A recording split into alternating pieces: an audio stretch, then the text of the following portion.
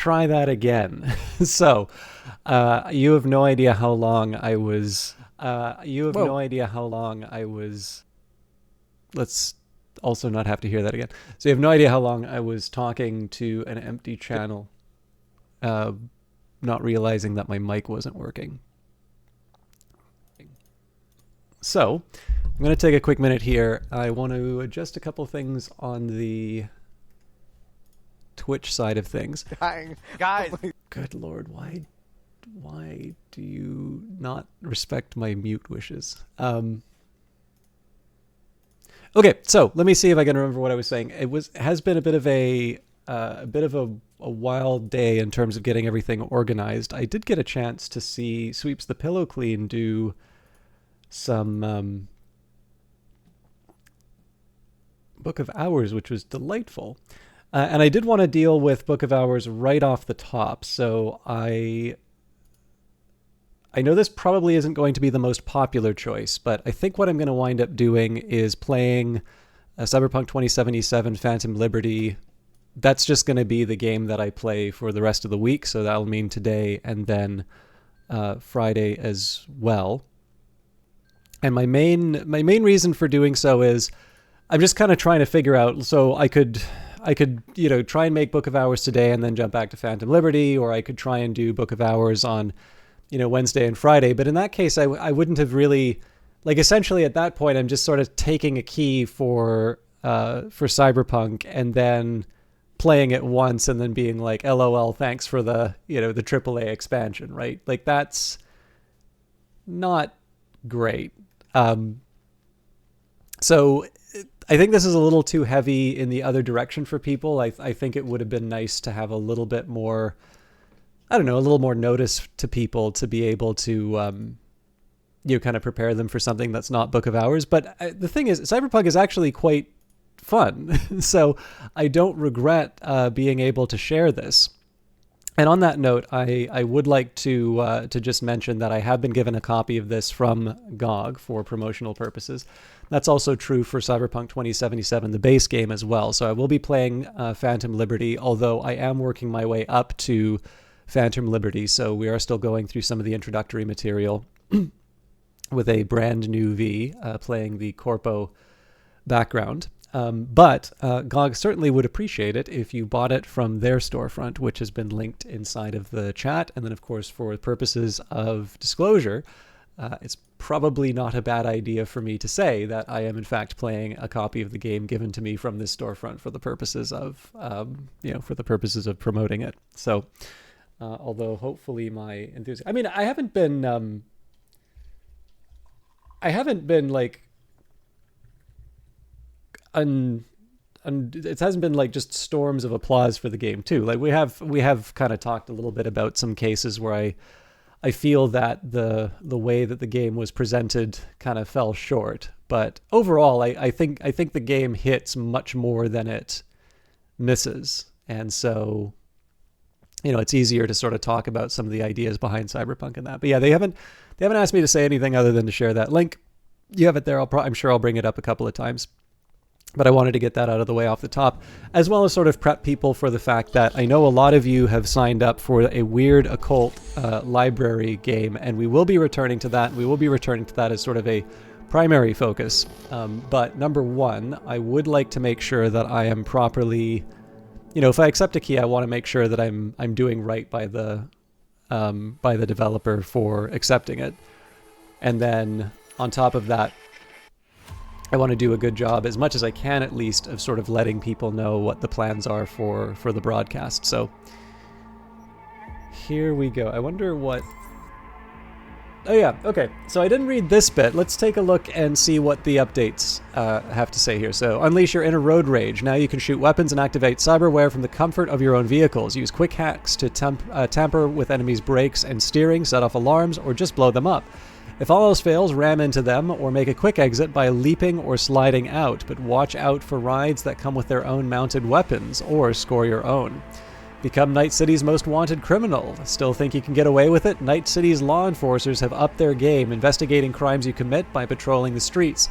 Whether it's the NCPD in Haywood or Bargast in Dogtown, they'll set up roadblocks, give chase in their vehicles, and will be much harder to shake off. Still too easy? Cross the line, and you'll get a personal visit from MaxTac. Survival of the fittest. How will you adapt? Perks just got a whole lot more badass. Now you can dismember enemies with heavy weapons, throw bodies, dash through the air while shooting, perform new finisher attacks, deflect bullets, and more. Install more cyberware, queue and stack deadly quick hack combos, now without any cooldowns. Don't like a perk? Sell it at no cost. Experiment and redefine your playstyle. Put your skills to the ultimate test. Not enough cyberware? Say no more. Increase your capacity with a brand new system. The more you level up, the more you can equip. Discover reworked, rebalanced, and never-before-seen cyberware. Feeling vulnerable with all that chrome? Not to worry. Now armor is attached to cyberware itself. Higher stakes encounters and premier interactions. Night City has never been more alive. Police and law enforcement now react to aggressive behavior from gangers and ordinary citizens and patrol within crowds of pedestrians and traffic. Enemies are also more dangerous in groups, adapting to V's difficulty level by using more special abilities, quick hacks, and grenades. And then I did want to just double check something here.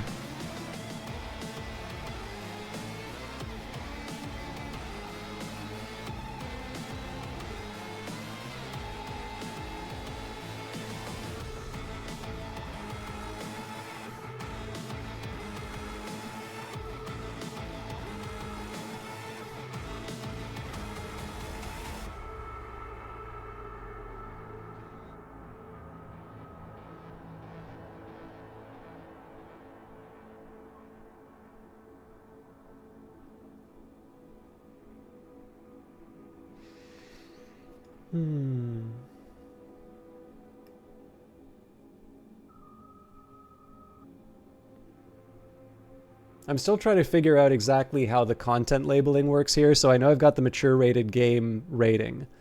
So if a streamer plays a game with an ESRB rating of mature, their stream will automatically be labeled. Games with an official ESRB rating of adults only will still be prohibited.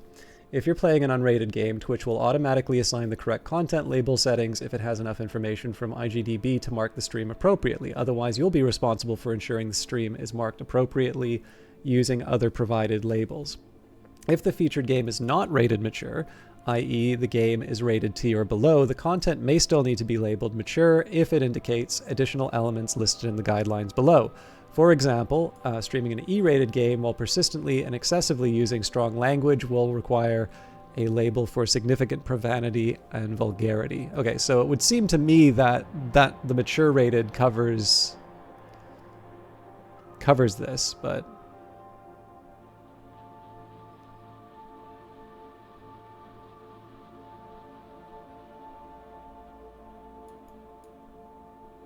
okay. Feeling reasonably okay with the guideline as described. So let's jump back into Phantom Liberty. So, hey everyone, feels great to have you back. So then, did you all hear about that Arasaka aircraft carrier docked in Night City called Kujira, or the Whale?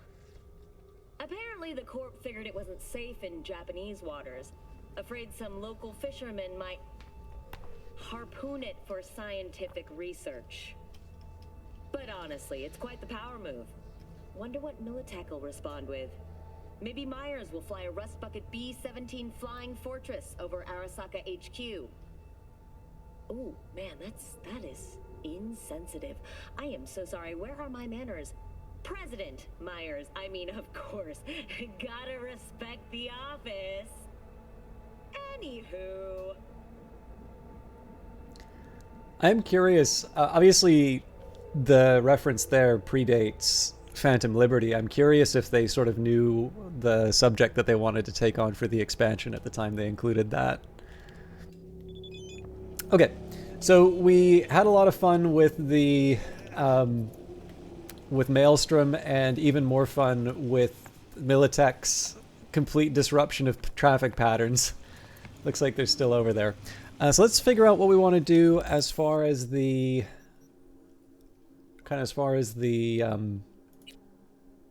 oh, incidentally, so maybe just to give people an idea in terms of where we're at. So one of the reasons why I am doing Cyberpunk is I found out that apparently I'm on a list somewhere where people can get a cosmetic sniper rifle if they gift 2 subs to the channel. So somebody came in, I believe it was Pyro Phoenix, and mentioned that, which I thought was wonderful, because that is a big list that they have. That, like, if somebody just comes in at random, that it's not necessarily random. It's, you know, they made some effort to go in. So number one, I was really grateful for that. But number two, obviously people are not going to get that cosmetic if I'm not playing the game.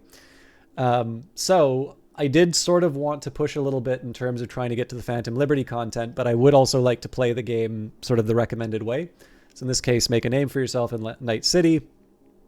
Sure, V, a good Red Runner is always looking to broaden their horizons, run down the unbeaten path. But one wrong move and suddenly your back's up against the wall.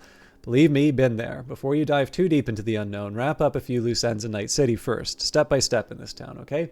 So I do want to follow the, the material before we get access to Phantom Liberty. But my idea here is I'm maybe not going to be as slow as I am playing the game, especially because we are going over some material that I would have played already.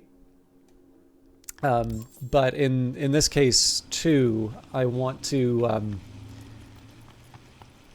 I don't, I'm trying to think of like the right way to put this. I don't want to rush just for the sake of sort of saying, okay, I'm now going to gobble down the Phantom Liberty stuff. Like, it is part of a larger game, and clearly this game's gotten some big new updates, and so one way I'm going to be able to appreciate them is by contrasting them with some of the things that I've done already. Usually when somebody starts with, I found it, well, by the way, welcome back, Eric Abu, 33rd of their name. I found it was on a list. The discussion doesn't go in a positive direction. Happy to see that this time it went the other direction. Indeed, although it still involves sniper rifles, so I suppose make of that what you will. But yeah, I did actually check the document because I was quite curious about it, but sure enough, my list is there with a lot of other people. Now, the one thing I'm not clear about is whether or not people get the other drops for the game. So I kind of by default just enable drops for everything. I figure, why not, right? It doesn't hurt me to have those enabled, and it gives people a chance to get something nice. Let's see if we can make this. There we go.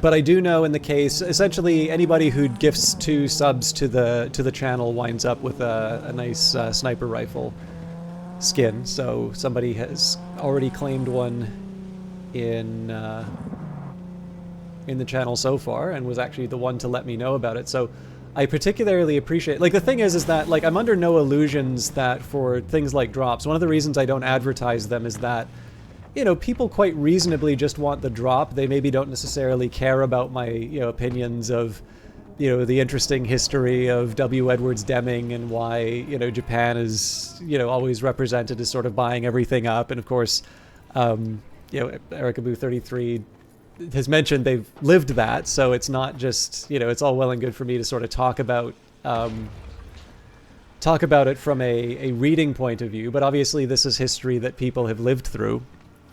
And so, in the end, people are going to want something specific out of streams with drops, and I think there's nothing wrong with that. On the other hand, I don't necessarily just want to produce a stream which is just, this is the place where you pick up your drops, right?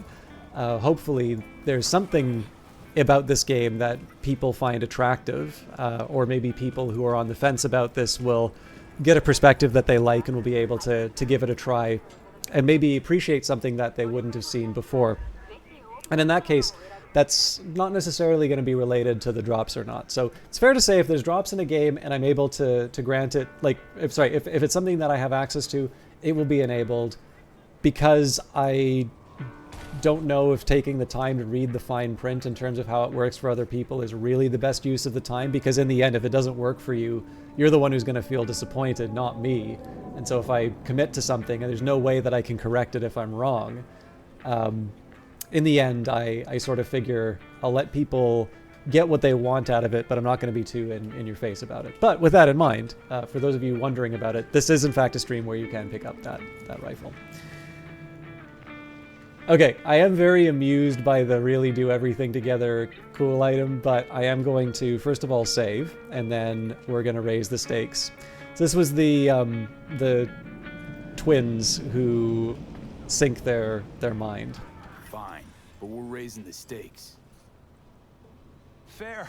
See no problem with that. So, can we get started? Show me what you got.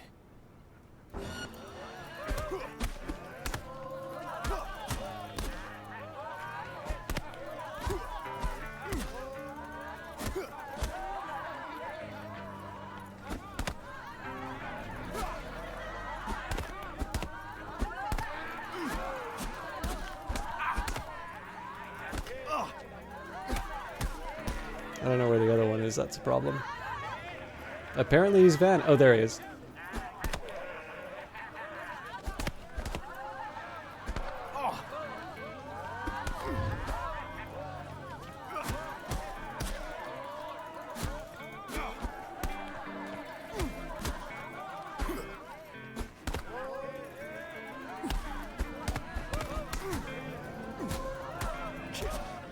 I do feel that the boxing is quite a bit more straightforward than it used to be. Stop! Stop! I give up! And you? Had enough like your brother, or hungry for more? That ain't my brother. Oh, that's me. Jesus, what's so hard to understand? Here, your winnings.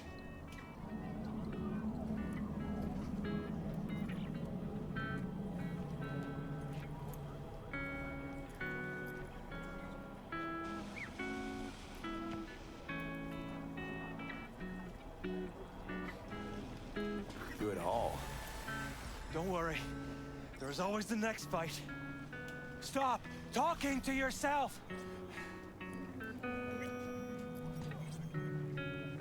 Listen, out of curiosity, you guys can read each other's thoughts. No. Same person, same thoughts. If that weren't the case, I'd be on schizoid meds. Incredible. Oh, that's good. Heard you whoop those twin freaks' asses. Good work. Keep it up. So you transitioned from circus ring to boxing ring. Give me a break.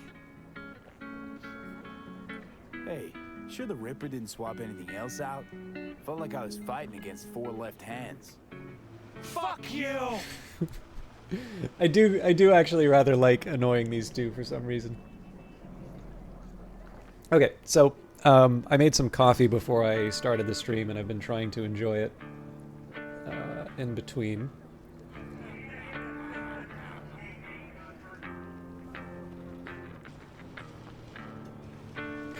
Okay, so let's see what else we have on our list. So actually, just because it says Lizzie's Bar between 6 p.m. and 6 a.m., we might actually still be...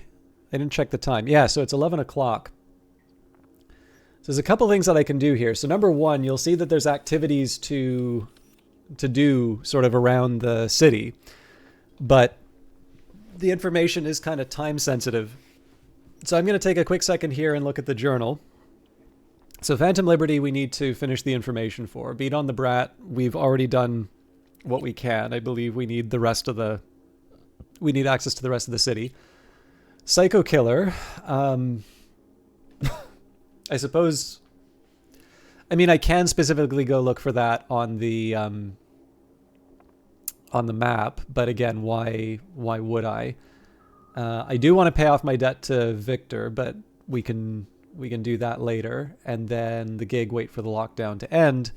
Well, that is going to happen sort of as a function of time and progress in the game. So I think the information makes a lot of sense to follow up on.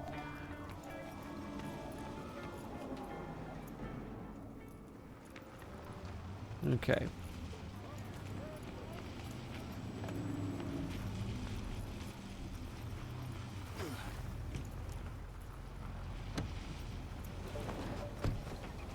And the good news is the information does actually have a neat little bit. So for those of you who are unfamiliar with Cyberpunk, I think one of the more interesting sequences, like the brain dance sequences, are introduced in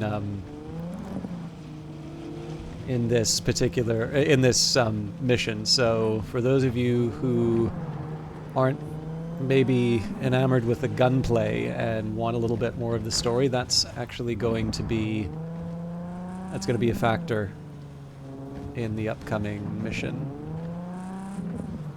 We also get to visit that bar, which had some problems in terms of performance last time. Now that was, again, I want to stress that that's not a function of the game itself. Well, okay, obviously it's a function of the game because it's a piece of software running on my computer. But the problem was that somehow the DLSS, which we spent a little bit of time talking about, that was disabled for one reason or another. So essentially I was trying to make the game do something that it wasn't going to be able to do under normal circumstances.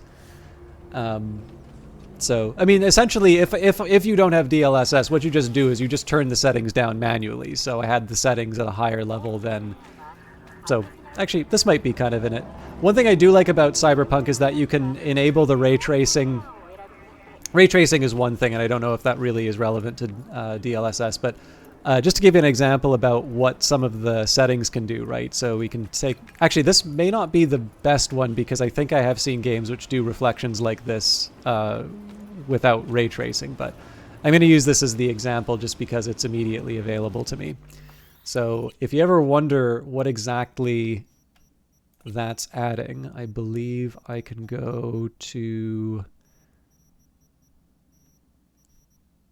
I am slightly curious about path tracing and path tracing in photo mode, but I'm going to turn that off. So everything's on and then on ultra. So we'll hit apply there. So this is what it looks like normally, right? So it's not that there aren't reflections, but there's a very specific kind of static reflection that's there in the game.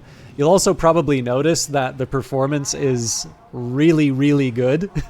So ray tracing does take quite a bit. Actually, you may not be able to see this in terms of the broadcast, but like my frame rate, I'm on a fairly high refresh monitor, so my frame rate has significantly improved as a result of this. But the game sure does look pretty. So if I turn that back on, this is probably going to need a little bit to refresh, but you can sort of see there's the symbol for Lizzie's bar. It might have been a little smarter for me to also kind of take a look at the the individual people. I think one of the better examples would be if I could find a way to find something that's in the game. Actually, this isn't a bad example. So if we take the reflection of the neon sign, right? So that's not something that's in my field of view, but I'm still able to see it. That's the sort of stuff that ray tracing adds, and that would be true for, clearly a metal car like this would be adding that. Being able to sort of see the city in the windows. So, anyways, there's lots of, if you have the hardware, there's lots of fun stuff you can do in the game. And looking a little put out there, input. Interest you in a preem BD? Not my first time. Don't remember you. 'Cause I didn't get in through the front. Huh, get a load of this one. Right. Rules are simple. Someone catches your eye, you do not grab them. You find them in the catalog, ask for a BD, and get yourself a box. No recording, no copping feels when the guards ain't looking. In you go. Have fun, input. so, Watson was supposed to be the beating heart of Night City. A few decades ago, Japanese Zaibatsus invested billions of euro dollars in skyscrapers, nightclubs, the med center, even industry in the northern area, all intended to make the district self-sufficient and prosperous. But everything changed when Arasaka returned to the city after the Unification War. The corporation steamrolled all of its competitors, and without a stable financial sector, Watson caved in on itself. Jobs in the North Side Industrial District completely evaporated, leaving people out on the street, allowing Arasaka to buy up all the now cheap real estate. Turns out the move was calculated. Arasaka needed port access. Today, Watson is one of Night City's poorest districts, inhabited mainly by workers in North Side earning eddies. The Mox, the youngest established gang in Night City. Its beginnings date back to 2067 when the murder of a sex worker sparked riots that lasted days. The gang formed out of the protesters attracted many others to its ranks for years after. The Mox is a motley crew of current and former sex workers, punks, freaks, and all kinds of outcasts. The gang's main headquarters is Lizzie's Bar, a braindance club that serves as the Mox's main source of income. The gang's aesthetic is characterized by aggressive kitsch, loud colors, plastic, and latex. And Lizzie's Bar, once a third-rate brothel and sticky dive, today Lizzie's Bar is the bread and butter of the Moxes. The club boasts high-quality brain dances to use in the comfort of specialized booths. You can also see a live show, have a drink, and show off your moves on the dance floor. In 2067, Lizzie's Bar was a scene of a Joy Toy's horrific murder, sparking riots among sex workers, eventually resulting in the gang known as the Mox. Welcome to Lizzie's. My, what a sweet little face you have.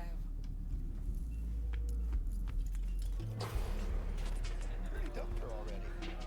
Yeah, no surprise there. Oh, depends what you mean. Maybe you can. Hey, Get you something. so, curious. The name Lizzie's, is that the owner? Not for a long while, no. And it's none too sweet a story. Now I'm just flat interested.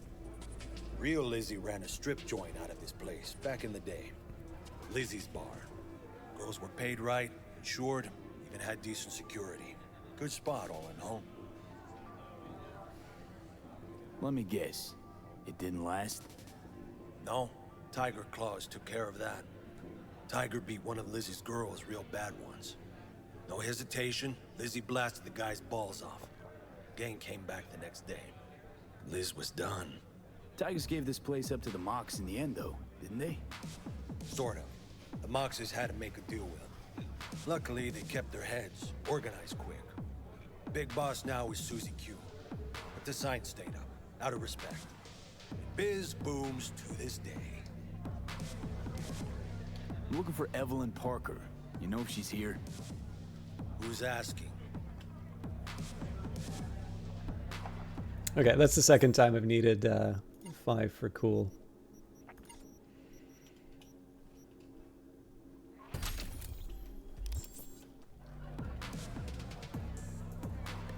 Big tipper. Generous when I get the answers I'm looking for.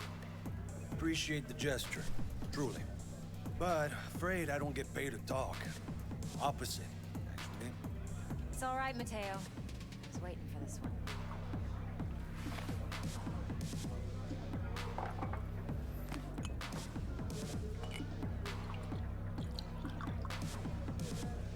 Evelyn Parker. I knew it was you as soon as you walked in. Why not say hello sooner? I wanted to get a good look at you first.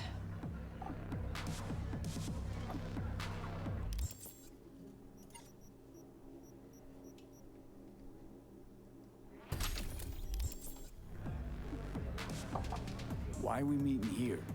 Any particular reason? Actually, it doesn't seem much like your thing, this place. I'll take that as a compliment. Come on.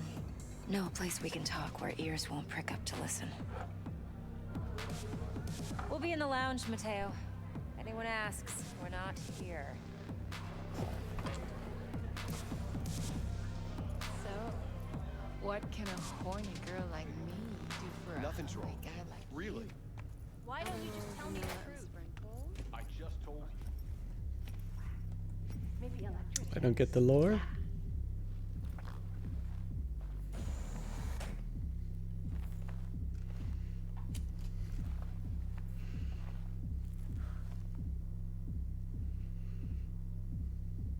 Dex had a load to say about you. Called you professional, effective, And trustworthy. I hope he wasn't overselling. You don't give a rat's dick what Dex thinks. We both know that. You have trouble accepting compliments? No, just think flattery's beneath you. Am I wrong? Maybe Dex is beneath you. Have you known each other long? You writing Dex's bio? Hate to disappoint, but I just don't know much. In other words, you hardly know each other. Yet he fingered you for this job. Curious. Shit, buzz Dex right now if you're getting cold feet. I can wait.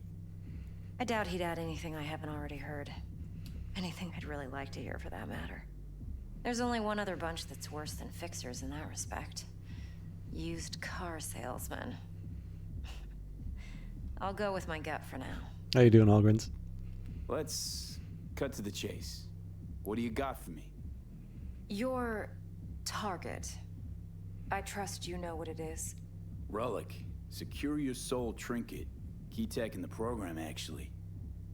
We're tangling with Arasaka, making this heist one dangerous, risky motherfucker. Arasaka's poured billions into personality transfer technology. But me, I just want the data on this one. The chip is tucked away inside Cosmetic Plaza, the hotel.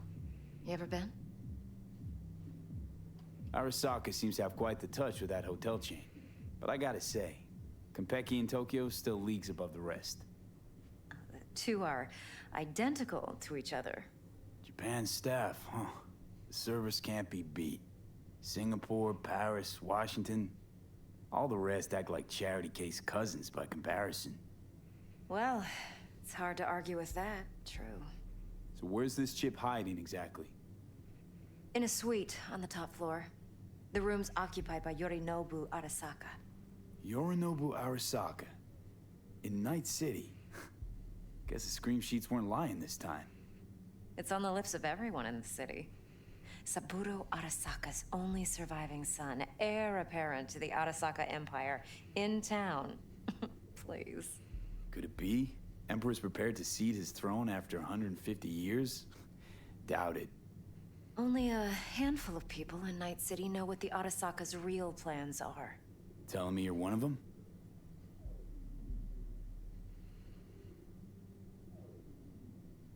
Top dog like Yorinobu's bound to have an army on call.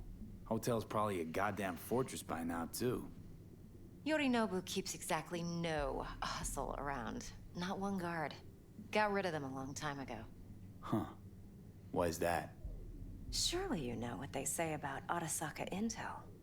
Sneeze in Night City, and a blossom drops from a cherry tree in Tokyo.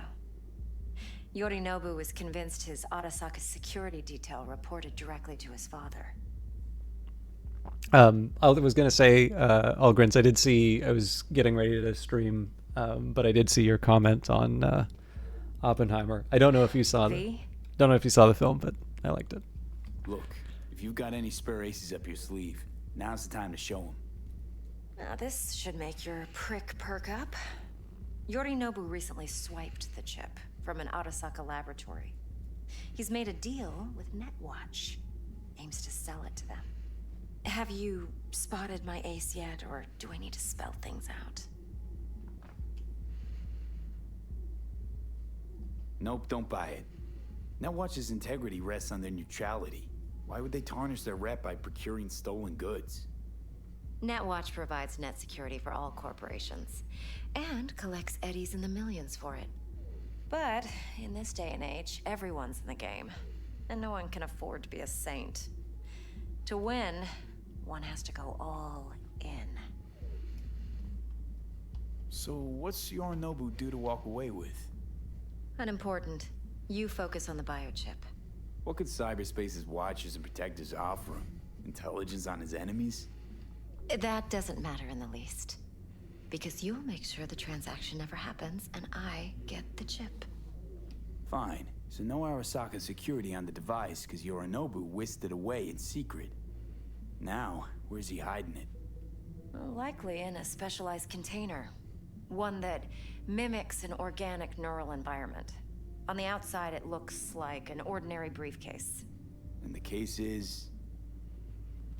You'll see for yourself soon enough. Provided we're done gossiping about the Arasakas. Heard a bit about Yorinobu. Studied finance and biotech in Tokyo. Probably to please his father. Mm-hmm. Saburo was grooming him to be his successor. But then Yorinobu cut himself off from the Corp. Joined the Steel Dragons, nomads from Tokyo. Heard they were planning an Arasaka coup, or its downfall. That flash of youthful rebellion ended like it usually does. Yorinobu returned to the fold, but the bitter taste remained.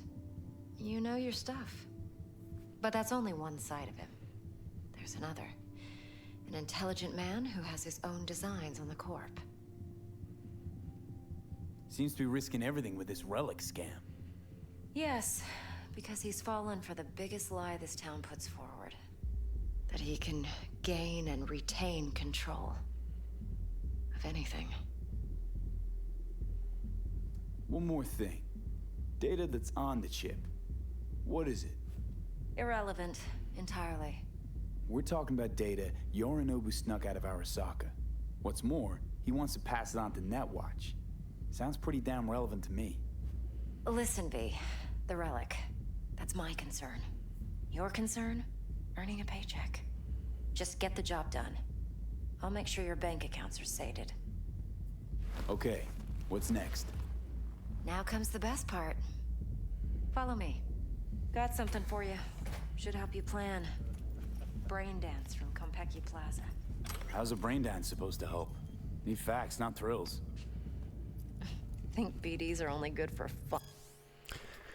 Sorry for interrupting that, but I want to try and keep on top of the shards. A family of empire. The legacy of Arasaka needs no introduction. The Arasaka Corporation is one of the world's most powerful, with offices located in every major metropolis across the globe. For years, it has been behind the proverbial wheel of our planet's economy and society. The history of Arasaka in Night City is deserving of its own article, but suffice to say, the media industry in our city follows the family behind the megacorp as closely as they do share prices. The story of the Arasaka family is one of empire, a true dynasty under the rule of Patriarch Saburo Arasaka. Rumors of the great Saburo's retirement and cession of company control, as well as its closely guarded secrets to his daughter Hanako and son Yorinobu, have come and passed in recent years. But has the time come where such rumors may finally contain a grain of truth? Our sources report that Yorinobu Arasaka is currently in Night City, but not for a social call. And yet, if Yorinobu is strategizing a move for the throne, what of Hanako? Experts who follow the family closely unanimously agree that, due to ideological differences between Saburo and Yorinobu, Hanako will likely cement herself as the one true heir for the immense fortune and power of the Arasaka family. However, reality is hardly ever so predictable. Familial power dynamics can shift in an instant. For example, what would happen if Hanako fell from favor at a time when Yorinobu had his father's ear? And what scenario might cause such a fall? No family is without its secrets, and the Arasakas are no exception. After all, what appears first as heaven appears second as hell. Japanese proverb. Obviously, this is a little more relevant with the recent stepping down of Rupert Murdoch from the chairmanship of Fox. And of course, I know inevitably people want to make the comparison to Succession, which is fair enough. I mean, Succession's a great show, but we kind of talked about this a little bit before, which is sometimes in the cyberpunk settings, the visuals, like the material that works really well in the marketing, isn't always the most interesting part. Sometimes there are, whether or not they map to the real world, there's definitely some interesting ideas which can make for some pretty high stakes drama. Bundling virtual tits, jacking off to in those boxes. No, they can be a very useful tool.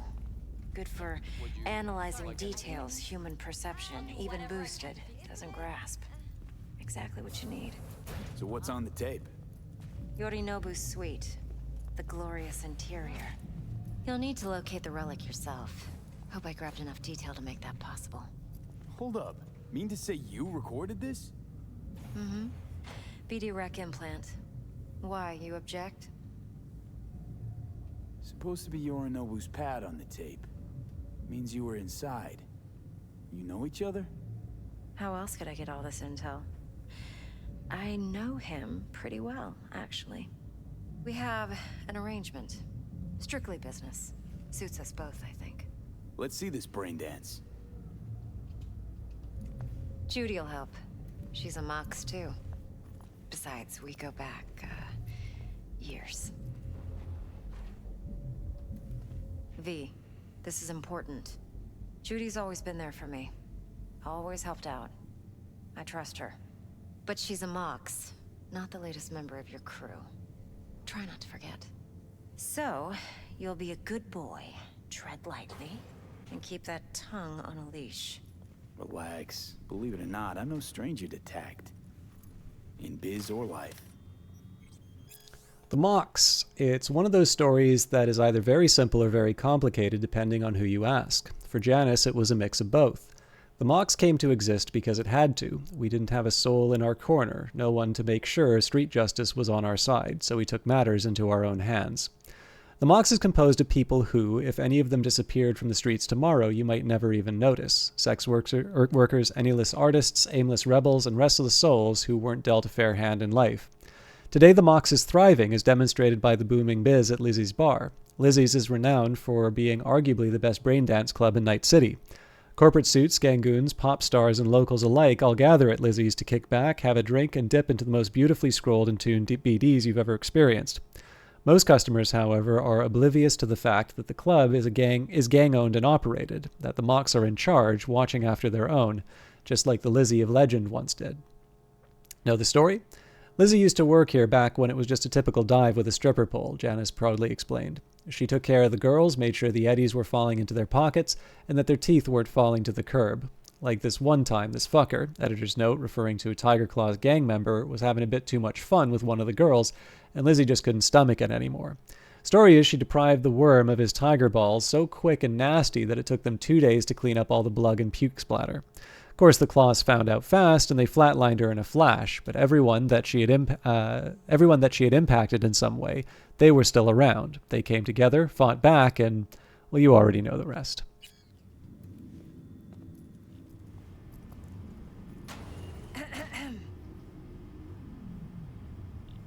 Hey, there you are. This is V. He's here for that BD role. And V, this is Judy. Best brain dance editor I know. Enough already. Gonna make me barf.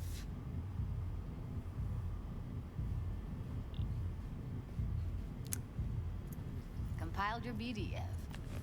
What do you think? Will it do? Still pretty raw, but yeah, ought to do. Mm-hmm. Braindance's concept: BD of a woman giving birth. Pro, nobody's done it yet. Con, have to hook up a prenatal wreath, which is more expensive. BD of most common dreams. Compilation. Pro, it's doable.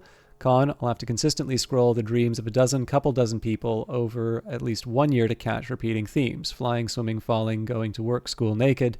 2 BDs scrolled by 2 actors. Neural tracks set up so that it's like 1 BD. Pro, it'd be Nova. Con, tech for it doesn't exist. V needs to get deep inside. That's most important. So, let's calibrate. Tune it to him.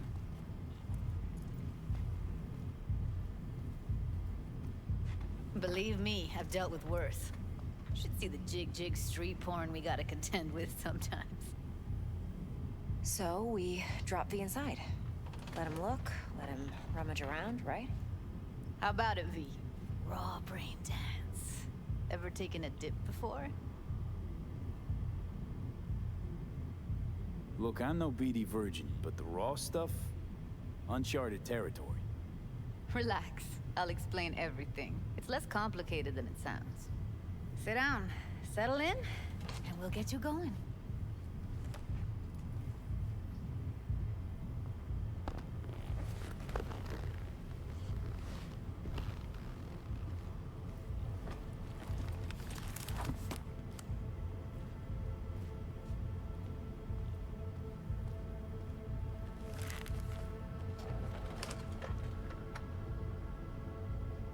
Gotta create your sensory profile first.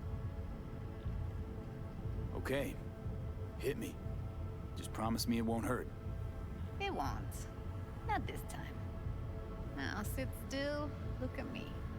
Gonna run the analysis soft. Should feel a slight tingling. Mm-hmm. Okay, now let's set the optics and other sensory sigs. Look smack Yes, into Gleiger? these two screens. Pretend it's an eye exam. Get a lot of requests like this? All the time. But it's usually stuff the girls scroll at the club. I take that and do some routine porn tuning. Crank up the orgasms? More like cut out all the other shit. Fucking's business as usual for these guys. Their minds wander to grocery lists, spouses' birthdays, late bills, whatever. But even then, you can refigure things, mold the emotions into something unique, unforgettable. So, I can't complain. One more sec. Need to get the pain receptor limiters in. Okay. All set. You need to test your profile first. Tossing in a sample BD. You can use it to get to know the editor. Now let me see. Where could we... Can't he just use my recording? Why are we wasting time? So we don't risk our necks? Sides won't take a sec. Got something here. Should be perfect. What'd you choose? Corner store hold up in Haywood. Real amateurs. Don't even know where I got it. Suits our needs perfectly though. You ready? So I do get the option to skip the brain dance tutorial, but I actually think this is, one, it's kind of interesting, and number two, it does introduce the technology, so I'm gonna go for this. It shouldn't take too long to do anyway. Do the tailored version first. Let you get your bearings. Then we'll jump into editing mode. Be diving in and 3, 2, 1.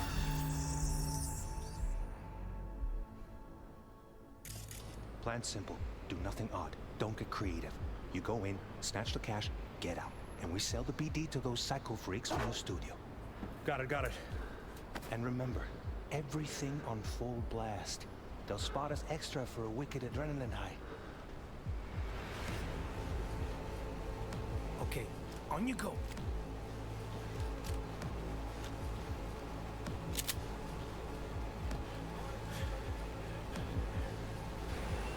Down, everybody, on the ground. I want to see you kissing the flooring. Money, now, or I will fucking drop you. I swear to God. Whoa, yeah, hey, now, before I blow your fucking head off.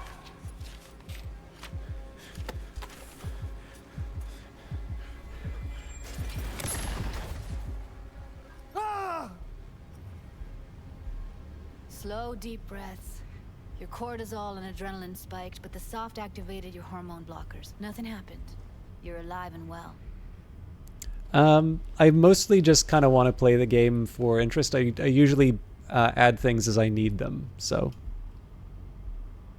That flash of intense shock. I can still feel it, I remember. Fuck, that last second. You could have warned me how much it hurts to die. Trust me, real death hurts much, much more. Not so sure about that. You'll be fine. Got everything set up? Let's switch over to editing mode.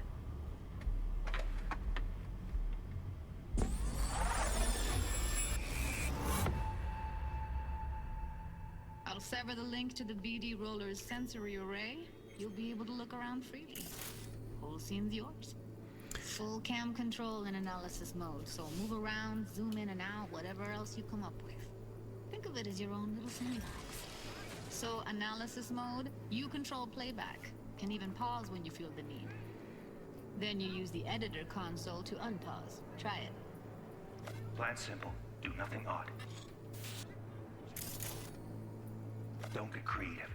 You go in, snatch the cash, get out. And we sell the BD to those psycho freaks from the studio. Got it.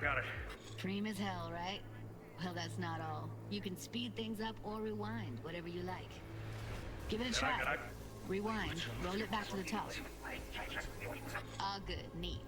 Now try fast forwarding a bit. Plan simple. Do nothing odd. Don't get creative. You go in, snatch the cash, get out. Okay.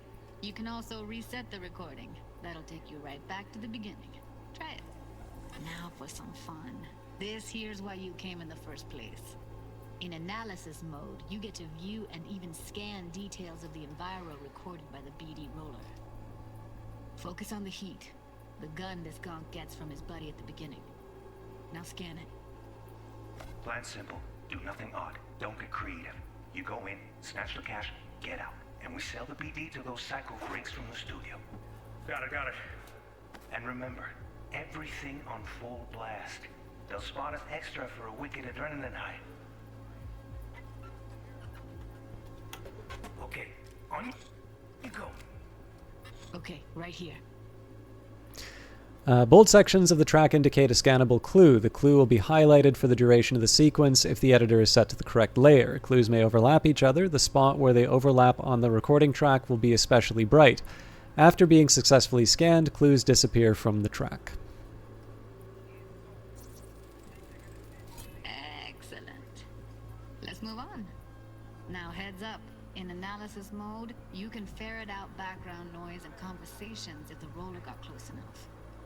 This tech records everything, every little detail, even the sights and sounds the roller was never aware of. To see the sources of the recorded sensory signals, switch to the audio layer in the editor.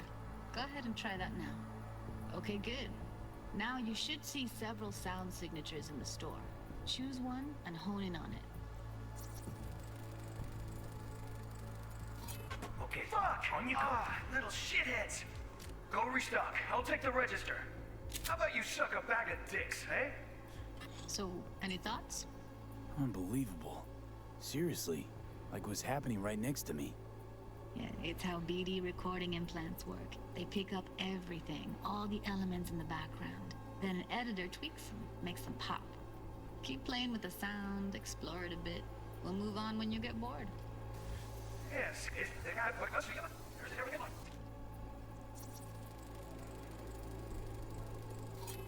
restock. I'll take the register. How about you suck a bag of dicks? Okay. We have a deal today on 2 flavors. Connie and Surf and Turf. Everybody! Up!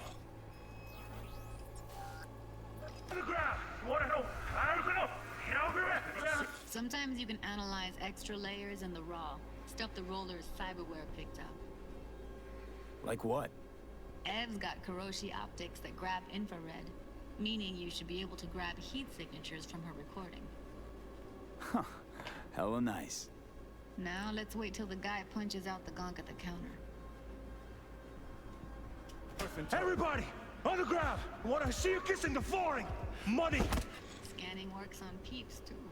Walk up to the wounded chick. Try scanning her.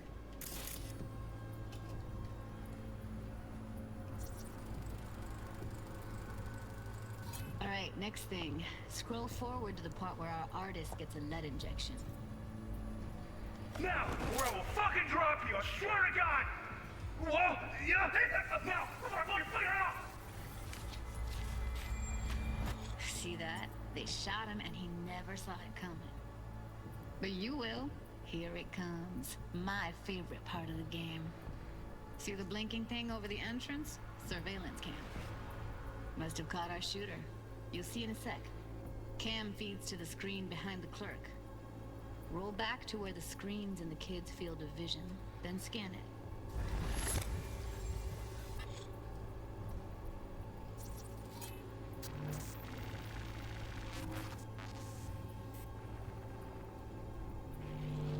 His own Chumba shot him. Probably planned to all along. Must have got a nice slice of cred on the black market for a BD like this. BD freaks are ready to pay a preem for a real flatline. Anyway, if you've seen enough, you can exit. This idea, I've talked about Strange Days a couple of times in the Cyberpunk streams, but in Strange Days, there is a character named Lenny Nero, and that obviously this game is a very direct reference to that movie, because there is a brain dance dealer called Lenny Nero, very different from the character that Ralph Fiennes plays in Strange Days, but they refer to it basically as Blackjack. And in the case of, so the biggest difference is that in the case of Strange Days, that is actually the type of recording that Lenny Nero does not deal in. whereas in the case of Cyberpunk, the Lenny Nero character is actually the one that you tend to get some fairly unsavory stuff from. Obviously, the prohibition in the case of Braindance probably isn't quite the same in Cyberpunk.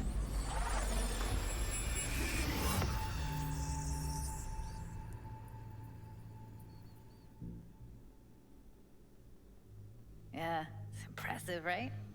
It's too bad most of the BDs we do here are only good for flogging the log. Anyway, you ready to do this? Look at your wreck? Dunno, let's take a break. Still feel like that kid when... Oh, yeah. Think I'm done. V, there's no time. Get it together, please. Can we do another tutorial with one of those other BDs? Go ahead. Just need T-Bug to link in. Whoa, whoa, whoa, who? Runner for my crew, security specialist. She'll tell me what to look for while we analyze. No problem, I hope. Actually, it is a problem. Not what we agreed, Ev. Evelyn, I won't get a damn thing out of this without T-Bug. Judy, please. Ev, he wants to bring a runner in? What part of that don't you understand? How do I know she'll only purge in this footage? Observe, not fuck with anything. Me. I'm your guarantee. Yeah, right. Help me. This one last time. I promise everything will work out, just like we planned. Okay, V. Call T-Bug and we'll dive in. Hey, V, what's happening? Bug, listen. I got some useful footage from Konpeki Plaza. It's a brain dance. Konpeki? Oh, thought as much. Someone there with you?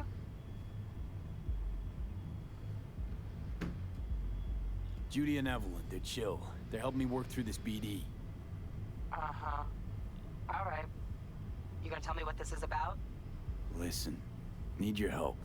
Got no clue what to look for once I'm in. All right, see if I can walk you through it. Jacking into your tech now. You've got to give me access. Opening port 1779. Secure protocol? Good, I'm going in. Should be getting my request now. Got it. You ready? A millisec. Okay, connection confirmed. Now some quick tip ice and we're clear. Ready to dance. Fire up, Judy.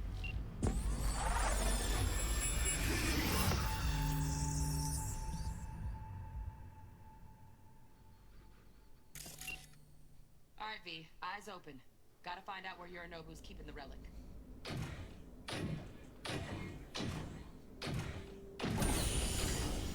You look like a cut of fuckable meat. Are you? Evelyn, I felt her fear. Sure got it under control quick, too. I said, no. They'll have my head for this. Then, you shall perish for a good cause. But, make yourself comfortable. I need a minute to... Listen in on that conversation, V. Could be something important.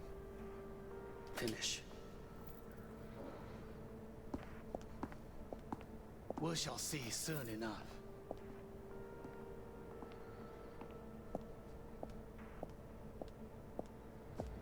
My father's a tired, visionless old graybeard who thinks nothing will change and he'll live forever in his tiny, frozen bubble.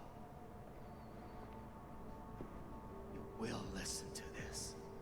Saburo is an adult despot. Wow, champagne's decent. Removed from reality. Taste boosted somehow? Stuck in some fossilized vision of a world that no longer exists. Of a world that may never have existed. We have not seen eye to eye for the past 20 years. I am quite sure we want now.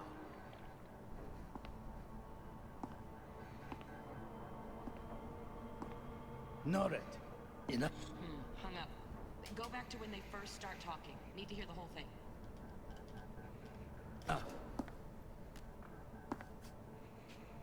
Sorry to make you wait. Business can be stupid. It wasn't long. Not even long enough for me to grow bored. Is everything all right? You seem tense. Edgy. A moment. It will pass. I can get to work on that. Just one condition. You wish to make demands of me. Only one. Focus on me. Oh, got any candy left? Stuff was pretty fun last time. Bedroom. Nightstand. I've got an idea. Be right back.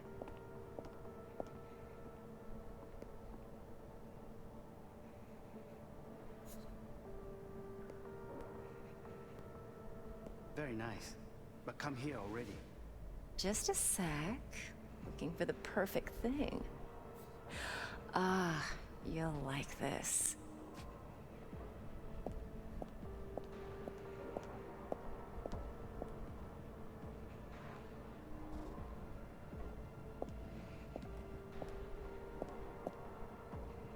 Oh, fuck. It's like I'm really... B, eye on the prize, focus. Warui kome. I miss this. You. I know. Wow.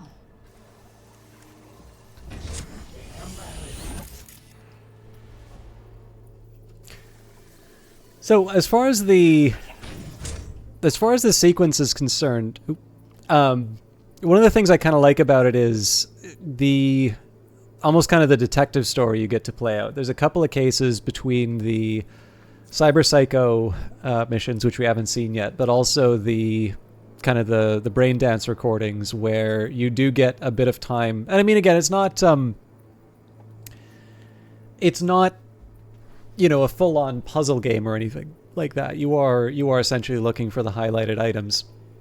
But I do think it's kind of interesting, again, because when you think of hacking in games, sometimes they'll give you a hacking mini game, sometimes they will just sort of say, and then a miracle occurs, or it'll be a die roll or something like that. So I always think it's kind of neat when you're given opportunities to sort of go in, see virtual worlds, however they might be. In this case, this would be a recording of somebody's actual experiences.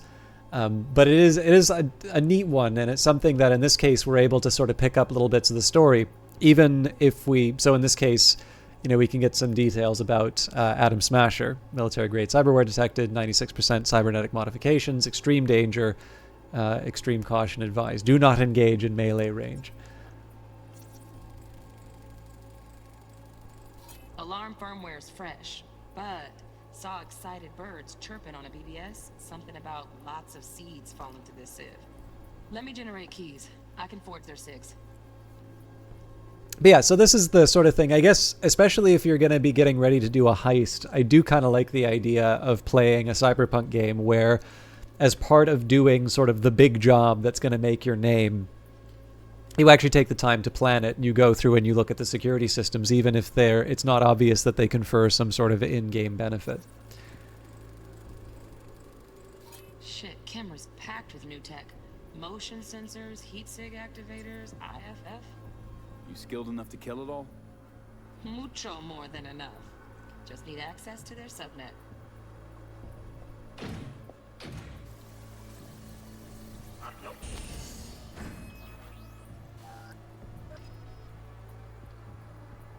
My head for this. Then, you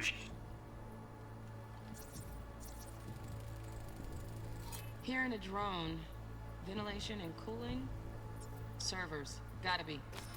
Fancy doodads in here need to be controlled. You'll perish for a good cause. But make yourself comfortable. I need a minute to finish. The program is still in the trial phase. We cannot take it to market as is. We shall see soon enough. Please speak with your father. He's taken a particular interest in this project. He can certainly explain the risks. My father's a tired, visionless old graybeard who thinks nothing will change, and he'll live forever in his tiny, frozen bubble. I should not even be listening to such things. You will listen to this. Saburo is an adult despot, utterly removed from reality. Stuck in some fossilized vision of a world that no longer exists. A of a world that may never have existed. We have not seen eye to eye for the past 20 years. I am quite sure we want now. Read the documentation carefully. The relic requires specific storage conditions. You must Noted. provide them. Enough. Heard that? Relic doc's gotta be around here somewhere. Look for them.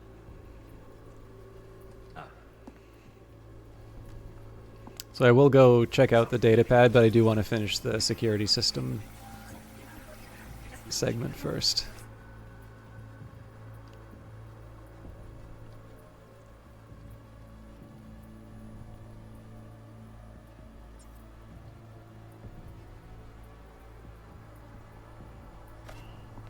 Oh, got any candy?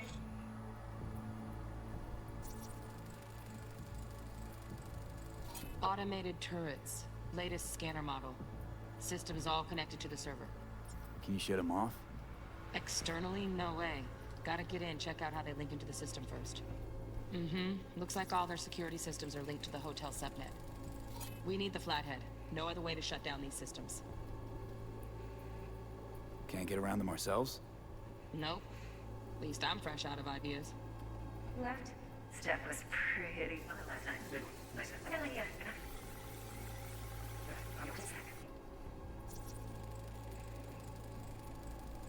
Loaded.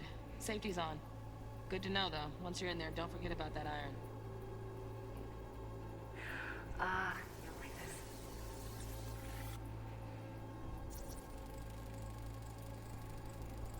Manual details a special temp-controlled container. Relic needs to be kept real cool. So, Chip's gotta stay in the freezer. Yep, could damage it otherwise. Okay, switch on thermal layer detection in the editor. Should be easier to spot where Yorinobu's keeping the chip.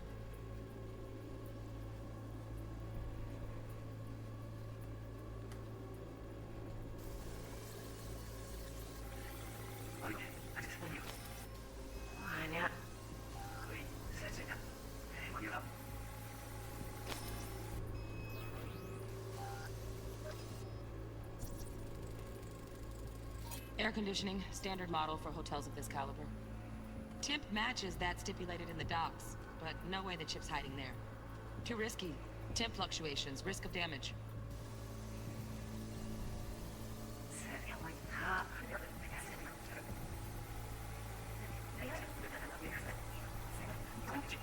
There is something, this isn't really a criticism so much as just an observation. So I didn't remember the comment that Judy made previously about the fact that Evelyn has these Kiroshi optics eyes, which have the sort of the thermal imaging or infrared, so it allows us to check the thermal layer, and that's kind of neat. So that in that case, that sort of explains why you wouldn't see I mean, for the tutorial purposes, all that you're really learning about the third layer is that there's all that you really learn is that, okay, there's another layer where you do things that are similar with the audio for. But I suppose the one question I have is that if this is dependent on the cyberware that people have, I can buy that, and I can certainly get the idea of there being, parts of the building that I can see. But I suppose it does invite the question in terms of how I get Evelyn's thermal imaging, because, during that entire run, we didn't really see. I mean, occasionally we see her purse and stuff like that. But again, this is not I know some people these are the worst people to go to the movies with. There are some people who make a really big deal out of it. But I'm wondering if that was a line that was added later to try and make this make sense. And oddly enough, that is the line that's actually tripping me up a little bit in terms of what's being shown here. Oh, Donaghy's. Looks like Mr. Arasaka had something to celebrate.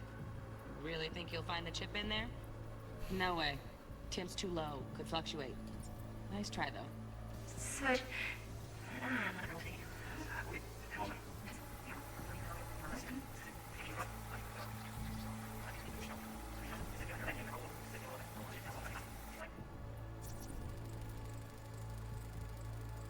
Just a fancy-ass fridge. tip doesn't match the guidelines. Won't find a thing here.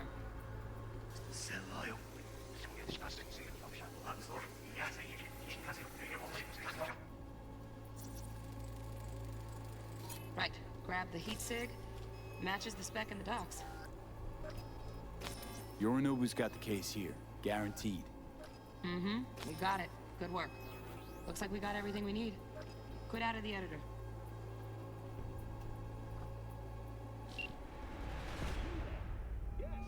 Get everything you need?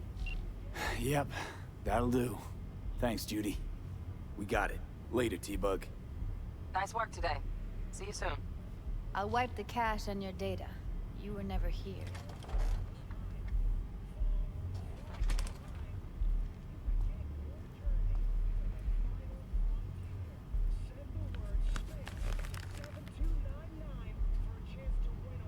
Keep it. I'll put it on Ev's tab. Portable device for handling BDs. I already uploaded your calibration settings. Not as sophisticated as what we got here, but should do the trick. And it keeps you out of harm's way. Clever. Speaking of harm's way, know what I see looking at you? Walking, talking corpses. Relax. I got it all under control. If you fuck up and they come knocking on my door. Judy, relax. That's not gonna happen. Evelyn, please. No shortcuts. You go that route, City'll always win. So be careful. Of course I will be. Besides, we'll talk in a bit.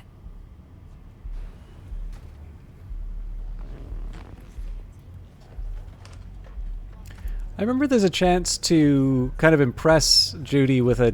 V, one sec. Thanks, Judy. Really. Don't worry. I know what I'm doing. I know there's an earlier chance to impress her with your technical knowledge, but I think that already passed. Let's walk.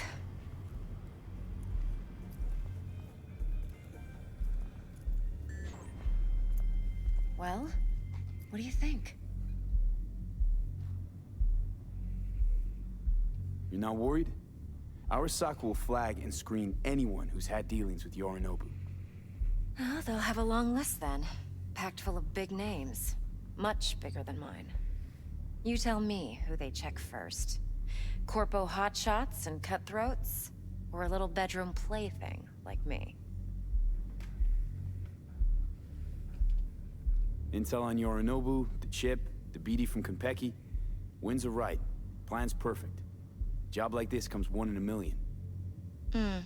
Thanks. Now the punchline, please. Just sounds too good to be true. What's the catch? Cold feet. Are you looking to get out of it? I want to know if you're really in control here. You're not sending me into the sort of shit I can't wait out of. V, I have 0 reasons to haze you. We're in this together. Really. Trust me that I got this. So, what now? V, do this job for me. I mean me alone. No splitting the payout with anyone else. No middlemen. No Dex.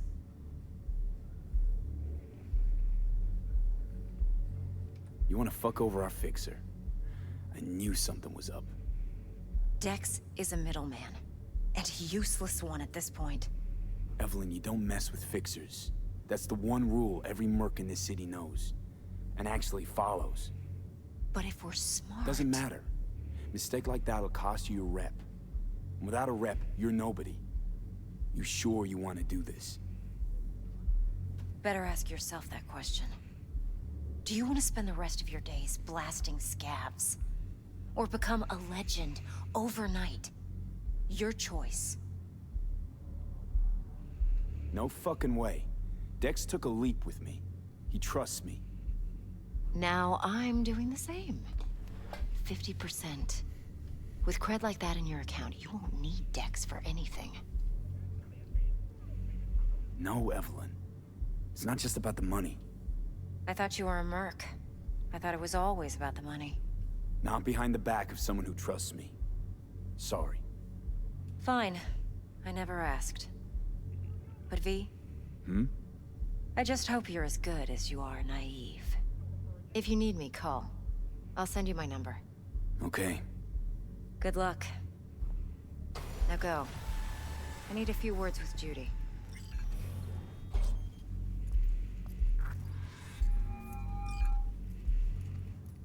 How things looking, Mr. V? Turns out Evelyn's recording from Konpeki was worth our time. Beautiful. T-Bug already called. Said she's working her magic. We're all set. Ready to go. What now? Now we do the job I hired you to do. Grabbing that vital chip. We'll talk about the rest at the afterlife. See you there. Great. Be there in no time. See you, Mr. V. All right. So I do want to do the mission, but I also want to. So I at least want to pay Victor, and then I also maybe want to see if there's a couple of the side missions that we can do. Flying stiff, yeah. Money. Come on. What a sweet little... Hola V, how's it going? What's the status? Met with a client, played BD of the place we're supposed to visit. Yeah. BD, huh? All right. Just keep me posted.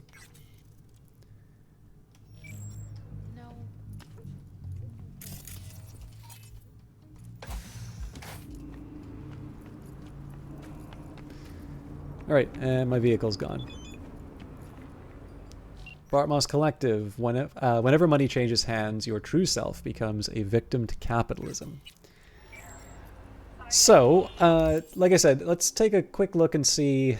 So I'll pay back Victor, but I'm curious if we have... Yeah, so we got a Cyber Psycho sighting not too far away. I don't know if I want to do like every single side mission in the region, but at the very least I can sort of help out.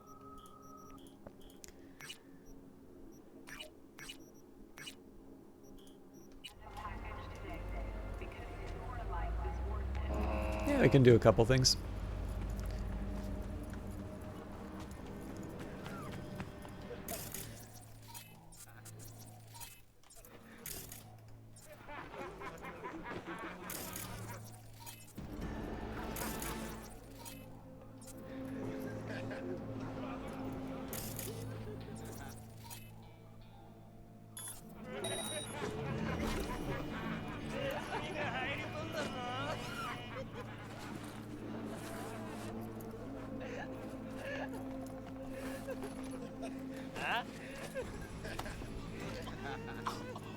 So if I want to do a non-lethal takedown, I can't stick him in the dumpsters anymore. That seems to be a 2.0. Well, I can double check, but I'm pretty sure...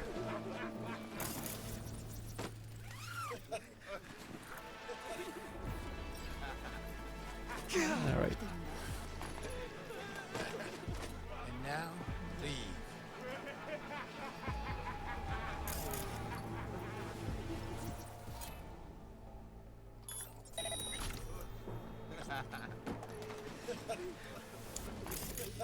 That didn't help me.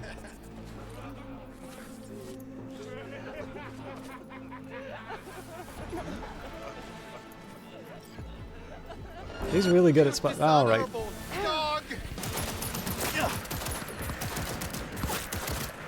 I don't want to hit the civilian if I can avoid it.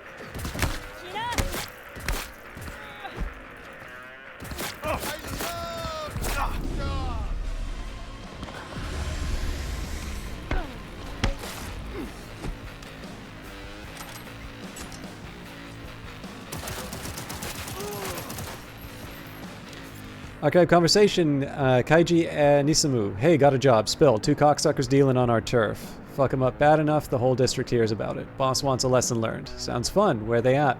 B-ball court near the med center. Kate, consider it done. Buzzing the rest of the crew now. Does it affect anything doing kills or lethal? There are some missions where it will specify certain outcomes. But so far as I can tell, for these, it's just preference. I will say, though, it is considerably more difficult to do non-lethal approaches in 2.0, though.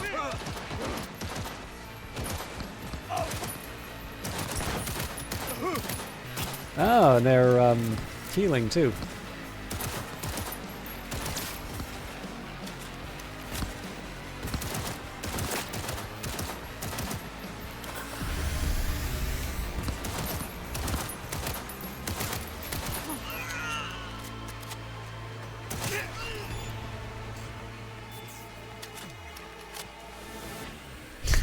People usually say that when I'm playing. I mean, I'm not gonna. There are a couple of cases where I will not say what the game writes down. There are a couple of lines that I have, but in general, I try to read, you know, what I'm given straight, and then the question, like, to my view on this sort of thing is that. If you have words you're uncomfortable saying in a game, it maybe invites the question as to whether or not that's the game you should be playing, right? If you're uncomfortable saying it, then why are you playing it? And then if you're not uncomfortable saying it, then there shouldn't be a problem, right? So, but how you doing, Narkexy?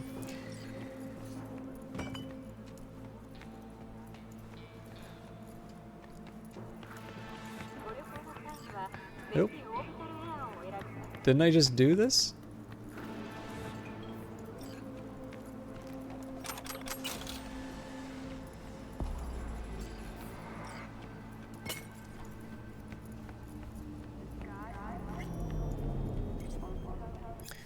Archive conversation, Gakudo and Choki. How's it going? Deal the whole supply? Yeah, Dude, we are so fat on scratch eddies are starting to clog my arteries. No more slop slop and sleep in piss-stained couches. The city's ours, and we're gonna fuck it so hard it can't walk straight. XD. I'll get my hands on more product to move, and you tell our Skez Brain customers to reload their wallets. Let's fucking go!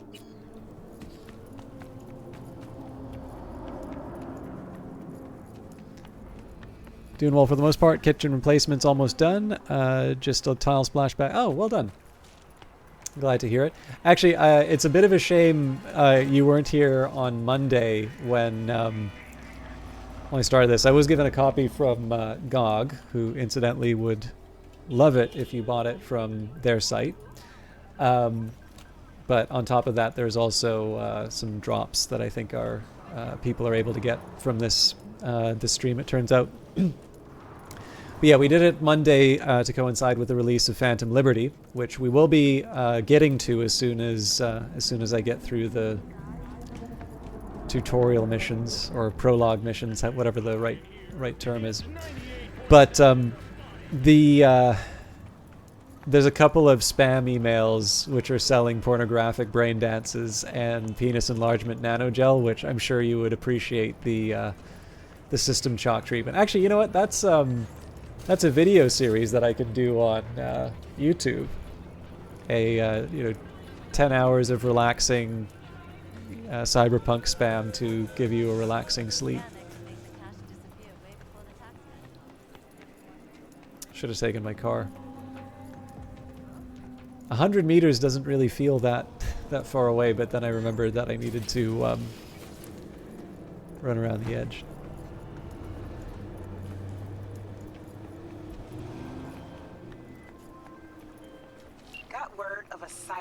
Oh, I remember this one. Even reported to MaxTech. Thing is, nobody's gonna show because Militech shut it right down. You ask me, Psycho's gotta be one of theirs. My Eddie's are on Lieutenant Mower. Anyway, Corporal's gonna go straight into treatment. So make very, very sure you keep her in one piece. My experience of those systems, Narkexy, is it'll just result in my video being banned without anybody actually checking it. So... Okay, so all I know is that a Cyber Psycho attack was reported to MaxTech, but Militech elbowed in and took over, probably because it was one of their own. A woman named Mower serving in Militech's elite division. Be careful, all right? So, Glager, this is a good example of how it matters in terms of how you approach it. So I think if I go under... Yeah, so we've got Psycho Killer is the overarching... mission tree here. So, ever hear of a fixer by the name of Regina Jones? Not exactly the same league as Dex, but she must have heard about you since she wants you to turn you into a one-man army in the fight against cyberpsychosis. Understandable, seeing as most of our heroic badges seem to vanish from the scene at the mention of Cyberpsycho. Do not fuck this up. One happy fixer will make 3 others interested in your services. I still don't get why Regina wants them alive, but I guess the higher you go, the weirder the contracts get. That's the afterlife for you. And she very specifically sent us a text saying that she prefers the cyberpsychos alive. So, cyberpsychosis, as the trauma team medical docs define it, cyberpsychosis is a collective term for all psychotic and anxiety-related personality disorders caused by hardware implanted in the body and any and all behavioral mods, including software. We all know someone whose neighbor took Chrome a little too far and then left home one day with a gun and opened fire in a crowd. Or maybe said neighbor didn't want to cough up the cred for a good ripper, so they started suffering from nightmares and hearing voices once the hormone blockers were in, and then lost it. Some call cyberpsychosis a disease wrought by social inequality. Others say that it's the price to be paid for an unhealthy love of technology. Still others think it's complete bullshit. That is, until it's their neighbor that starts shooting up the hood and their fingers dialing max tac. So, this is an example of a mission that very specifically wants a non-lethal outcome, and there will be different results if you kill or don't kill the target. Orders: Code Red, Target Lieutenant Mower, threat level critical. Target presents symptoms of cyberpsychosis, result of telephone consultation with physician negative. Treatment impossible. Target is located at the attached coordinates and waiting for paramedics to arrive. Surprise attack possible. Warning, target is armed with military-grade combat implants. Highest caution is advised upon neutralization of threat. Send report via encrypted channels. Well.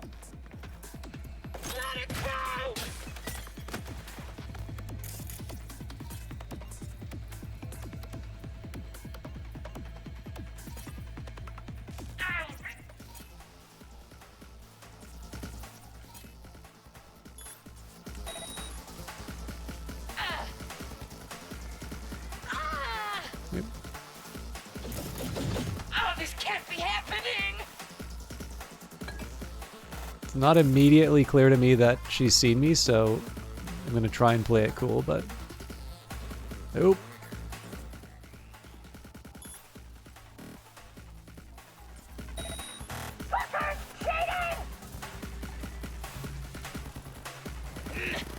Ugh.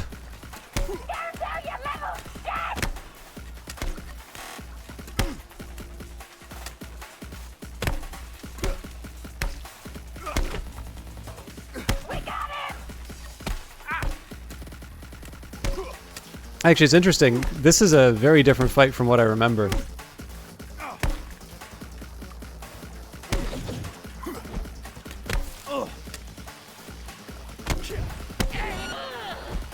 Okay, now she counts as...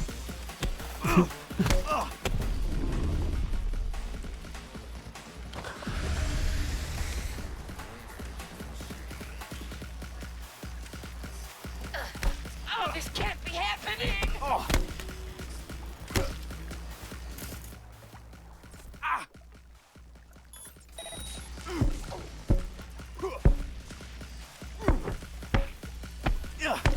I'm gonna die.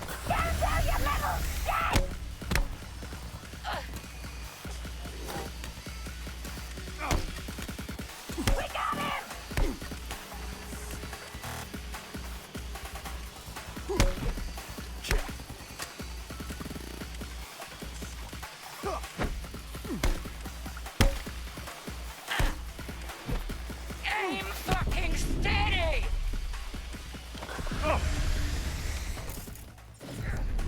Oof. So I'm trying to rely on the... Oop. Oh, this can't be happening!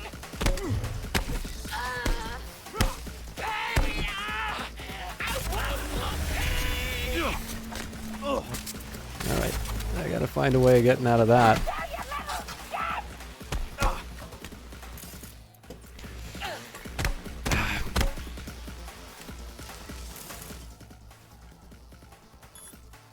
I just need some breathing room at this point. And I'm stuck.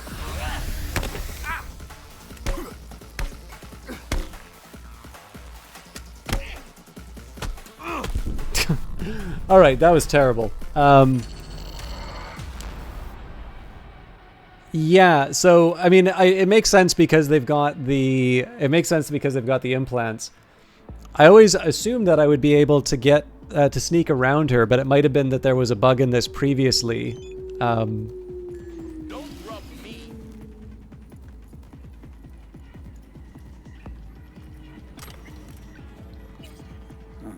What's this?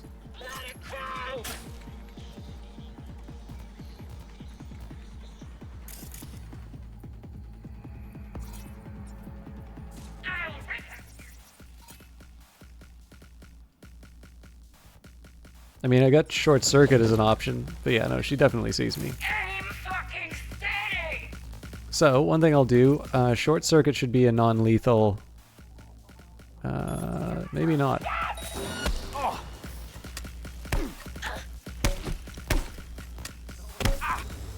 Okay, so blocking doesn't. Yeah, she still damages me off of that. So.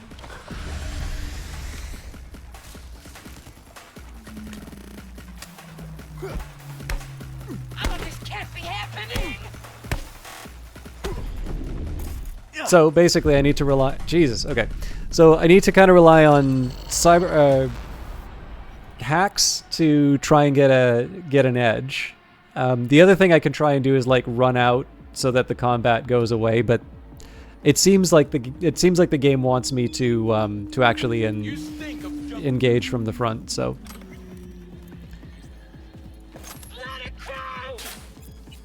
Who would have thought?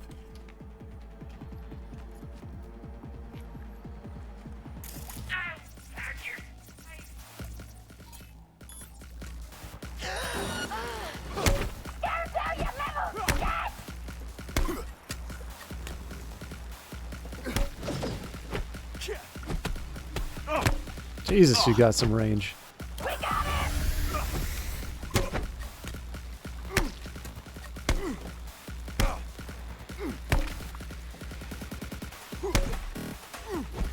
Actually, there is one other thing I can do to give myself an edge in this, and that's to use a drink. Okay, nope, can't do that. Aim fucking steady!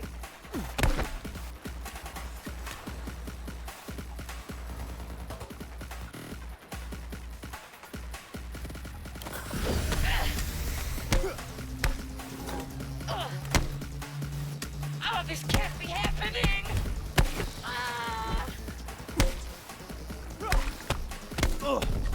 Good lord.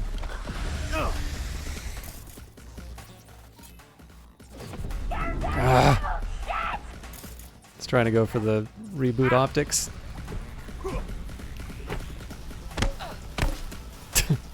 I don't think this is going to save me. Yep. This is a lot harder to try and do with a bat. I mean, there's obviously some things I can do to level up my character, but I don't think I'm going to get better at this if I don't practice, so. Don't rub me. Now, there are a couple things that I can do. So number one, I can hydrate.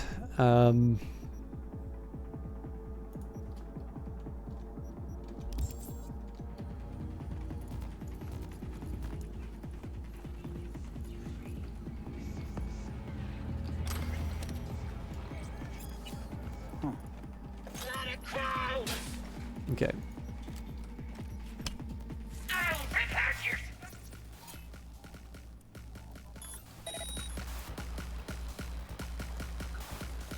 Aim fucking steady!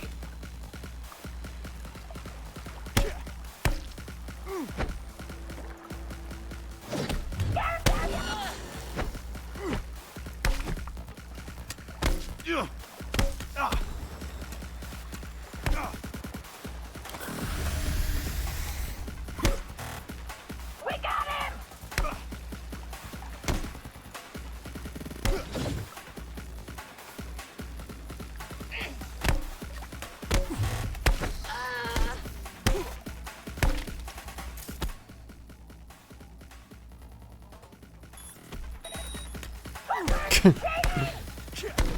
The T-pose was a nice touch.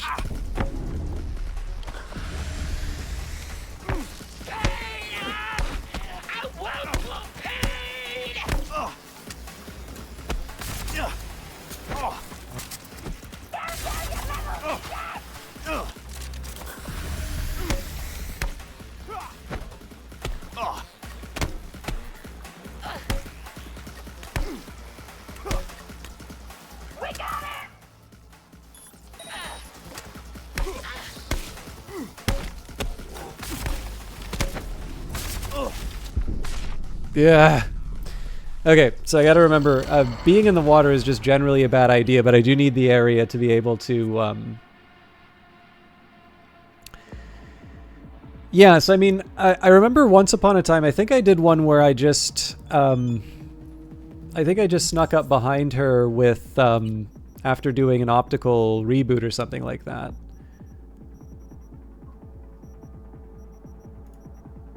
Stamina booster it is.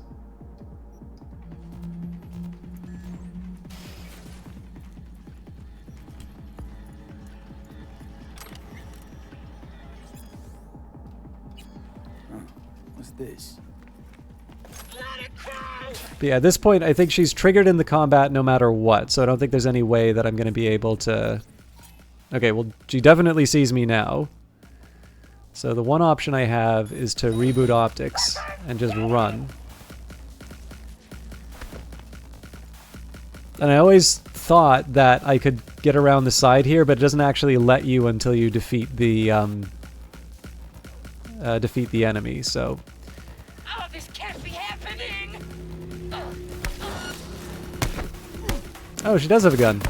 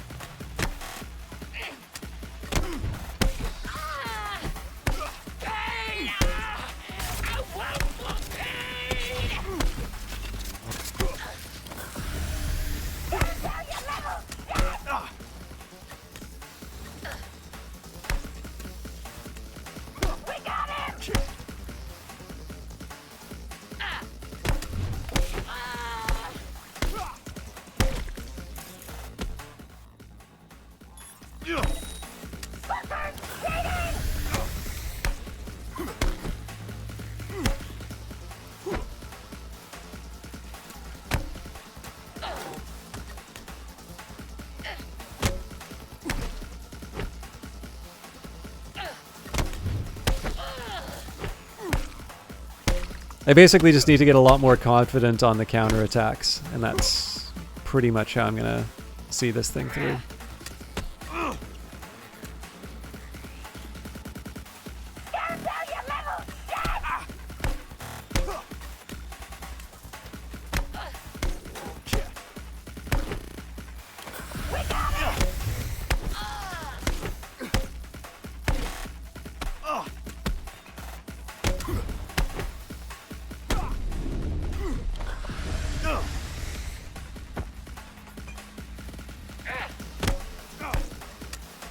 Oh, this can't be happening!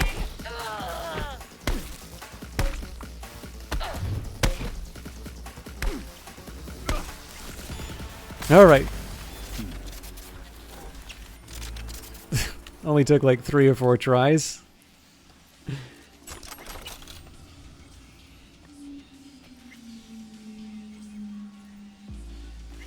Yeah, I mean, there's nothing too cheesy about that. That's an option too, but where I can, I'd like to try... You know, I'd kind of like to try and approach it somewhat credibly towards, you know, how I would as a character. And if this is the only non-lethal option that I have, then, you know, it's what I would use. I do think the refreshing hypos is a nice new touch. All right, archive conversation. Dr. Martin Spura and Lieutenant Mower. Code red. Copy. Reading Biomon. Describe your symptoms. Convulsions, cramps. Can't shut off my implants. Aggression. Understood. Biomon data suggests an inevitable loss of control soon. Oh my God! Please no. Don't call MaxTac. I just need some downers is all. Of course, don't worry, Militech takes care of its own. Head to this address. It's an out-of-the-way place. You won't be able to hurt anyone there. Our paramedics come to get you and take you to a clinic, and you'll be back to normal in a couple days. Thank you. Thank you so much. No problem. You look out for the Corp. Corp looks out for you. Fair enough. But yes, as you can see here, you can... It seems like you can enter as soon as the Cyber Psycho's down, but you're not able to enter without So this one, as far as I can tell, you're basically obligated to attack the Cyber Psycho head on, even if you want to do it non-violently. Okay. Hey, sending you the data I got from the Militech woman. Turns out she was in a Corp Special Unit. Clearly she felt something was seriously wrong and put out a call for help. But instead of help, Militech sent a hit squad. Preem, sending you a ride. I managed to extract some more data about her, but not much. You know how it is with Militech. Get too nosy and they start sending you death threats. Looks like Mower was chipped with some experimental combat implants. Maybe there was some glitch in the code that made her snap? I'll look into it. Thanks again. Money's already on the way.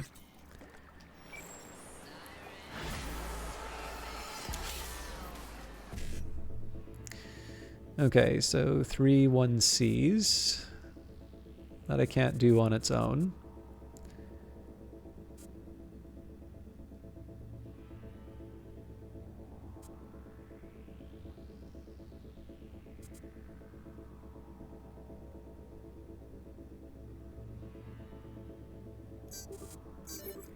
Oh, man, I got that. I keep forgetting I don't have as much space as I used to. I definitely could have gotten the top level one. Anyways, no big deal. We will we'll know for next time.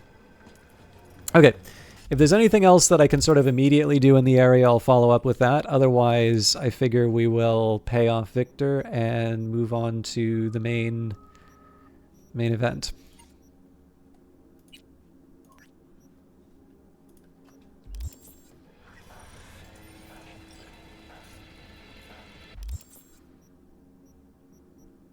A little bit of a longer walk than I was planning. So we'll do... This is going to be kind of how I can do the division between... between, like, basically side activities, so I don't have a day where I'm sort of, like, just only doing side activities. Essentially, things that are on the way to a main quest I'll take care of. Jotaro Shobo. Ring a bell? Guy's a fucking psychopath. Records himself torturing joy toys and sells that shit to like-minded scumbags. The Mox finally tracked him down. This is your chance to give this fucker what he deserves and earn a little scratch while you're at it. More on this sicko attached. Gun for hire, Jotaro Shobo. Ho Club on Allen Street. Feel like doing everyone a favor and making Eddie's doing it? Deal with Jotaro Shobo. Twisted motherfucker like no other. He's a tiger claw and a sadistic scumbag who's got a thing for scrolling XPDs. Who's to say whether he just gets carried away or, and my money's on this, he gets off on the tortured screams of his victims. Best guess is 17 murders to his name, but the injustice for the streets dead and missing Joy Toys is notorious. But the Moxes are different. Mox Netrunners connected a few dots and tracked down Jotoro's studio, Ho-Oh, a quaint little club in Kabuki. This area is a no-go for Moxes, which is why they need a helping hand. Find this fucker Jotaro, tell him his days in the entertainment biz are done. I believe we did the last time I did this, but...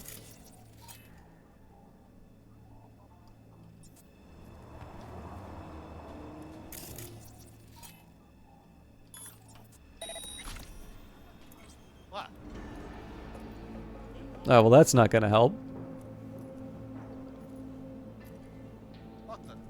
Convenient.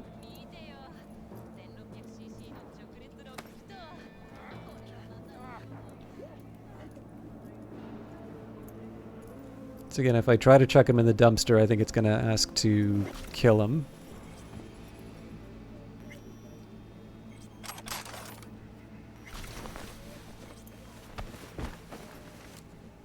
Yeah, so...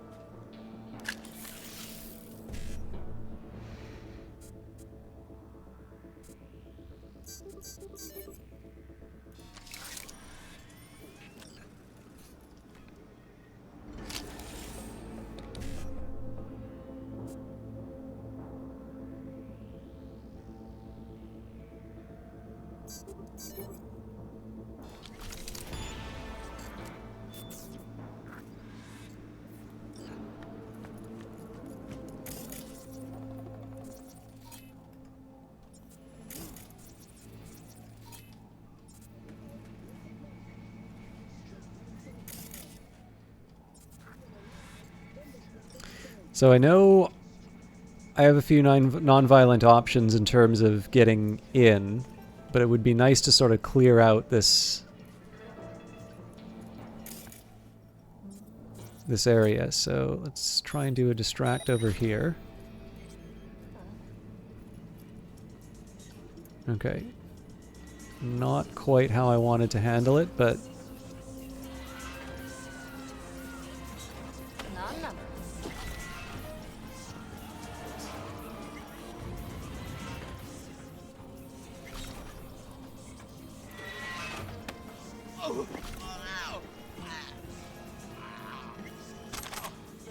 this saves me trouble on the way out.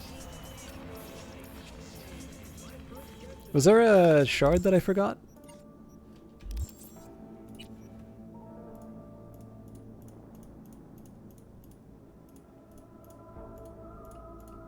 Clearly not.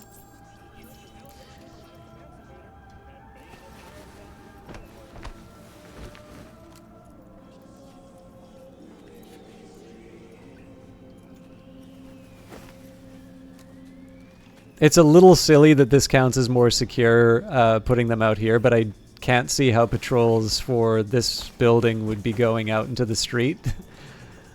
Whereas I can imagine them going... I can sort of imagine them going, going into this room.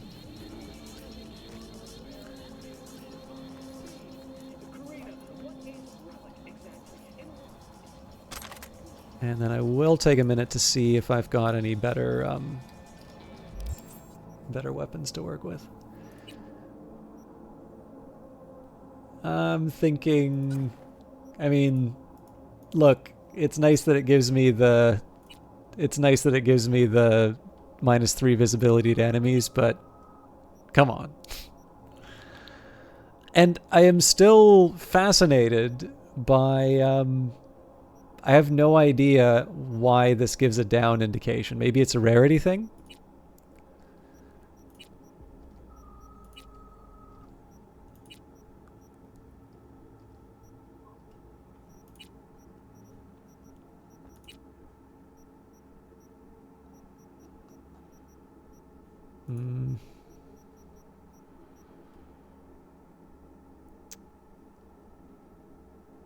Okay, so damage-wise, I can't really do much better than what we've already got. The assault rifle. Now I could switch to a submachine gun as well.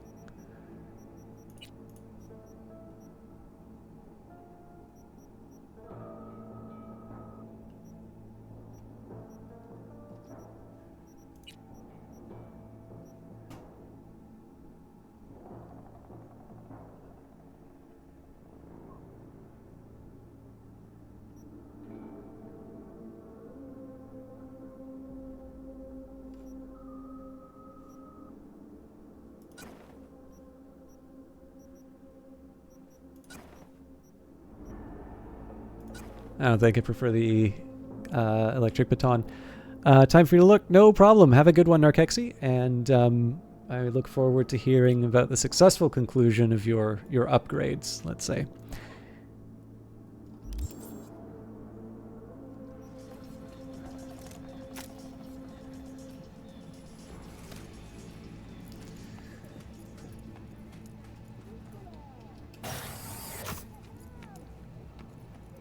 What can I get you?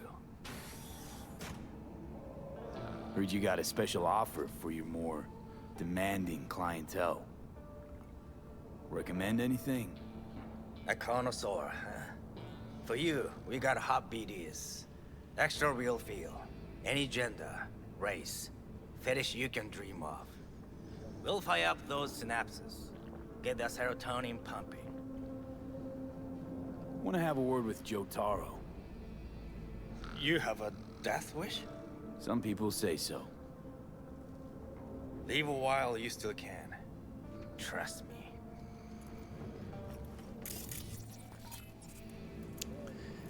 Okay, so the preference obviously will be to clear these guys out without raising the alarm. Braindance available. Tiles. Body Horror 12. First and last time. Arachnophobia Unleashed. My Big Fat Chrome Body. Welcome to Hell 2. Rotted Alive. And Golden Shot 4. And I really mean that I'll only do it one time this time. I was pretty rotten at this last time.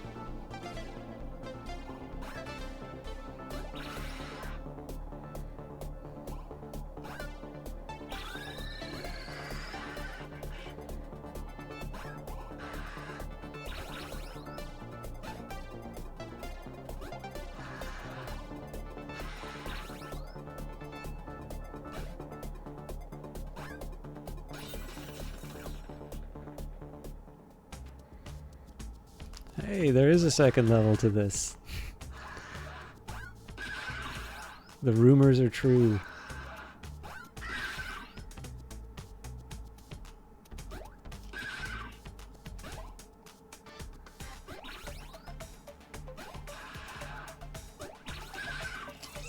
Alright, I was hoping I could get the carrot off of that, but...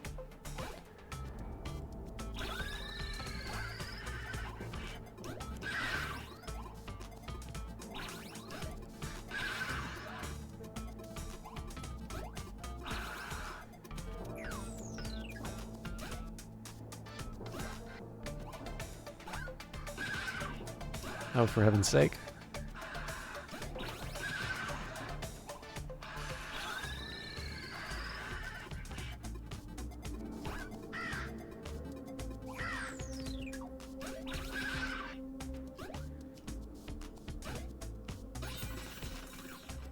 Okay, I don't think I've gotten to the third level.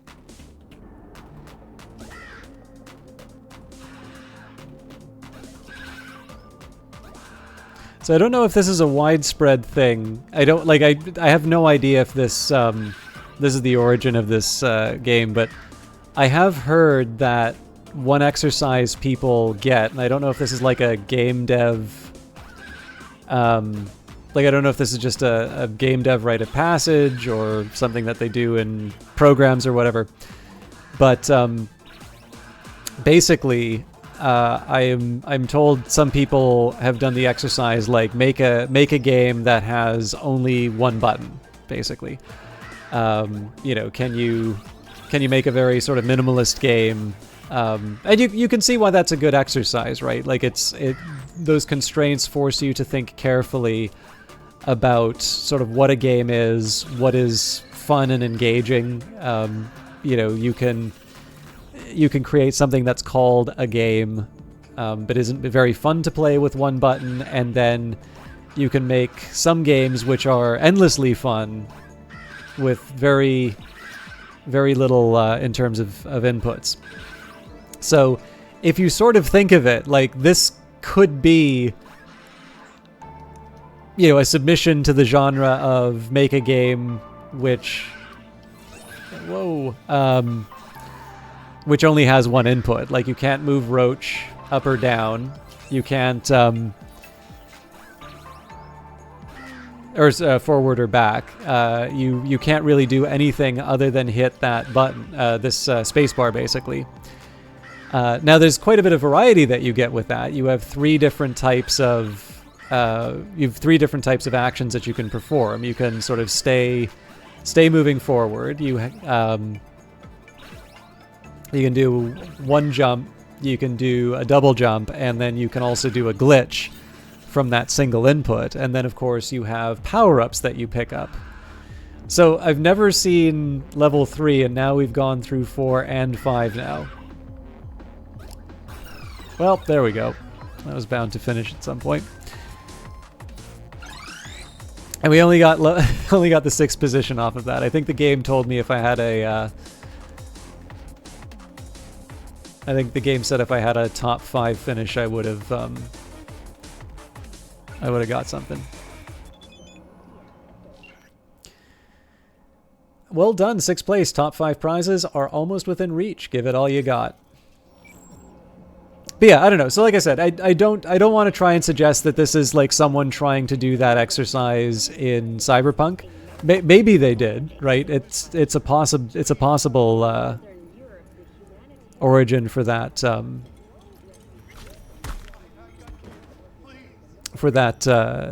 that game, but whether or not it's apparently I'm carrying too much. Whether or not that is in fact the origin for it, there at the very least it's you could use that as an example about, you know, how that's an interesting entry in that style of game, I guess, is what I'm trying to say. I have a feeling I'm going to be getting that you're carrying too much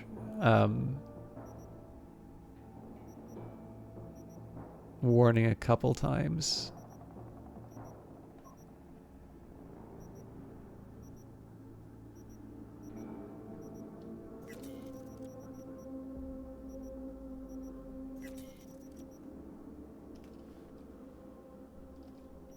Okay, I'll settle for that for now. It would have been nice to sell it, but I can still make use of the parts. Have we found heaven on Earth? Permanent human settlement on Antarctica is celebrating 10 years today.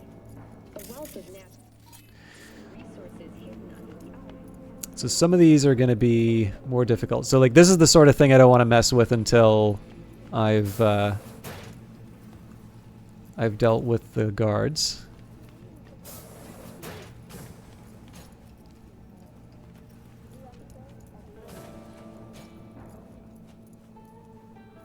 Hmm.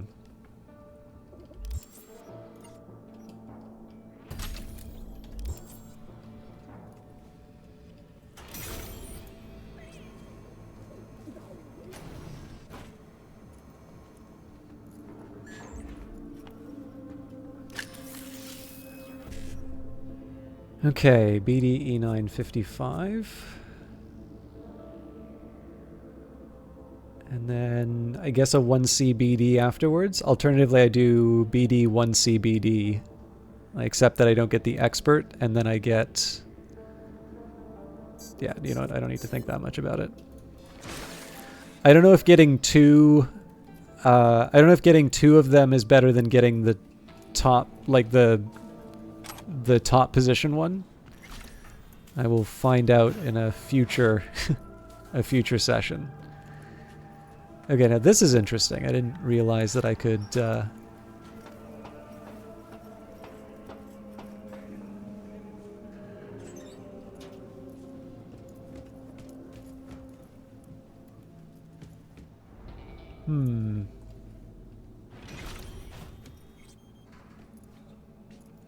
Why?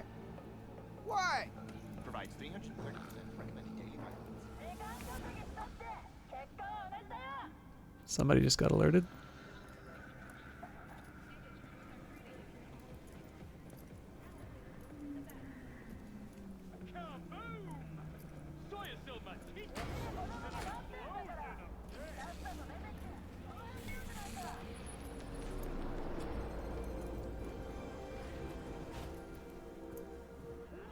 So in a pinch, I do have the precision rifles that I can use.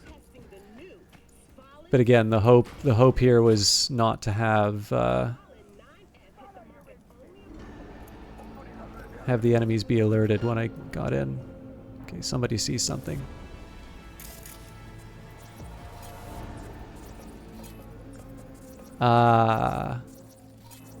Okay.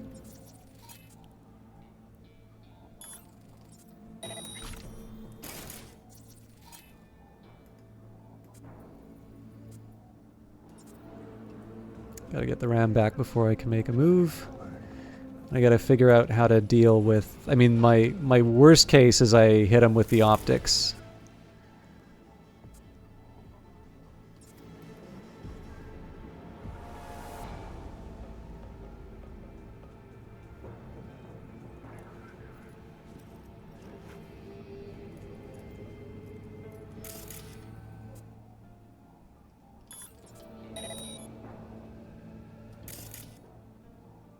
Okay, so that also seems to be a temporary thing with the security turret, which is a pain because what I'm really trying to do is get rid of the, get rid of that security camera behind it. So that's going to be another...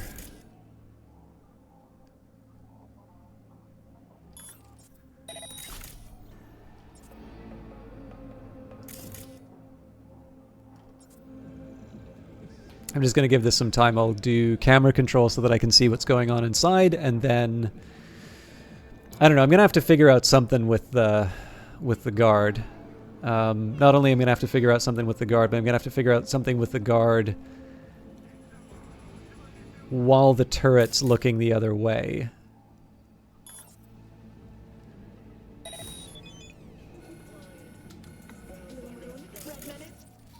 Okay, there's Jotaro.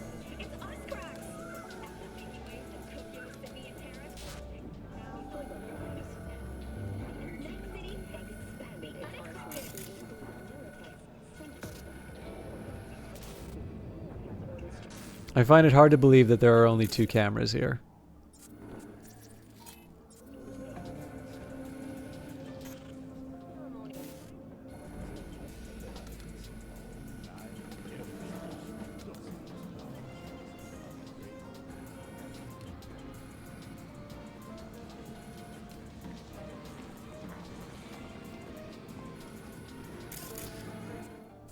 Okay, so there's one thing I can do.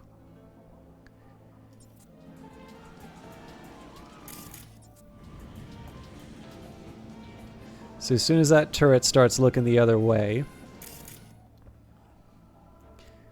I do reboot optics.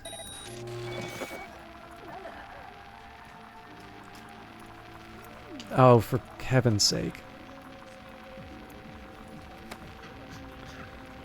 Okay, I seem to be...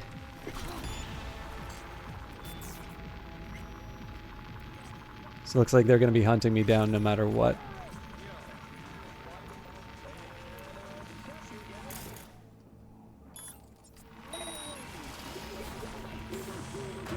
Mr. Whitey here. Drop that milk-toast kibble and rush to the nearest store for a taste of sweet, sweet, sweet clean speed. Hey,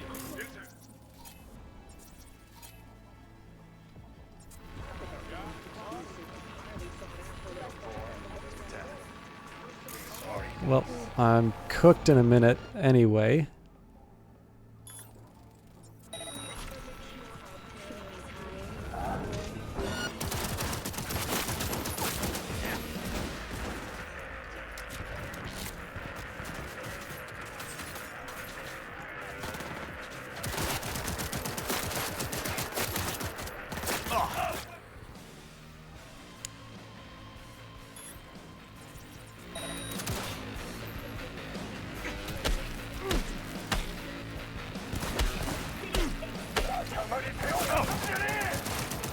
I hope he's not dead.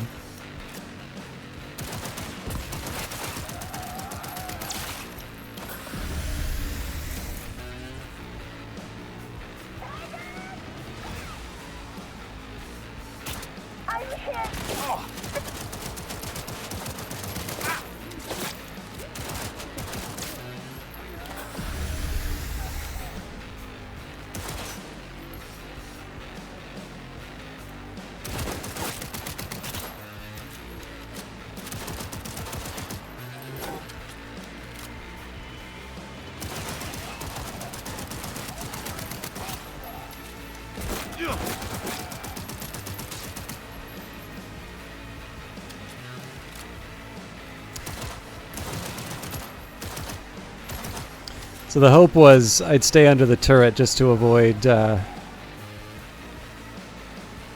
avoid too much damage.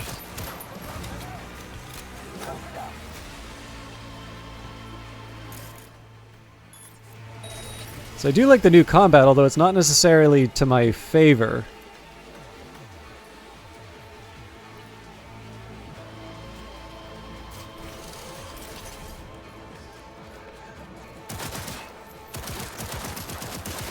Good lord.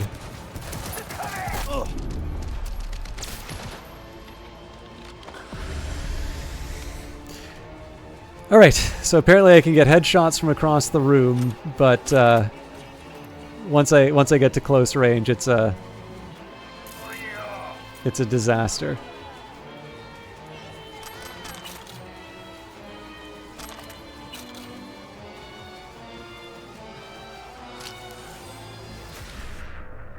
Also, the fact that it says leave the club tells me Jotaro's already dead, so I'm going to go... I don't think I want to reset every single time I don't get a result I was looking for, but in fairness, I was using a non-lethal weapon. I think what happened was I hit him a second time.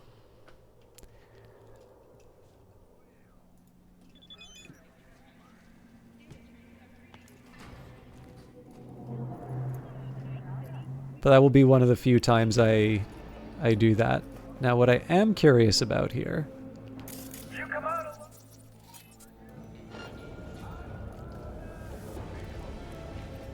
I cannot believe that that's actually a thing.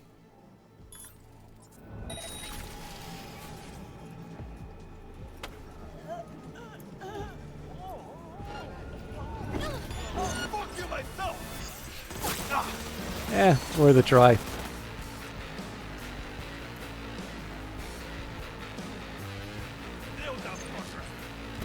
Okay, that's Jotaro, so I want to keep him alive.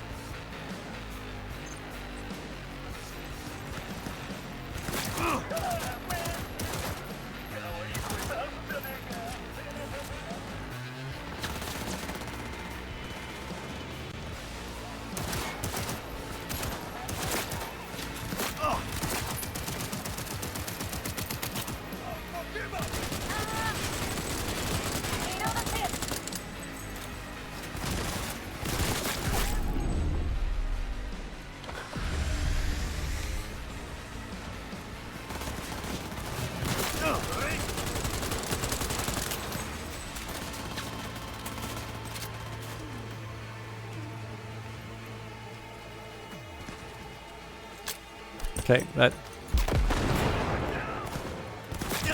didn't work at all.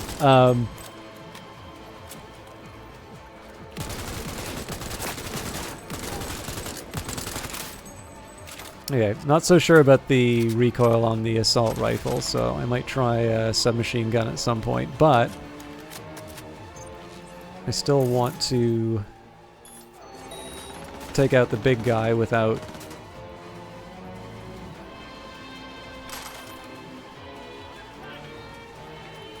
killing him.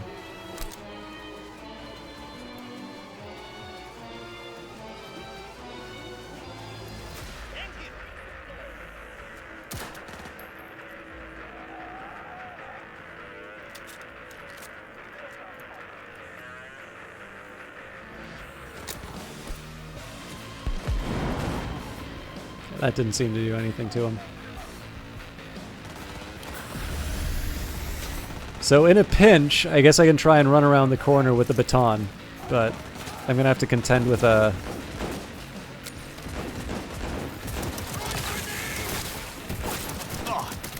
I'm gonna have to contend with a turret.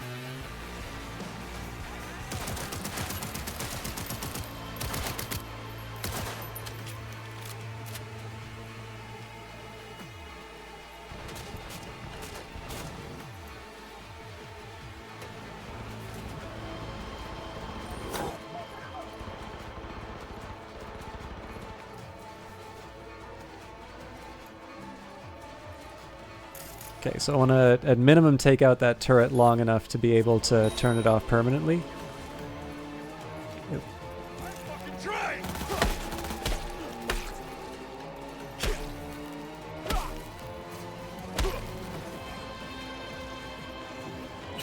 Okay, yeah, so there's a very clear difference between him being killed and him being incapacitated. I didn't mean to do that.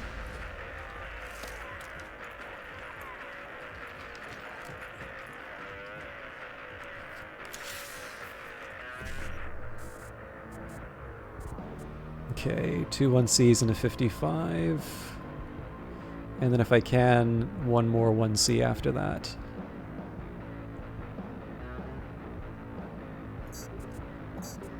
Yeah.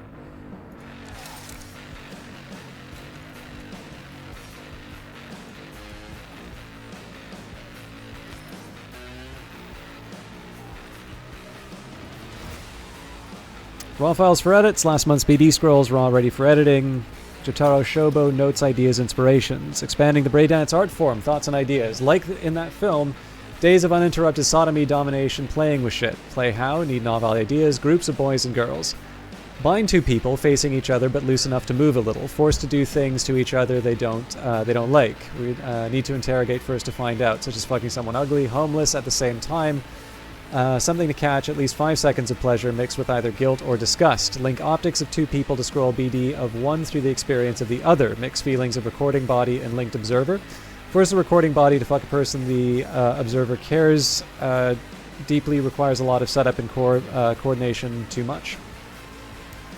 This is studio equipment delivery from Fan Yi to Jotaro Shobo. From Fan Yi, Jotaro Shobo, standard handcuffs, hand and ankle cuff set, small cage with strategically placed openings, breathing tube, scalpel set, fecal collection system, epidural kit, dildo variety pack, rope, strap-on variety pack, anal beads and plugs, electrode with cables, quad electrodes, aquarium, full suite ambulance. All items should deliver within 5 business days. Expectations. What should I scroll next? Binding and mutilation, coercion, distress, torture? It's all become too ordinary, no longer fresh. Perhaps I'll layer it with a feeling of impending death, crescendo it throughout. It's a relatively simple approach for a stronger, tastier feel. I have many other ideas too, but my product also depends on your demand. My question is, what do you need? From Lenny Nero to Jotaro Shobo, and again, this is the sort of character that Lenny would not deal with in Strange Days. Expectations. Listen, all you gotta do is scroll, and whatever comes out of it I can sell. No need to scrape the bottom of the barrel just yet. Sales are good. Let's leave a little room for the imagination, the unexpected. Your clientele is a unique bunch that knows more or less what to expect from you. Why hand them everything that you got right out of the gates? We sell them mystery, intrigue. People eat that shit up. If they're willing to buy something off the beaten path, not knowing quite what to expect, that just amps up the thrill. A feeling they'll associate with your work. They'll be hungry for more, and we can use that. Trust me, don't overthink this. You know what they want, and I know how to sell it. All cameras off. Jotaro Shobo. Cease all forms of data logging on my floor. Cams, everything, and set up dampers. It better be impossible for anyone outside to hear me, but do it so that it won't interfere with my BD equipment. I need this done now. And international cuisine from Jehu to Jotaro. Good morning. I'm offering a new dish that should satisfy your sophisticated palate. Ingredients include 1 black lamb, 2 pink porky boys, and with an Asian twist, a young hen and rooster. In total, 5 young and up-and-coming stars who are dying to perform in your productions. Important, make sure to apply the cream provided in your package to their biomonitor wounds. It would be a shame if they died in the middle of scrolling because of some silly infection. Also, I equipped each with a GPS in case any of them try to go out for any long walks. But most importantly, have some fucking fun. As of today, they are your property. P.S. I know you don't like surprises, so I personally double-checked their histories. None have ever fucked professionally, so it's up to you to convince them and break them in to see how they fit. From Jotaro to Jae-hoon, I only hope they prove more durable. I can't cook with soft ingredients.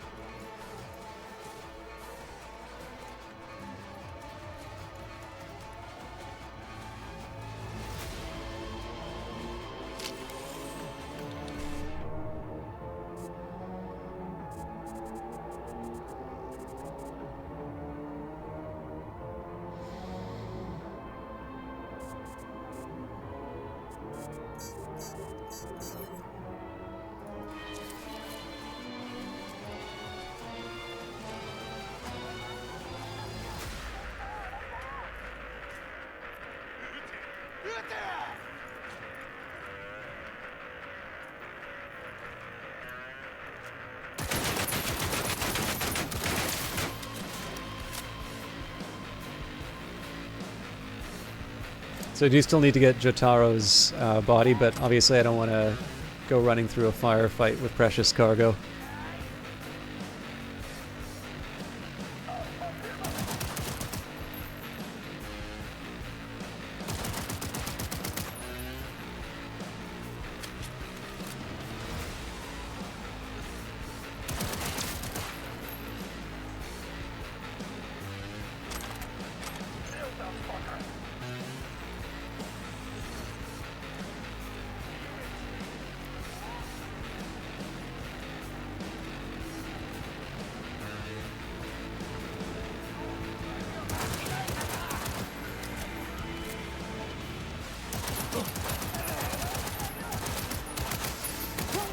I do hear someone to the left.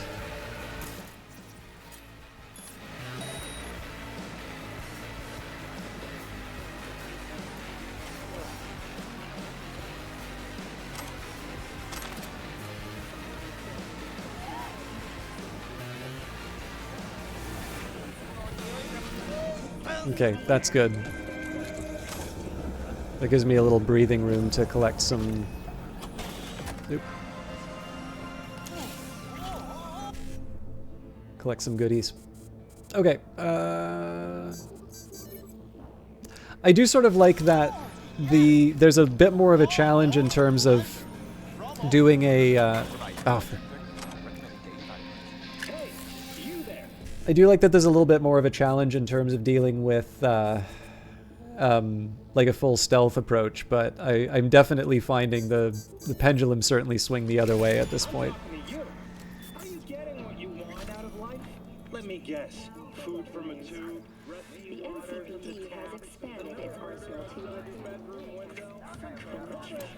You could leave all that behind. But I'll be interested to see how I improve over time, or if I do. 7299 for a chance to win a one-week getaway for two at the Crystal Palace. 10 casinos, 5 pools, Okay. brain dance equipment, That's a worry. in the universe. If you're looking for a taste of paradise, don't wait a month.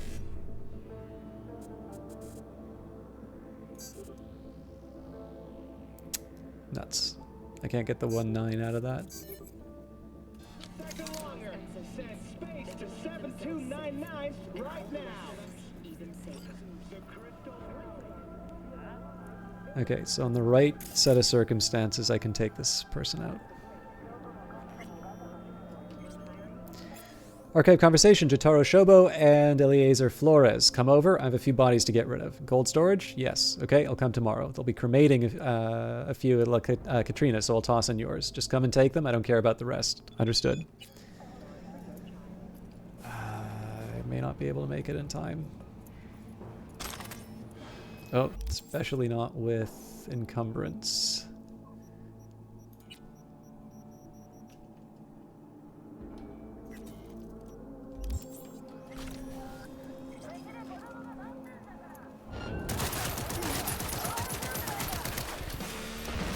Worth a try.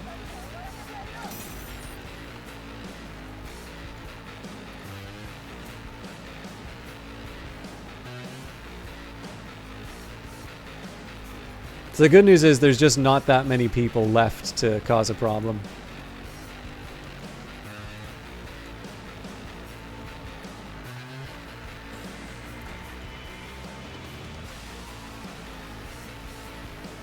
So I'll clear out what I can on these floors, and then yeah, that's the sound that I want. But yeah, we'll clear out what I can on those floors. I'll bring Jotaro down, and then there'll be some cleanup to do afterwards, but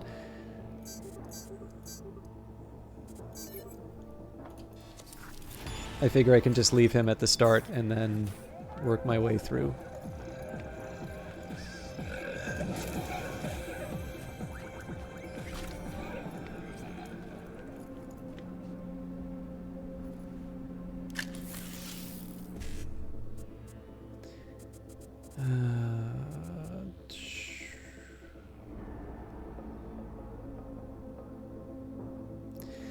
If I tried 1C 50... No, it would have to be 55, 1C, E9. Okay.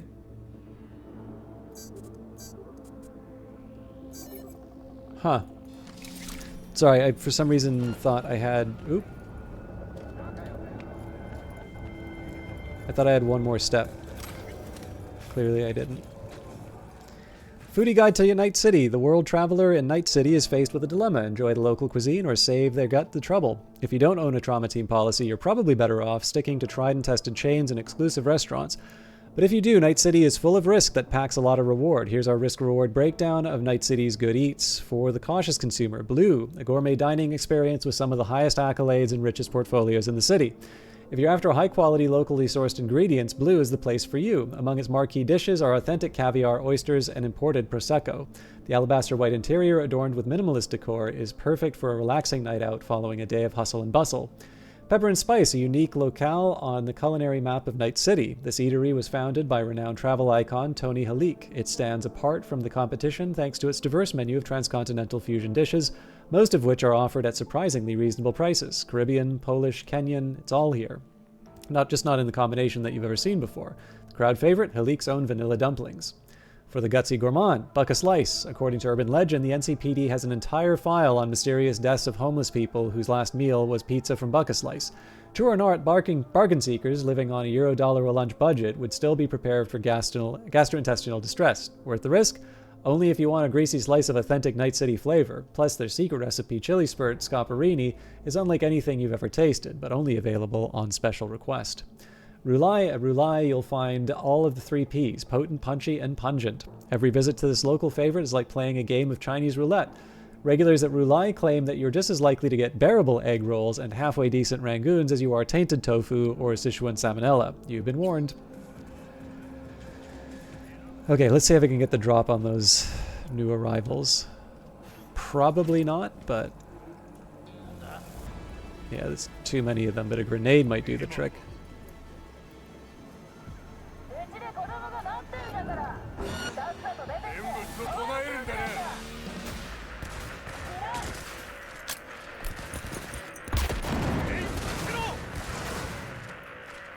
It's the thought that counts.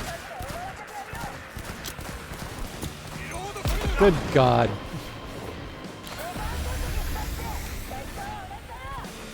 Okay, that's quite a few people.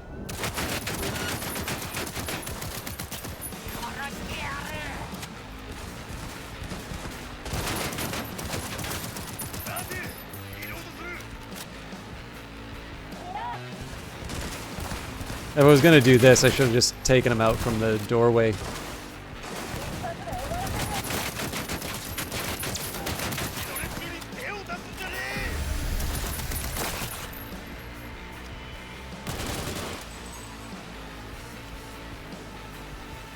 I'm out.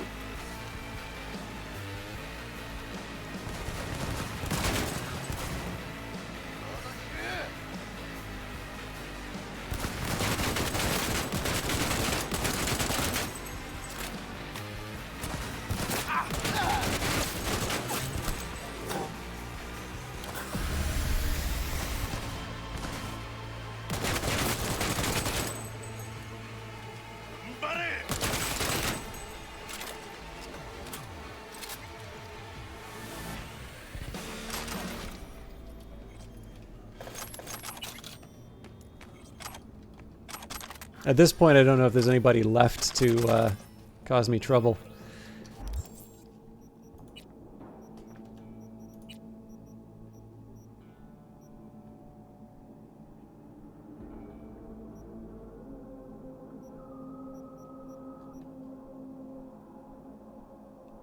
So the chaos is tempting.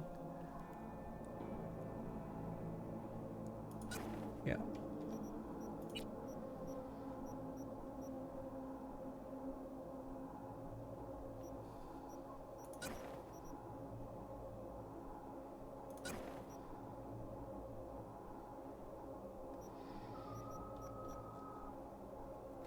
Yeah, I'll see if I can do a little bit more with these, and then don't like the idea of a lower crit chance.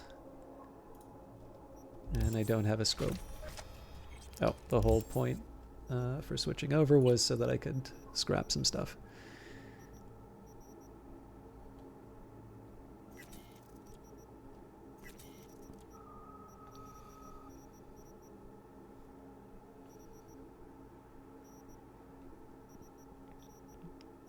How are we for weight? I kind of need to get rid of at least one more. So yeah, this is quite different than how I was planning on running this character, but most of my deaths have been the result of melee fights rather than firefights, so it's hard to say that the combat side isn't working.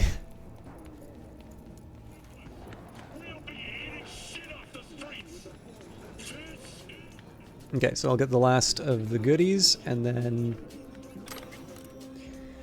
New release brain dances. What's up, BD Maniacs? Hungry for a new emo rush? Then check out the latest word from the freshest BDs on the market. Foreign body. The body is everything. There is nothing else. It is you, but it is also a tool for your mind to interact with the world. But what would happen if this tool tried to live its own life? What if it tried to kill you? Though not a particularly original addition to the thriller genre, this brain dance featuring Luke Poller is still a solid experiential ride. The fear of disobedient implants has been around since pirates were walking around on peg legs. Well, maybe not that long, but as a result, the trope has been pervasive in film, brain dance, and urban legend alike. Still, Foreign Body borrows some of the genre's best elements while still incorporating just enough new stuff to be in the mix to keep it interesting.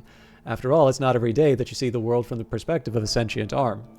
Maxwell's Rehab. This brain dance season has been chock full of horror, but this one stands out from the rest. The always phenomenal Maxwell Ramirez is pushed to the brink of cyberpsychosis so that he can relive his return to normalcy. The title offers a tone of optimism, but don't let that fool you. You will relive Maxwell's slip into psychosis, the heartbreak of his wife, and the gradual reintegration into a world that is now far different than how he left it. This BD is a must-relive of the season, but not for the faint of heart. Badlands Raid. At last, a BD for those looking for something a little lighter. Badlands Raid is a remake of the 2023 classic, which was an innovative tour de force of the time. For those of you unfamiliar, the plot revolves around an ordinary, boring guy who accidentally gets tangled up in a Nomad ambush on a Zeta Tech convoy. I won't spoil it because even though the main plot hasn't changed in 54 years, most people these days probably don't know the ending. What I will say is this: the remake's creators have introduced a few modern twists into the story that should make for a pleasant surprise to classics lovers and newbies alike. I am going to have some coffee.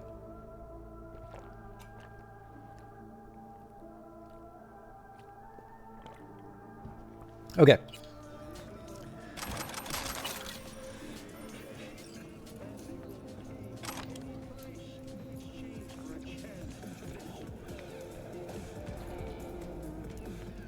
I do still need to be prepared for an unwelcome surprise at the ground level. Oop.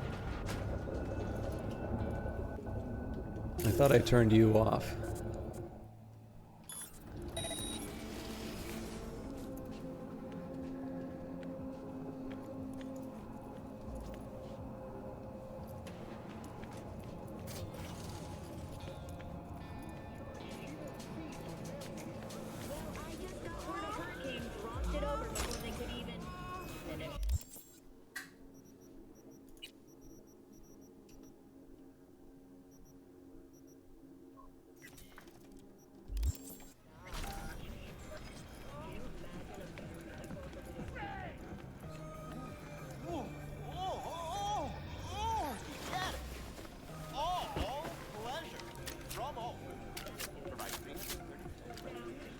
So I don't have that much ammo left on this thing, but it's the only weapon I can equip while I'm carrying a body. I do like this touch. I don't think this was possible to do in the earlier version, but it definitely makes for a very dramatic moment. Like, this is the sort of thing you could imagine doing in a tabletop session, which immediately makes it an appealing choice, to me at least.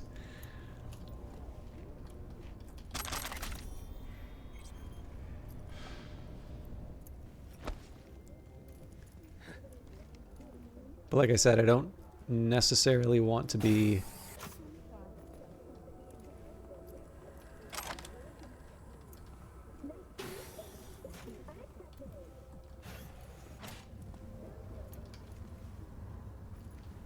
Okay.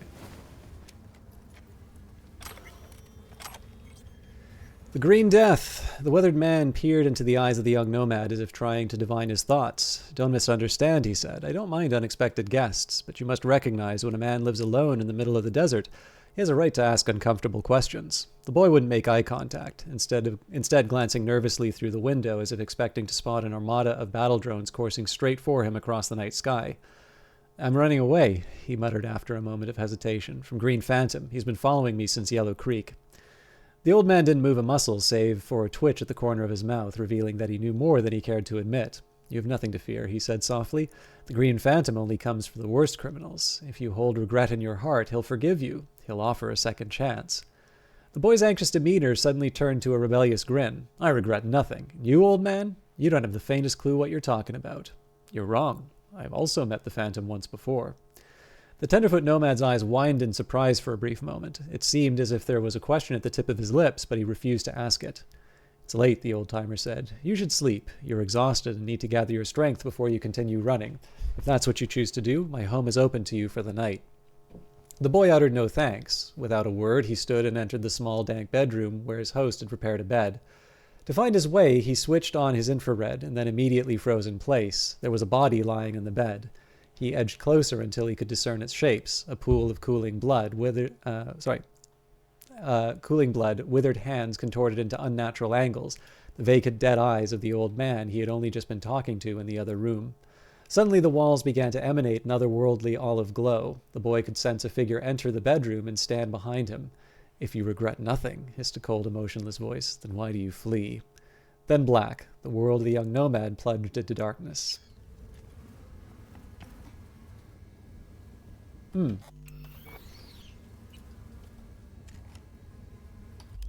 getting close to the limit of what I can level up right now, but I do think 2 points in intelligence is worth it.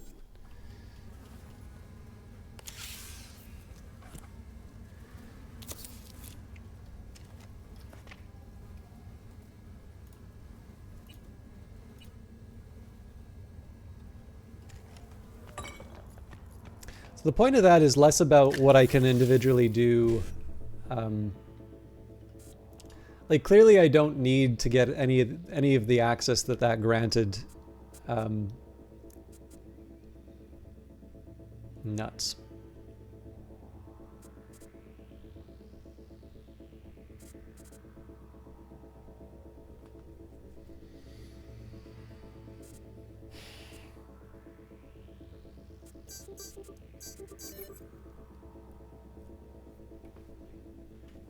But yeah, clearly I don't need to disable anything that's in that building. I'm really just taking the target outside.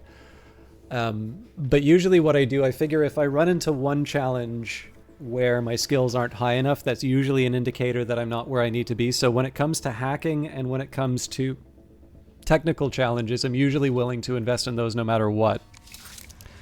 And then cool to a certain degree, like cool and reflexes would sort of be my tier 2-ish kind of priorities. And then strength, you know, if I can, like, you know, there's a limited number of points to allocate. So you do ultimately need to make some choices, but that's kind of the rough ranking that I handle for this. Okay.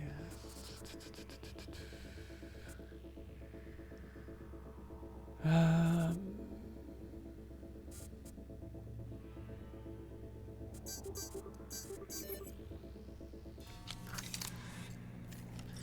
I know technically I don't need to get every single item in the building, but... yes, and this was the room that caused all the trouble. So it felt like that would be a considerably easier path, but it turns out that one guy... that one guy guarding the area was a little too much for me.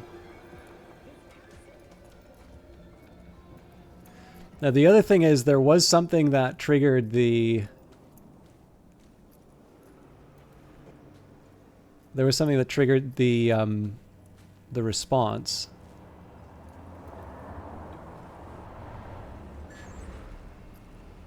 Police are surprisingly cool about what I'm doing.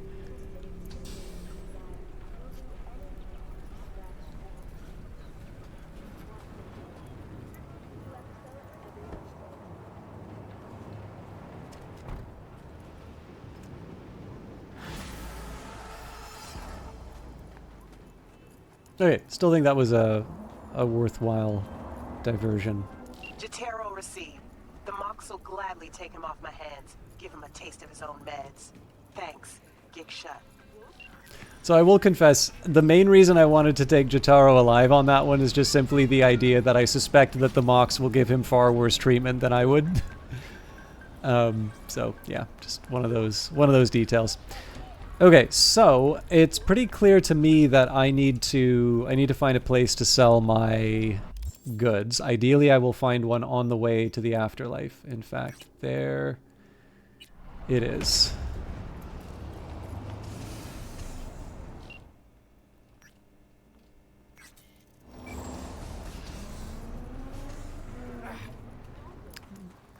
I think I do need to get a, oh goody.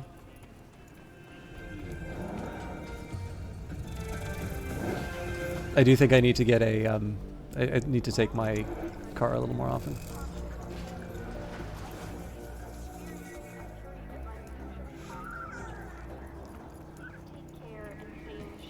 Okay, I'm going to assume they're not going to like me going past the police line.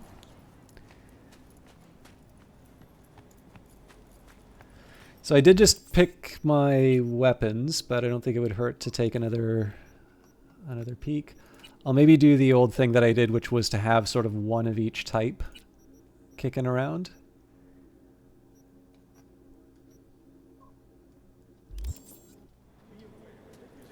Okay, there's not too much there that I want to hang on to, so we'll keep the precision rifle. I will keep one of the assault rifles. So I've got the Copperhead, which is 883 with an 1111 attack speed. The Umbra, slightly higher attack speed, slightly lower damage. I think we'll keep the Copperhead. I don't think there's any difference between the two Guillotine models. The Shigur, higher attack speed, lower damage, which I probably don't want. Probably want to go for a shotgun rather than...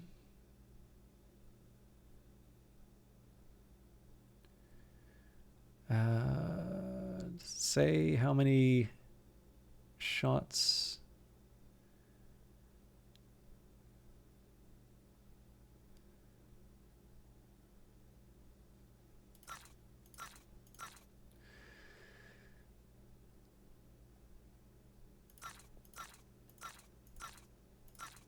I probably don't need to keep the revolver, but following the logic of what I said before,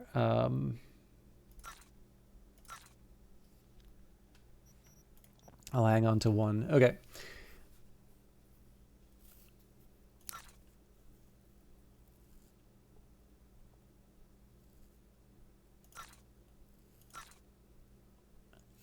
I feel like I've got enough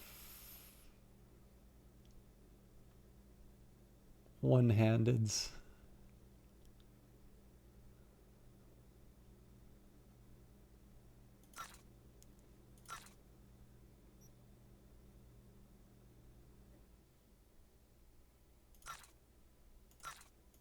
All right. I probably could have had better choices there, but let's see here.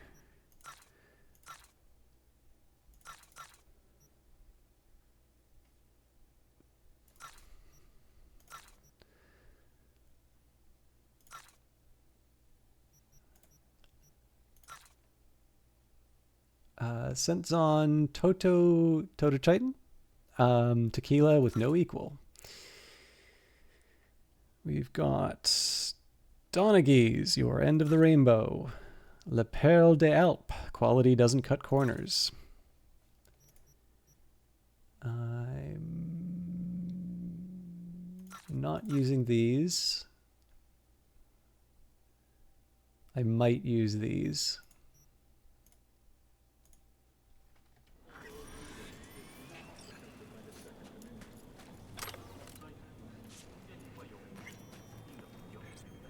LATAM Wars. As a direct result of the armed conflicts on U.S. soil from the early 1990s until the early 2000s, Latin America, comprising South and Central America, remodeled itself into a strong federation of independent nations bound through mutual aid and cooperation. The U.S.'s military presence was forced from Latin American territories, with the exception of Panama, where it stood its ground despite fierce pressure from guerrilla forces.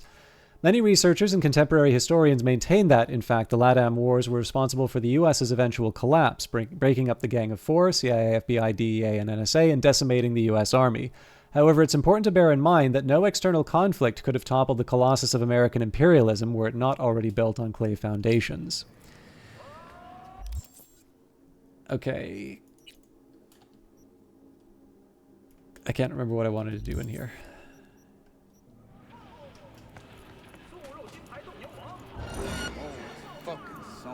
Always.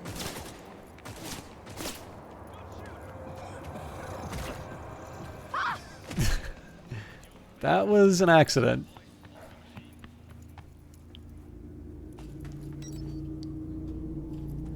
Oh, come on. Moving in on the stop sign. See ya.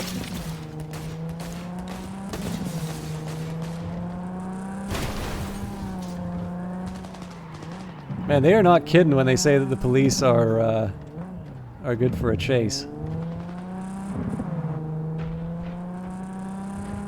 I probably need to get a little clever in terms of giving them the slip. Vehicle has been located. Details have been sent.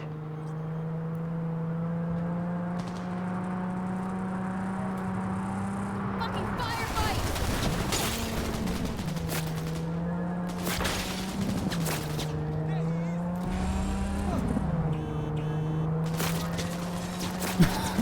They're really good at the vehicle combat.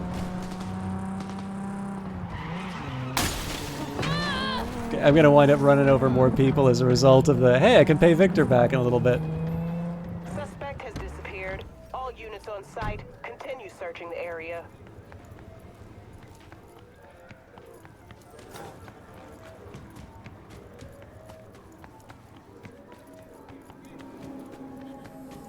Okay, this is not a good spot to be, but I can probably just hide behind. There we go.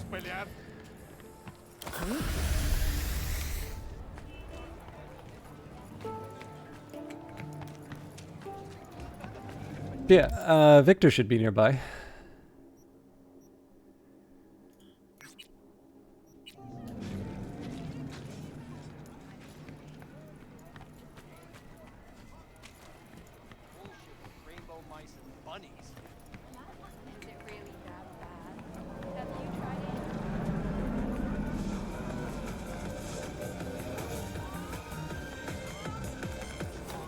In a city tingling with desire, Watson. Wait a minute. They okay with you? Not my place to ask.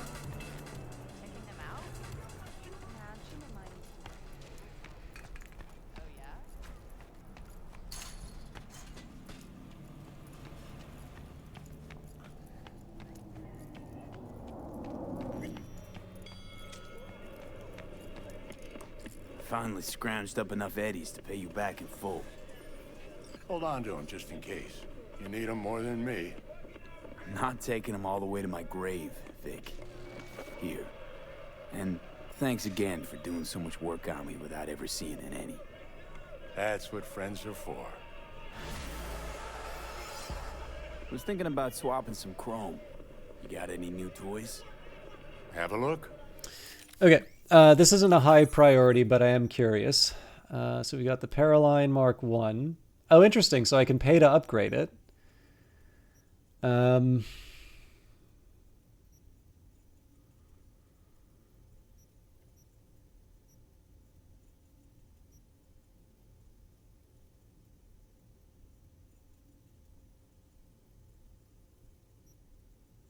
Seems to me that these all do the same thing. I am intrigued by this idea of upgrading the tier, though.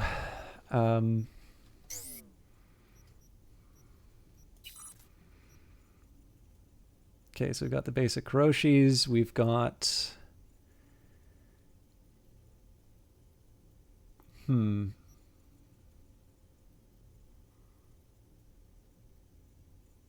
So I do like the idea of the sentries.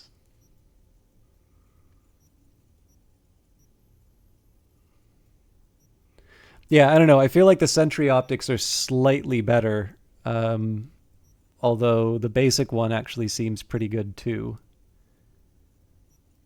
I don't know, maybe we'll stick with the normal ones for hands.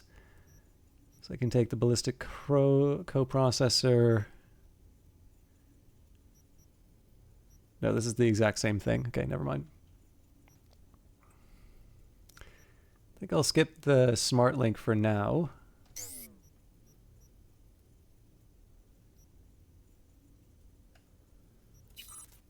Okay, so what are my options here? Lower RAM, which is a non-starter.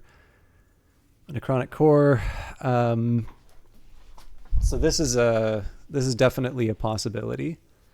RAM upgrade and better recovery rate in addition to being better against... I don't know, this feels like the better option if I'm honest.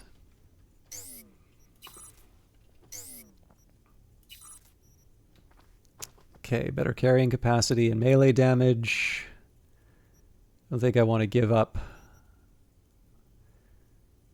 I have titanium bones, 2 types of titanium bones.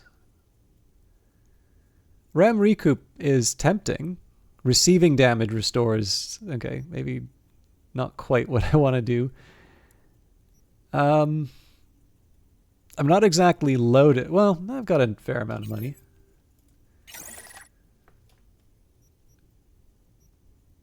I might do the RAM recoup, but obviously there's limits.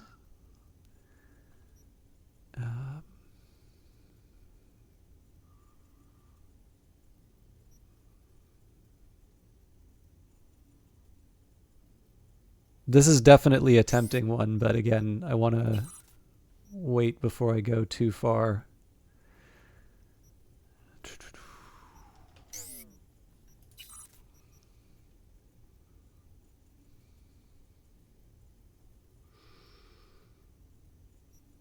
This one definitely feels...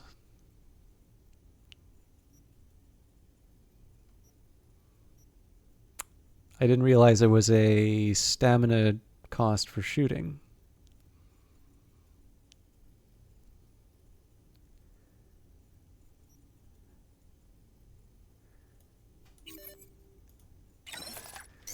Yeah, I'm not entirely surprised that I don't have...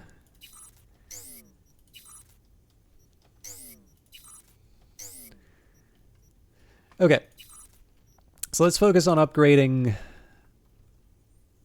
the most valuable stuff first.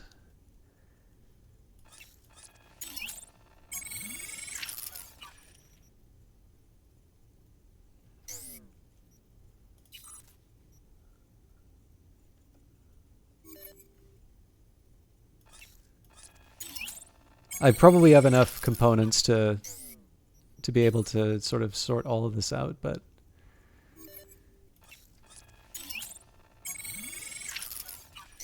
I am quite intrigued by this upgrade system.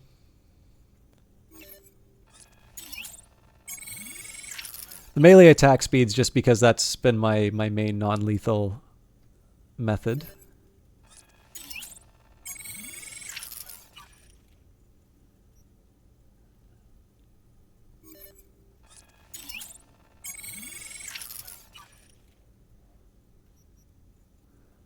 Alright, and then I don't have the components to be able to go up to level 2. But I'd say that's still a decent...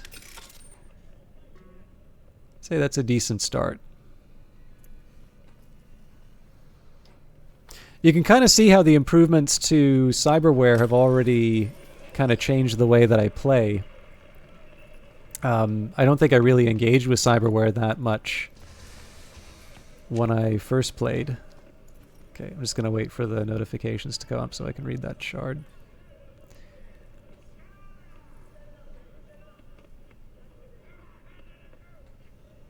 So I'm going to... it'll probably take me a little while to figure out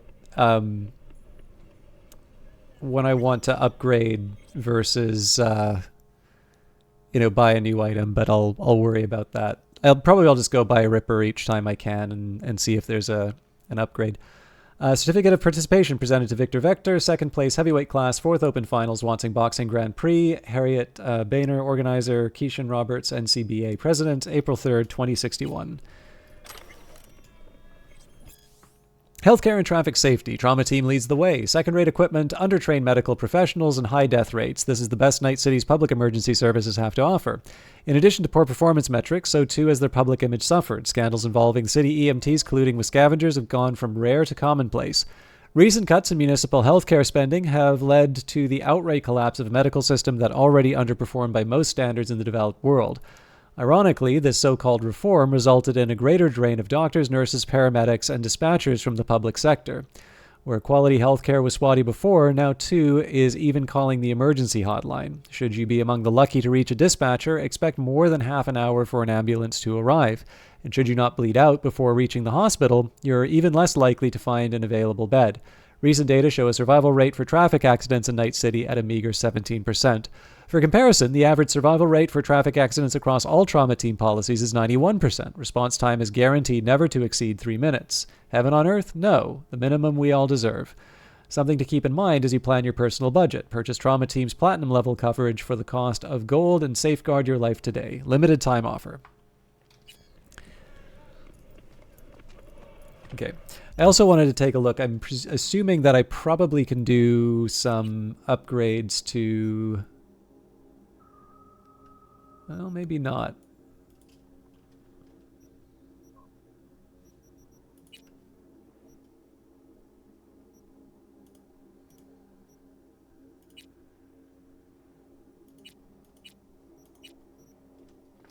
Okay, yeah. This is the one I've got equipped. Looks like that took everything. Oh, you know what? This is the one that I've got equipped. I messed up. Just gives me an excuse to try and get more components.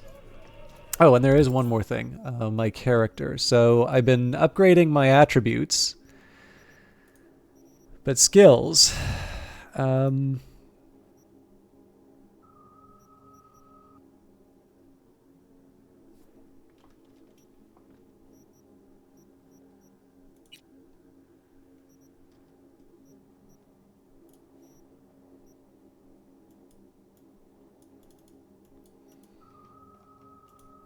Okay, so that just seems to be a natural increase that occurs.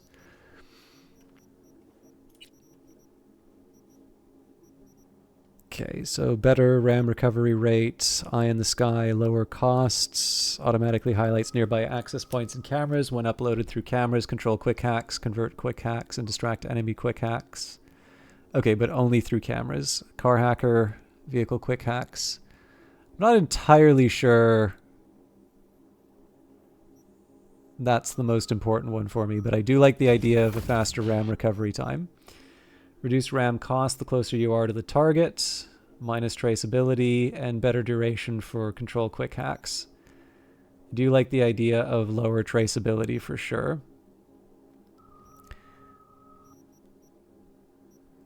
So I'm not 100% clear on what it takes. Oh, it tells me, so I need to upgrade my int to make that happen.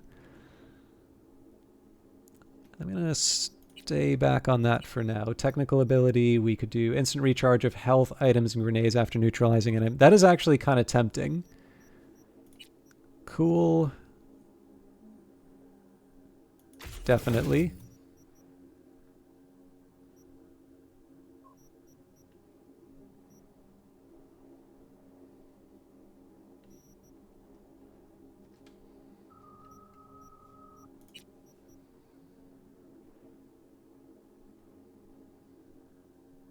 This is tempting.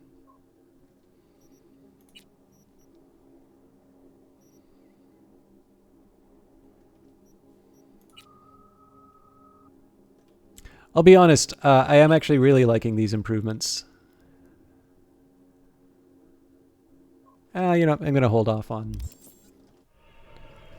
There's no immediate rush. Okay, and I'm close enough to the afterlife that I should just be able to walk the rest of the way.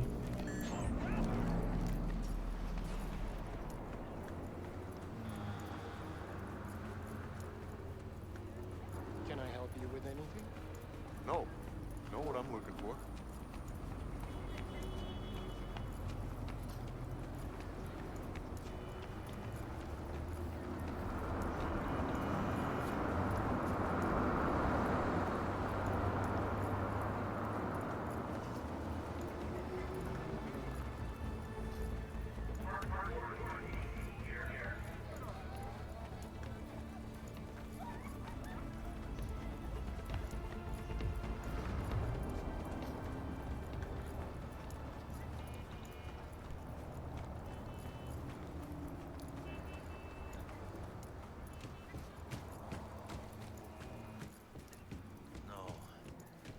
Que ya tengo planes para esta noche.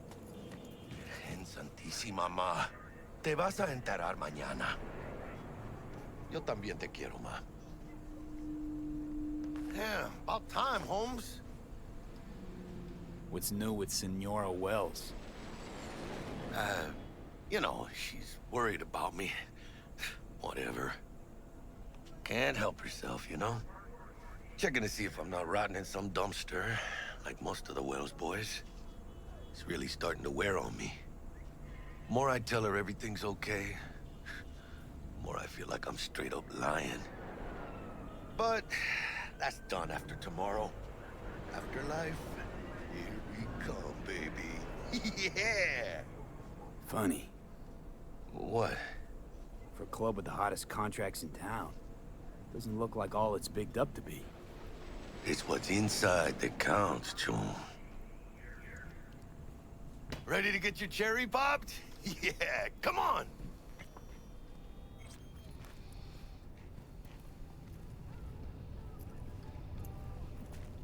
So I remember Afterlife was one that had a little trouble. Who would have thought? So we'll see how I know, right? How it Way performs before now. our time, that. When proper burials were still a thing.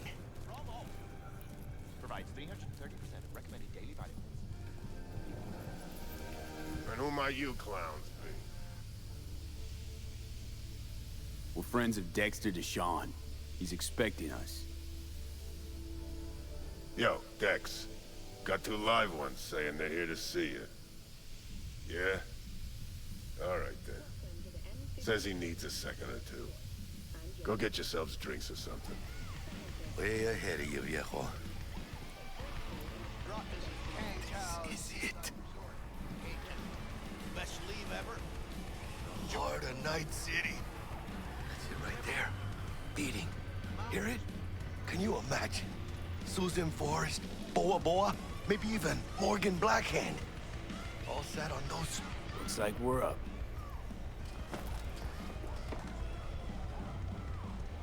Hey, you see that old lady there? That's Rogue. Best fixer in all of Night City. Thought Dex was the best. Rogue was lining up jobs when Dex was still shitting in diapers. Place belongs to her. What can I get you? I'm good, thanks. For real? I'm celebrating. Come on. It's on me. Chingada madre. Fine. Have it your way. A tequila old-fashioned with a splash of cerveza and a chile garnish. One Johnny Silverhand coming up. Right on, chica. Somebody did their homework. Looks like the dog ate mine. Age-old tradition. Drinks are named after our regulars. Say I wanted a drink named after me. What would I have to do? Snuff it. Mind-blowingly spectacular fashion. Mid-op would be best. What a beautiful tradition. Guess dying's a small price to pay for going down in history. Gotta live like a legend first, though, huh? Death. It's nothing but the final flourish.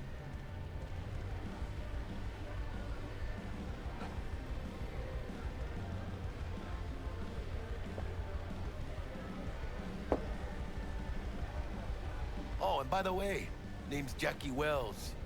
You want to write down my recipe? Sure. Shot of vodka on the rocks, lime juice, ginger beer. Oh, and most importantly, a splash of love.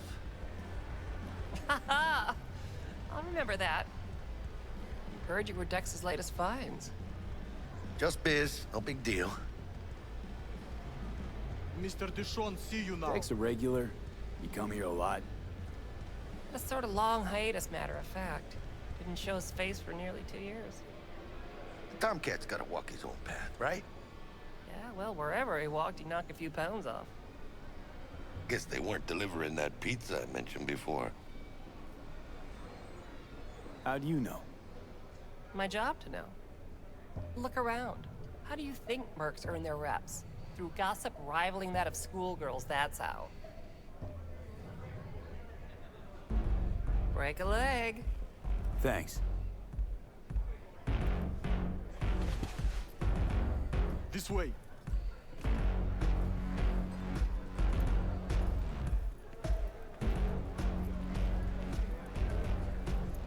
Damn, Holmes. You're huge. Work out? Same here. No, in the ring. You do some kind of exotic shit? Huh? Kempo? Ninjutsu?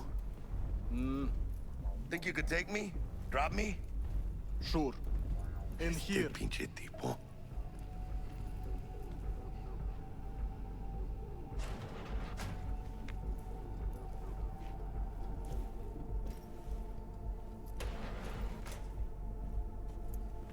That's right, Excelsior. Cold hard eddies as per usual. Gotta bounce. Well, if it ain't Mr. V. Whole family in one place. Ha! Finally! First time in real space. And the flathead? Delamain Transport Services. Need to be on time for an important meeting? Don't want your valuable tech to fall in the wrong hands, or maybe you just don't like crowds. With Delamain, you will leave your problems at the door. Our corporate transport service has a fleet of over 20 armored cars ready and waiting to bring you to your destination in comfort and security. We guarantee secure transport for individuals and packages in the Night City area. Quality that goes hand in hand with speed, professional customer service, specifications to suit even the most demanding clients, discounts for loyal customers.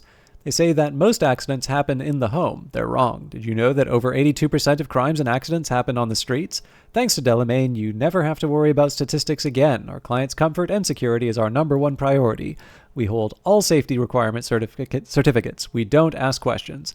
There's no sound more beautiful than the symphony of hostile bullets bouncing off our armored windows. Try the Excelsior package and enjoy our maximum security option. Let's see this bad boy.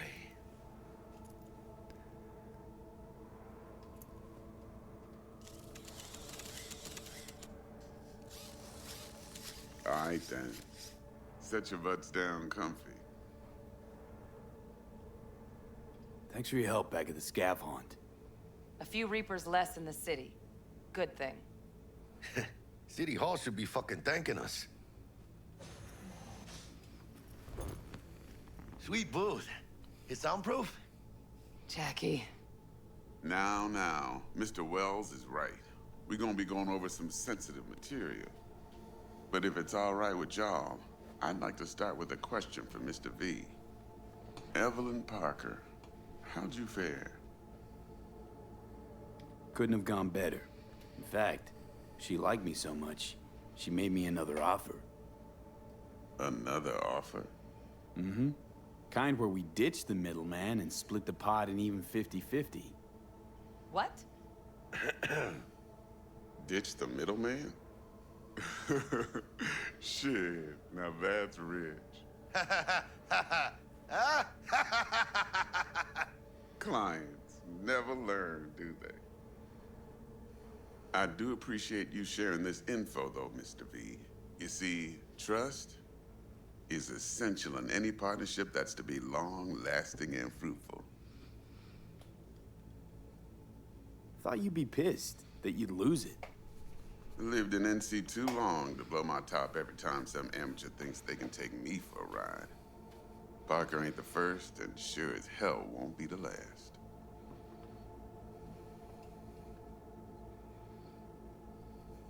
Appreciation don't convert to eddies. And Evelyn offered us a bunch. He's telling it like it is, Dex. Y'all need not worry. Truly. We'll come to that. How about we go over the plan? What you got for us, Dex? This.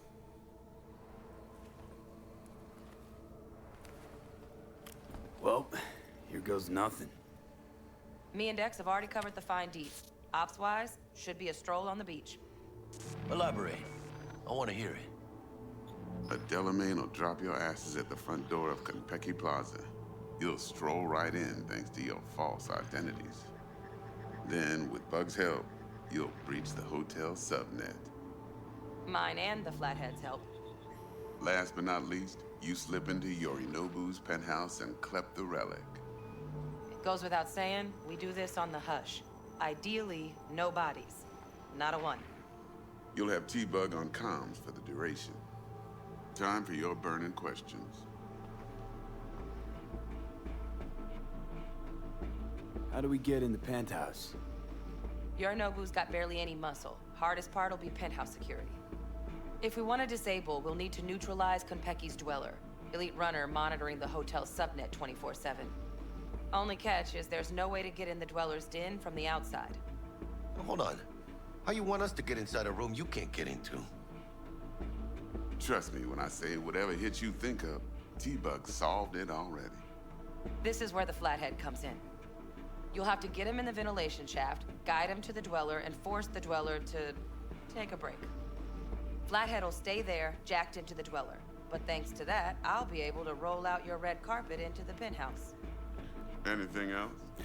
So one of the funny things, Glager, I don't know too much about the voice actors in this game, but when I took a look at some of them, I believe Dex's voice actor, most of the credits that I saw for them otherwise Don't be shy.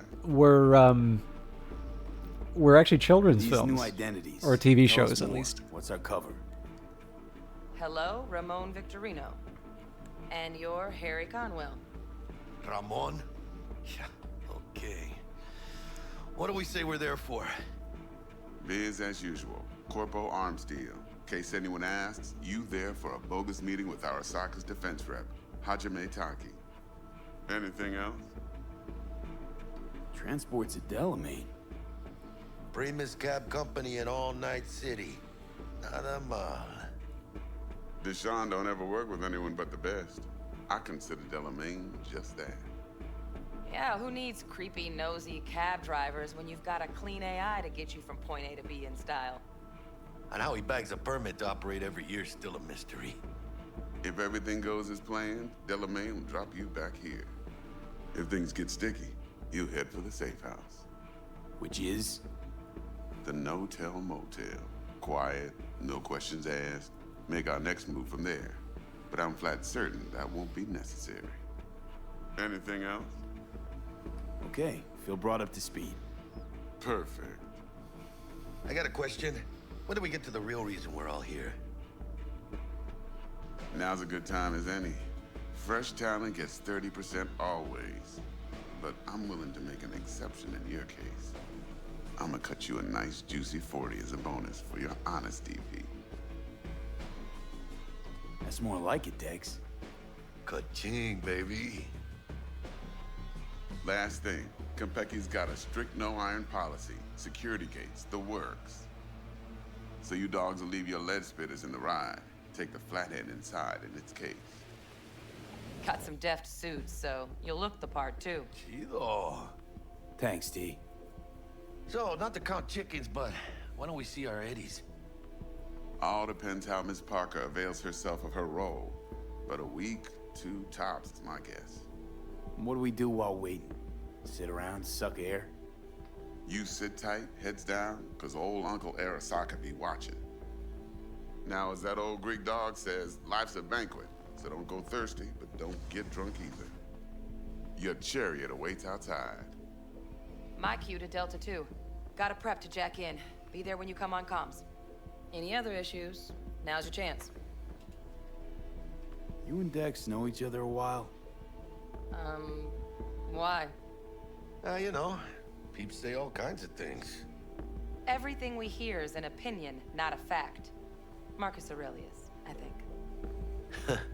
You and Dex both philosophizing. No wonder you get along.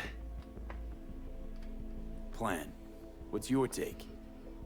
Enough, I hope, to put me in a luxury Cretan villa from which I'll never set foot in cyberspace again. Promise to send me a postcard? No offense, but I'm gonna burn any and all bridges. Need a clean break. I'm good. No questions. Let's get to work. So you ready to get going or what? Let's roll. No point in waiting. In getting rich, you mean? So I'm probably not going to be able to finish this mission, but we'll at least get to a good save point. Delamain service. With Delamain, you leave your problems at the door. Son of a bitch. Better fucking believe I will. I see no reason why you should be using expletives. Yeah, Jackie. Yeah? What about that time I wanted to hire you for my cousin's bachelor party, huh? I wonder if I can, yeah. Unfortunately, we do not take on such contracts. 3 months I'd been saving up scratch. Water under the bridge. Hit it, Del. Before we begin our journey, I must verify the identities of all customers. Please proceed to connect your personal links. Can I save now? No.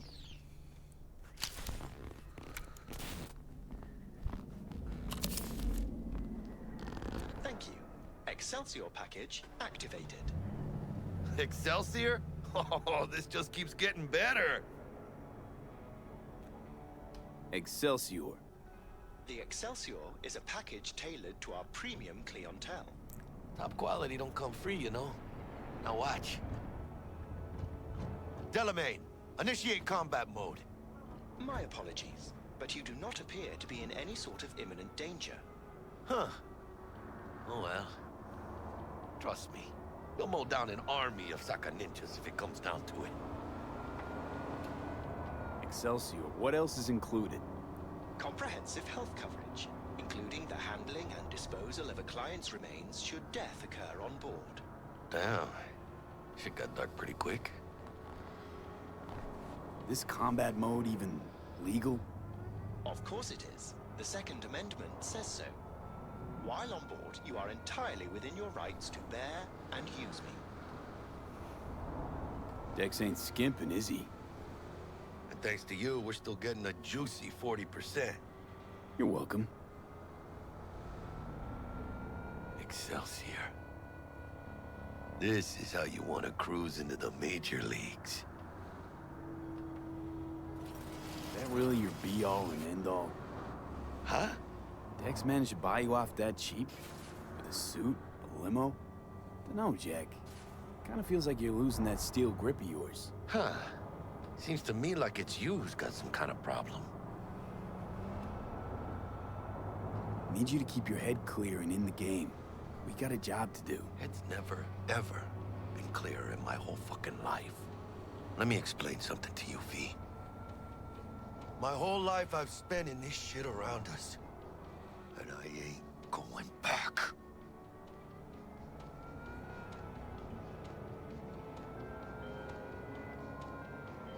We are nearing our destination. Hey, how's things? Smooth as fucking sandpaper. We'll be, pulling up to the hotel soon. Listen, set up a direct encrypted line to guide you through Konpeki. V, ring Jackie now, see if we're in sync. Can't be too careful. And? Got static. Say something, Bug. The greatest crimes issue from a desire for excess and not from necessity. Say what now? Aristotle. Guess you read me then. Yeah, I read you. Not so much your Greek friend, though it was kind of exciting. Could give it some thought. Try to understand. How about you, V? I want more Aristotle. Fuck off, both. Yeah. Okay, tech checks out, looks like. Será mejor que sí. Stay in touch. Thank you for choosing the Delamain service, and best of luck. I shall await here for your return. Shit's finally happening. Almost forgot, no iron, huh? All right, Harry. Let's go.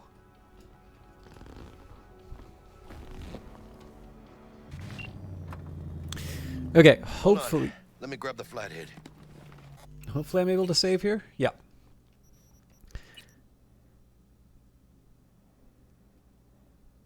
Oh my goodness, Tiberiosity. I was actually just getting ready to wrap up, but I can try and go a little bit later. How are you doing? And welcome everybody from Tiberiosity's raid. Yep, the raid worked. So I know I didn't see what you were streaming before I went online. I actually didn't know you were streaming. But I know you've done... Excuse me. I know you've wound up doing Cyberpunk before. Are you playing Phantom Liberty? Excuse me.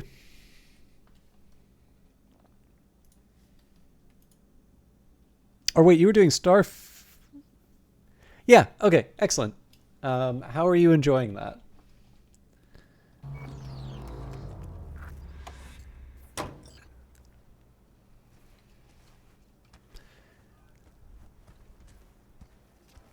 Yeah, I will admit, I was actually getting ready to wrap up. Let me see the time. Yeah, it's almost midnight. Let's see if we can make it. No promises I can make through it, but let's do our best to get through the mission. Ramon. You're there to meet Hajime Taki, military tech department rep. Papers are for the flathead. Don't worry. Got this.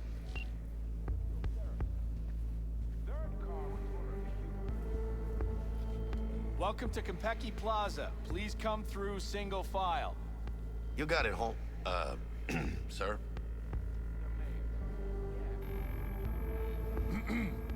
Hold on. Got something. Care to explain why you're bringing military equipment onto the premises into Konpeki Plaza? We're arms dealers. Excuse me? Ah, you are here to see Taki-san. Am I right? Please, accept my apologies for the confusion.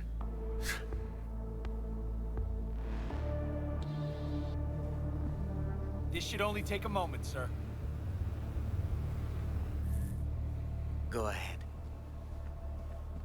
Yokoso. Greetings and welcome to Konpeki Plaza. We'd like to check in. Of course. Just a moment, please. The name on the reservation is? Victorino. Double room, 2 adults, 1 night, correct? That's the one. Perfect. I'll go ahead and notify Taki-san of your arrival. Shit, no good. Not part of the plan. Talk her up, V. Stall. Have I asked you to do that? No. I just thought that since... Who asked you to think? Excuse me? I know damn well it wasn't me. Who was it? A word of advice, if I may. Do only what you're told to do. Now, what was that room number? You'll be in the Lapis Lazuli suite on level 42. Oh, one more little formality. Please validate your SID chip. Honor's all yours, Harry. Everything seems to be in order. We wish you a pleasant stay. Thank you. Better get going.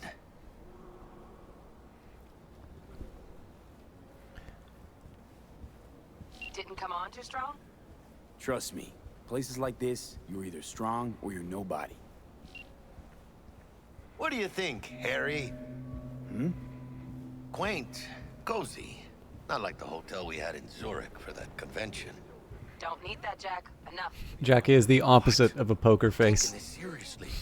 The world's most expensive model.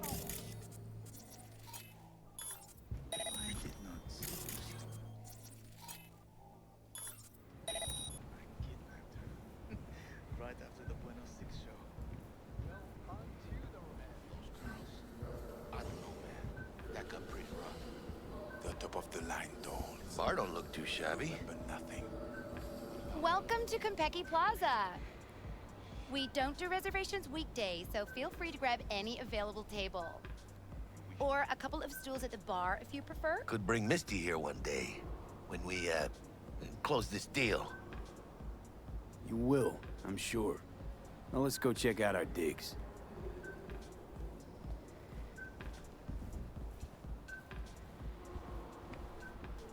I do like it when the game changes your speed to match the character, but it does seem a little inconsistent. I think it's because you can go and explore, so I don't think this is mandatory, but anyways, it takes a little getting used to. We nailed the part or what? How do I look? Can't believe I'm saying this, but not bad at all. Yeah, I look good in everything. I just feel weird. Suited up again. Right. And you can kick the rat out of the corp, but you'll never kick the corp out of the rat. But yeah, Tiberius, I am interested to hear what you thought of Starfield just kind of compared to Cyberpunk, because I seem to remember you really enjoying Cyberpunk. But yeah, I've enjoyed what I've played of Starfield, but I haven't spent too much on it. Certainly not as much as Cyberpunk. Well, here we are. We're in our room. Pretty snazzy. Too bad we ain't. Konpeki Plaza. Konpeki Plaza, luxury, beauty, discretion. What holds more power than a place? An idea. Konpeki Plaza is more than a hotel. It is a space in which reality is curated to even the most refined tastes and sensibilities.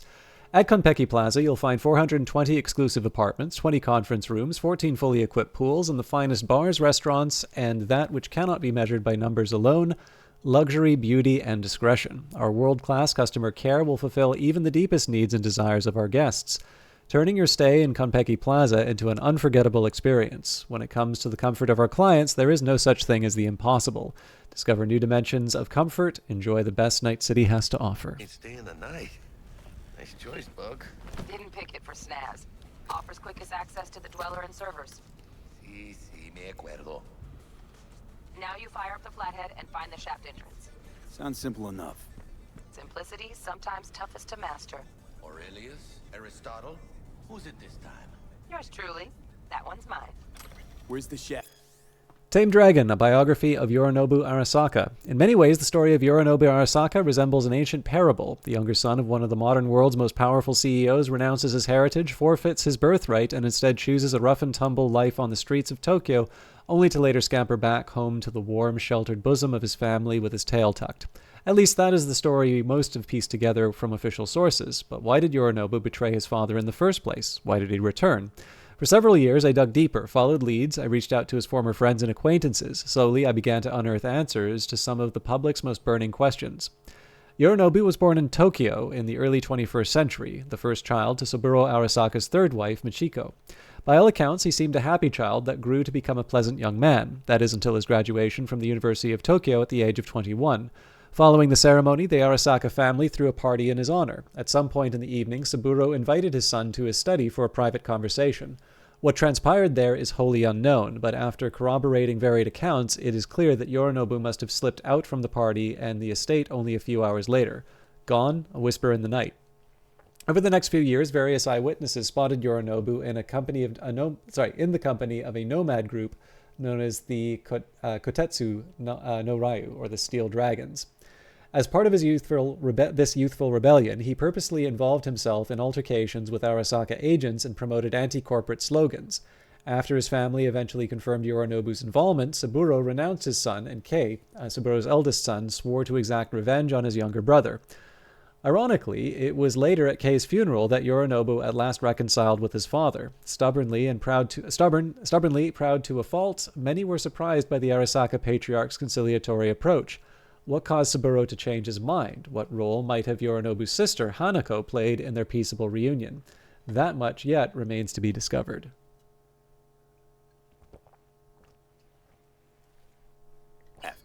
Boot up your scanner. Look around. Got a winner. Good. Jackie, how's the flathead looking? All set.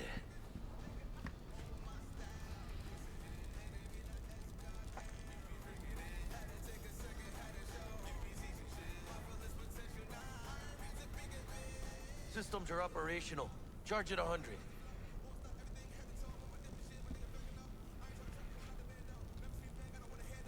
Mierda. Little conch stock. Just gonna stand there and look at it? Gonna have to switch to manual control. V, take the control shard from Jackie. Gonna link your Kiroshis to surveillance so you can guide the bot.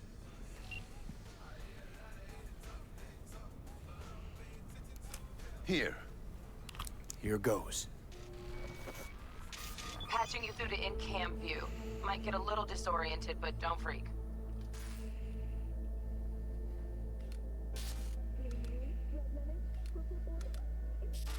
Okay, got a clear view. You can't just go locking people out of their homes. Get them to the next vent. Places of work. Arasaka will cover the cost of any and all penalties assessed. This isn't about the money. It's election season. How do you think this will make me look? People start saying I've lost control of Watson. District I'm from. A week. That's all we can promise you. We will try, and that is all I can promise you.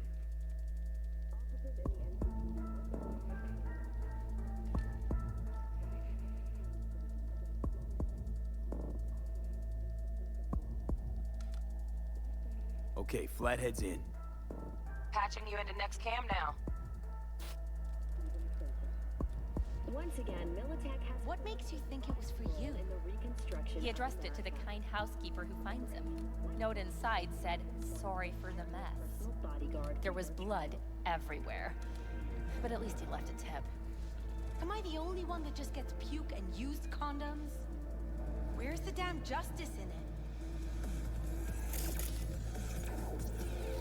Bug, got a hitch. What now? Housekeeping's on my way. You know. Got a distractor. Let's see what's on the subnet. Look in his All eye. right, on it. Staying in the penthouse. Mean Yorinobu Arasaka. Men like him are always single. Might wear expensive suits, but he's a biker at heart, always itching for a ride. I'd give him a ride. Terrarium's got a control panel. Somehow I doubt it. Honey, stick to wiping that glass, huh? You're leaving streaks everywhere. Terrarium's got a temp and air quality controller. Cream, yeah. Stick the flathead on it.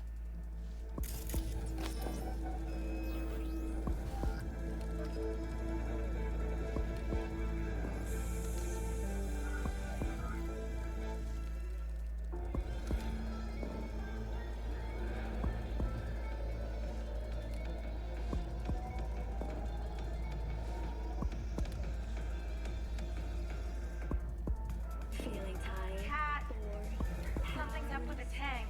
Hey, Bug, it worked.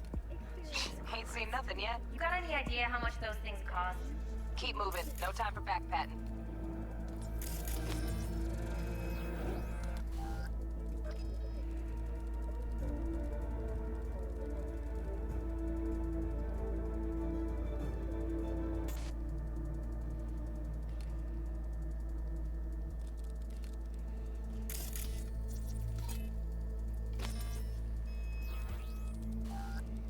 I always wondered if this part was meant to be some kind of a tutorial as well, but I kind of feel it's a little late.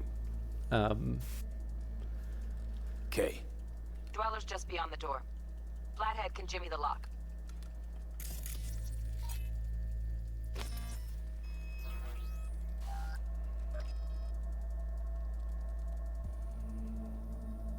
Looks like he's having trouble.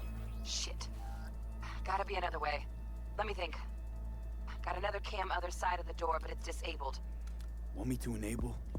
Yeah, look around for a CCTV port. Got the port. Okay, have the flathead jack in. Okay, he's at it.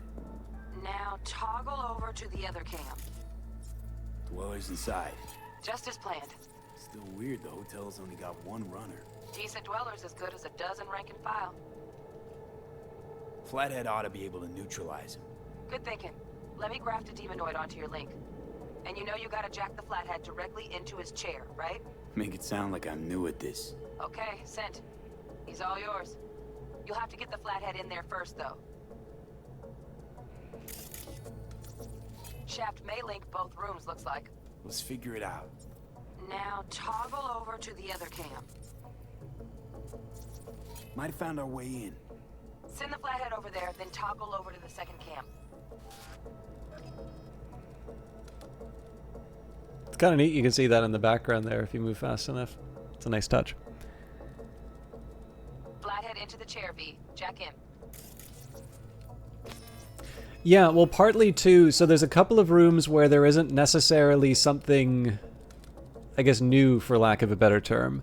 But there are some sections where you sort of do the second thing without prompt. Like you do this thing you did in the previous room a second time without prompting. Love those demons. Flathead stays, right? To keep an eye on the Dweller, yeah. Punching into Konpeki's main net. You go ahead and log out.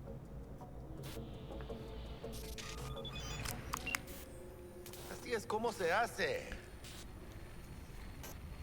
How you feeling? Fine. A little dizzy, that's all. Bug, how you doing on time? You there, Bug? Yeah, I'm here. So, listen, ice is thicker than I thought. Piercing it'll take a couple hours. Couple hours? Can't do it any faster. Want my brain to burst into flames? Just sit down and enjoy your snazzy sweet. Thanks, I will. V, you take it easy, okay? Rest up a bit.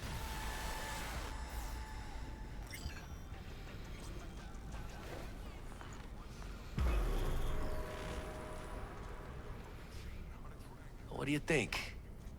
Why'd you give it all up? Who gave what up? Yorinobu Arasaka. The good life, I mean. Old news, I know. Just got to thinking's all. It's like, think. You got everything, right? Eddies, education. Your pops can snap his fingers and turn half the fucking planet into a nuclear wasteland. But instead, you're like, nah, fuck it. And what do you go do? Start a fucking gang. Steal dragons or some shit. You ghost from your fam, chip some real skin, and play gang leader for a few years. For what? Said it yourself. Kick the rat out of the corp. But you'll never kick the corp out of the rat. Probably just got bored. All 1%ers do, sooner or later. Fucking tourist. Tourist or not, he just walked into the lobby. And we are back in biz. Penthouse security is neutralized. Perfecto. Let's start the show. Hey, Bug. Were you on comms that whole time? 3.5 hours. About that stick up the ass. Mean the one up mine? Slip of the tongue, you know? I know. Now's your chance to make up to me. This is going pretty smooth, right? Right? Man, are you the silver lining type? Hey, when you gonna wave off that dark cloud hanging over your head? I'm telling you, it's downhill from here on in.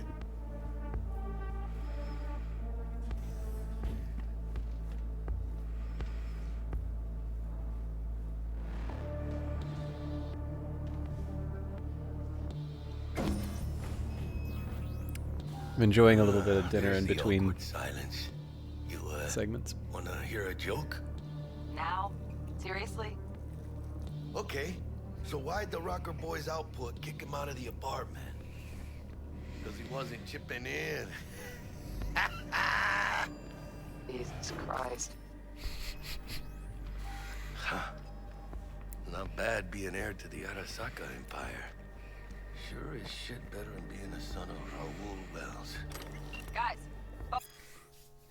What really happened in Arasaka Tower? If Militech was behind the assault on Arasaka Tower in 2023, and if there's actual evidence to support that, then why didn't Arasaka return the favor and nuke Militech? By now, there's no doubt that the bomb was manufactured by Militech, but that doesn't mean they detonated it. I confess I am not a huge fan of the popular theory that Johnny Silverhand, the controversial rocker boy, was behind the whole thing. In fact, I'm not really a Silverhand fan, period. Silverhand was a poser and a blowhard, not someone who would actually follow through on his grandiose bluffs. Full disclosure, I just don't think Silverhand would have the balls to pull off something like that. Let's think this through. Who hates corporations the most? Nomads, obviously. Remember that mass market BD called Badlands Raid from the 20s about abandoned nomads who attack a Militech convoy? Well, guess when it premiered? That's right, on the night of the attack. Coincidence? I think not. Yes, there's a Silverhand cameo in there somewhere, but that's just a marketing ploy. The BD scrolled by a bunch of cactus huggers wouldn't sell for an any without a recognizable face. But I'm more intrigued by the main actress. How is it that she didn't star in any other production despite Badlands Raid's huge sales? Where was she during the attack? Focus. The safe. And make it quick. Why? What's the rush?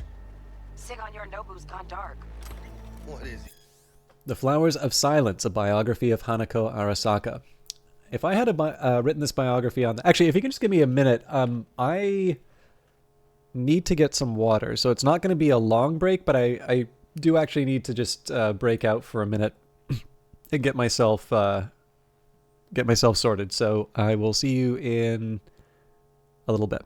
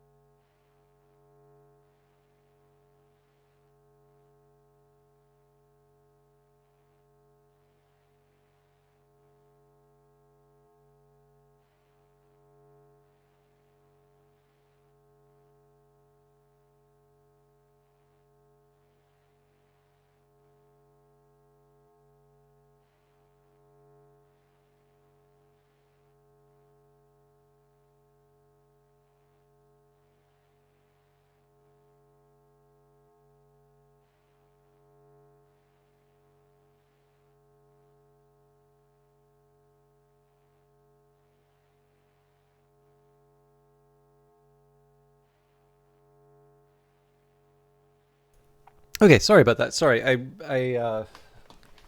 don't know. I definitely needed a drink. And then I don't know. I was planning on being done a little bit sooner, so at the very least, just a chance to sort of stretch and get everything sorted out before I do another reading would be nice. The Flowers of Silence, a biography of Hanako Arasaka. If I had written this biography on the basis of publicly available material, there would be two sides to this story, not to mention the foreword, afterword, and the acknowledgements. Everyone knows that Hanako Arasaka is a very private individual. Everyone has heard about the tragic death of the last reporter who attempted to pen her life story. 10 shots to the back, suicide, according to the police. That's why when my publisher asked me to write this book, I had to politely decline. Then, when I saw the advance they were offering me, I started to reconsider. And finally, when I discovered that Arasaka's PR department had given its stamp of approval to interview numerous members of Hanako's entourage, I was on the next flight to Tokyo. Soon enough, however, I lost my original enthusiasm. The people Arasaka sent to me to be interviewed repeated the same answers to all questions, clearly memorized by heart. After a month's worth of research, all I had was, Hanako Arasaka is the daughter of Saburo Arasaka from his third wife, Michiko. She was born in 1999 in Tokyo and has only left the city 5 times in her life. Living a cloistered lifestyle, she never fulfilled any important role in the family business. She is very close to Yorinobu Arasaka, the black sheep of the family. I was ready to give up when the archives of a local TV station when in the archives of a local TV station, I found the recording of an opening of an Arasaka branch in Fukuoka, graced by the presence of none other than Hanako herself. She played the piano, Debussy's Reverie. Why that piece? Why play a dreamy, introspective song while surrounded by stoic Japanese businessmen? Her golden fingers caressed the keys. I was mesmerized. Tears rolled down my cheeks as I listened. That's when I knew that I had to finish this book. I had to meet this enigmatic woman and find out who Hanako Arasaka really was. You a fucking sorcerer? Some kind of dead zone's my guess. Have him back in a sec. And you do your damn job. There, under the floor. Look around for a switch.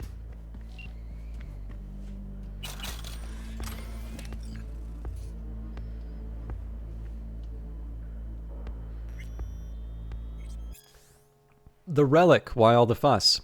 For years, experts in the field of cybernetics, neurology, and psychology have been desperately trying to merge human consciousness with silicon. Until now, their efforts have been unsuccessful, though scientists have managed to create artificial intelligences that can compare or indeed surpass human intellect. Copying the human eye has remained beyond our capabilities. Attempts to do so have merely resulted in sophisticated chatbots, digital beings capable of mimicking human speech and mannerisms but devoid of any self-awareness. Today, experts from Arasaka announced a breakthrough. Their newest project, dubbed the Relic, allows human minds to be copied onto shards no larger than a cred chip. What's more, the shard can be slotted into one's neural port, allowing the user to hear and see digitized personality constructs. Sadly, I haven't been able to personally examine the specifications of this remarkable piece of technology. Access to the Relic is heavily restricted by Arasaka, and only a small select group of testers are allowed to participate in the program. Unsurprisingly, these testers are among the wealthiest and most influential people in the world, precisely the kinds of people Arasaka would like to have in its pocket. For the ordinary customers reading this, don't expect the Relic to hit mass markets anytime soon. Looks like Yorinobu left us a parting gift. Ain't much, but it'll have to do. Bingo! Oh yeah, I guess I didn't have the, Oh, got something ejected. Come here, V.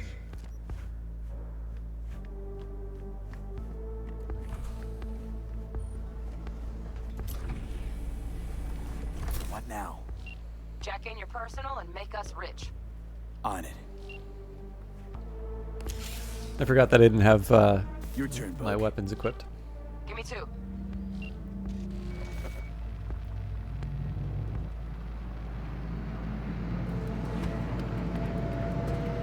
They got winged visitors. Bug? Don't know who, but staff's a buzz. All 200 on their feet can't keep still. Can't say I like this. How much longer, T?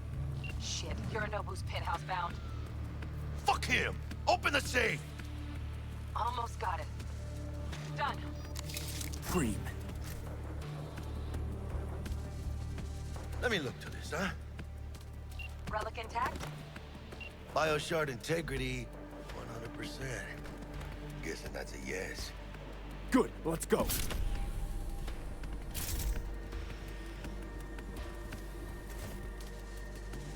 Fuck, too late. Yorinobu's about to walk in. Find cover. Where? That pillar, try that. You fucking kidding? No! Inside it, now! We're in. Which don't solve our problem, T. I fucking know our problem's still there. Let me think for a sec, okay? I thought Atom Smasher. Bodyguard. Wars. Night City legend. Bleak motherfucking one too. What's the play? We wait. Are they here yet? They approach from the landing pad? Fuck are they talking about? Bug, who we got incoming? Nuh-uh. No fucking way. This isn't happening. Saburo Arasaka? The Emperor. Yet another ass-licking legend. Shush. Doubt this could be soundproof.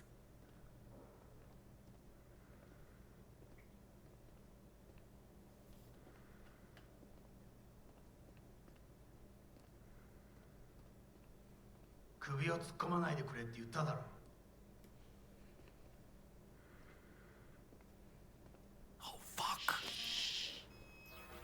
外してくれ。荒坂様、まだボディチェックが終わっていません。私の息子だ。例のものを回収しましょうか。私がやる。言ってくれ。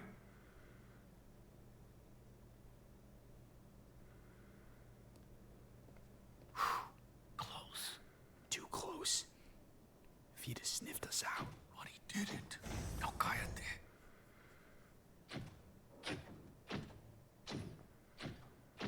Unfucking believable. Saburo Arasaka.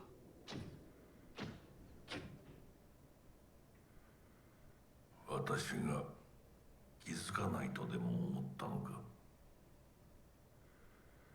そもそも俺のことを気にしたことなんかないだろう。あんたの問題点はそこだ。世界は自分中心に回ってると思ってる。傲慢だよ。頼信。どうしてここへ？直々に俺に屈辱を合わせ立場を思い知らせるためにか？出る杭は打たれるとよく言うだろう。自分の言葉じゃ何も言えないのか？貴様こそ自分が何をしようとしたか分かっているのか。私たちの功績を野蛮人に渡すなど、私たちの未来を。俺たちの未来。俺たちなんかの間違いだろ。あんたは自分のことしか考えてない。そしてこの会社のことしか。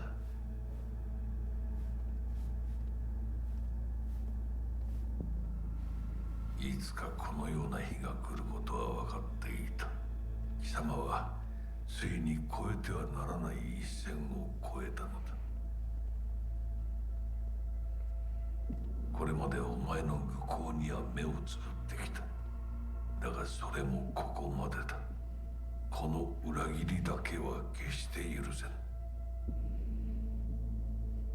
貴様の母親が生きていなくてよかった。息子の不甲斐ない姿を目の当たりにして心を痛めずに済んだのだからな。これでもう誰のことも許す必要はない。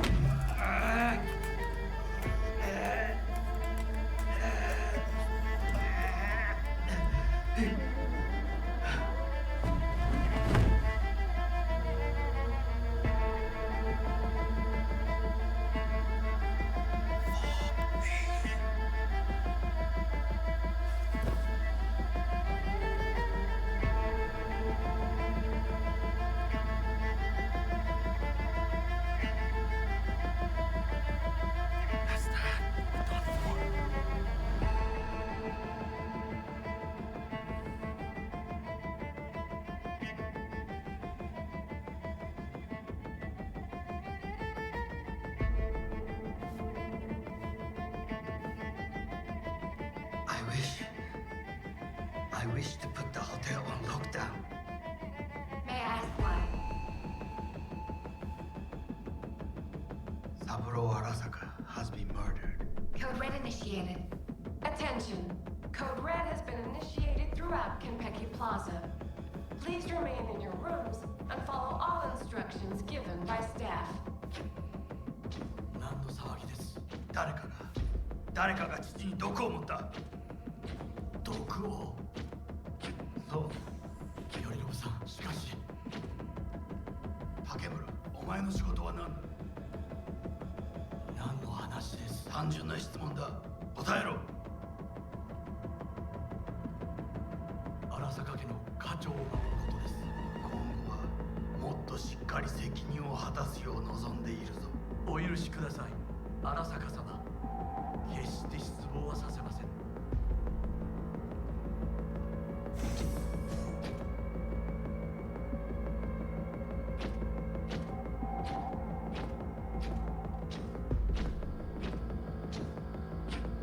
What the fuck just happened in there?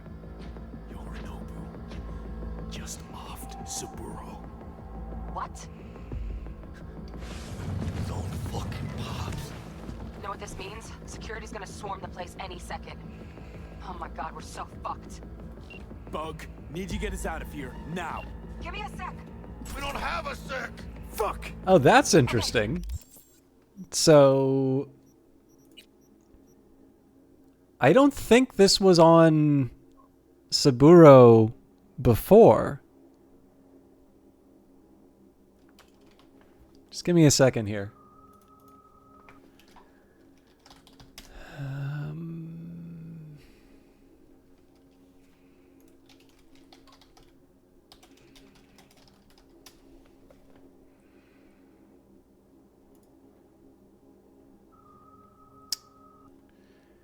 So I read the Saburo Arasaka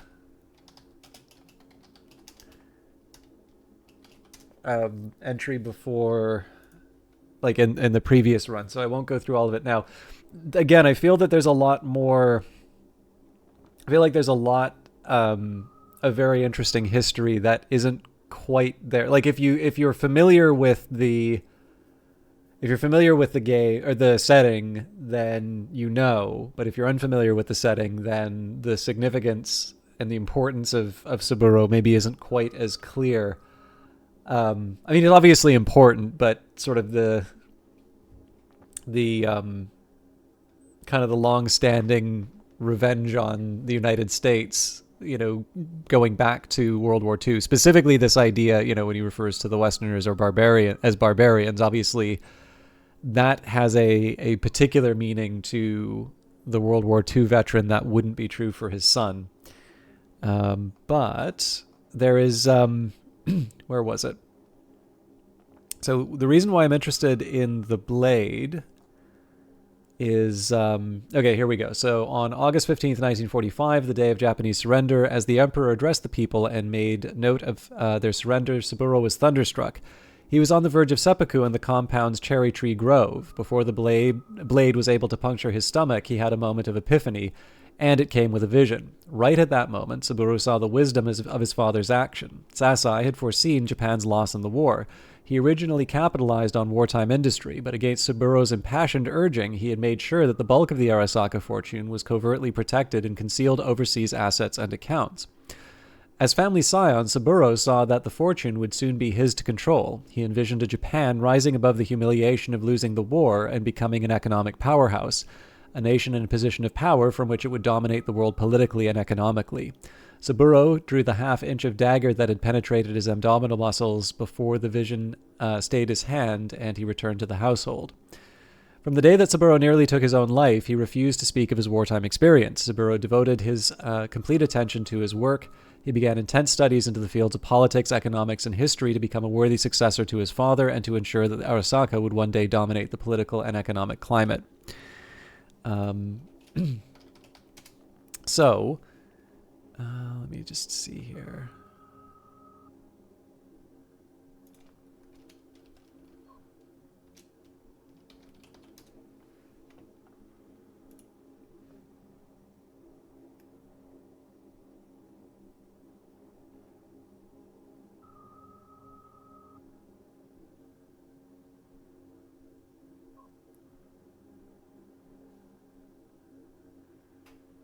Yes, this is definitely new to patch 2.0. So I was wondering if this might have been... there's a few questions why Saburo would be carrying this. So number one, if he's attacked by his son and he has a weapon on him, this is something that he can use to defend himself. And so it may may invite the question, why didn't he defend himself?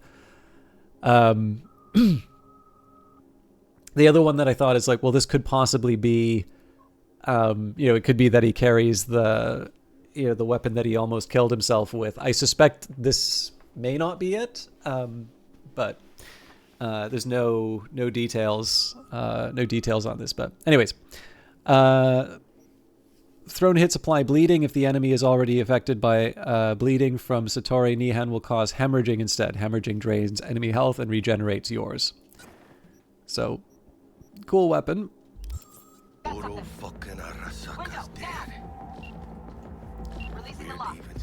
Should see a ladder. Ladder. Oh, fuck. Oh, no, not now. I've been made. Bug! Pinche Dios santo bendito. Just lost T. Fuck! Fucking Major Leagues. Happy now, Jackie?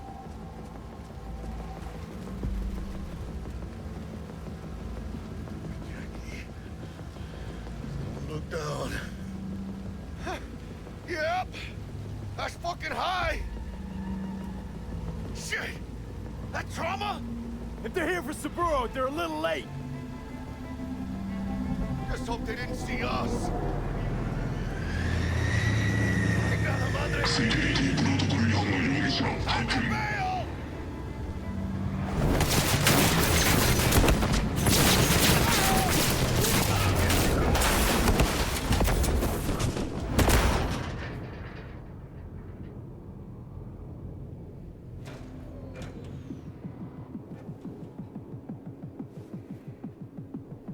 Oh, shit! Ooh, close one. The relic! Madres! Oh, this ain't good. Jackie, you're bleeding. Worry about me later. Check the relic. Container depressurized. Biochip integrity at 94%. Fucking dropping. Carajo. Parker! Call her! And tell her we fried the case? Just do it. V? Konpeki's all over the feeds. What the fuck's going on there? Got a problem. Cryo case is damaged. Biochip's integrity at... Jackie? 86%? 86% and dropping. Shit. Okay, listen to me. There's only one thing you can do. One of you's gotta slot the relic into your neural port. What the hell are you talking about? The relic can't be isolated. It has to be nested in a safe environment. Well, someone's gotta do it.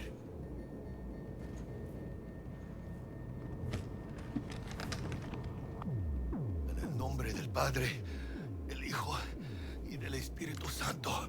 Amén.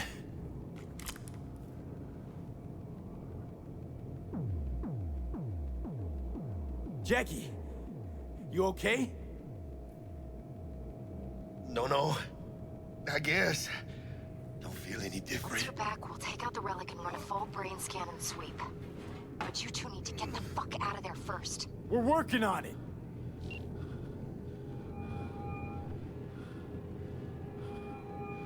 Del, we'll be there in a couple.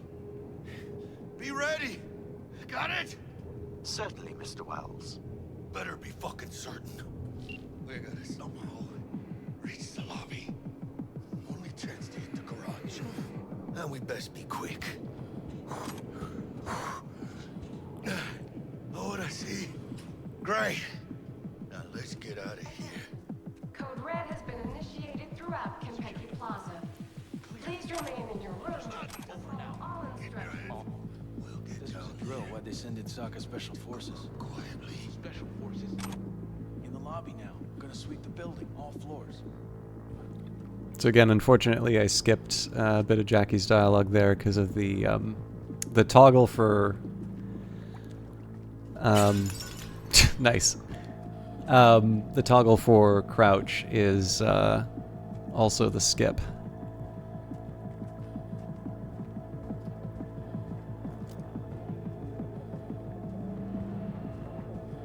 And I don't have a lot of ammo for this thing.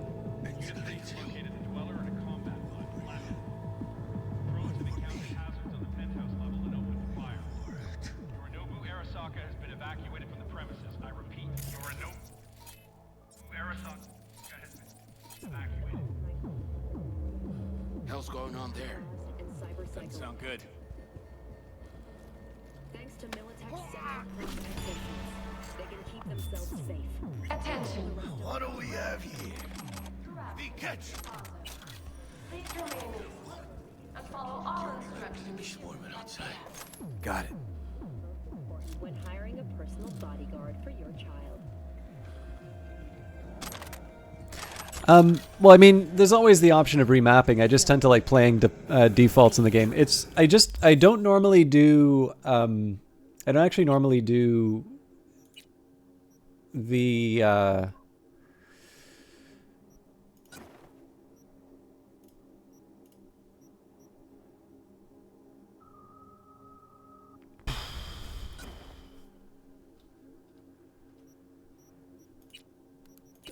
I don't normally remap keys anyway, and I don't normally do toggles, but I found it a lot more helpful in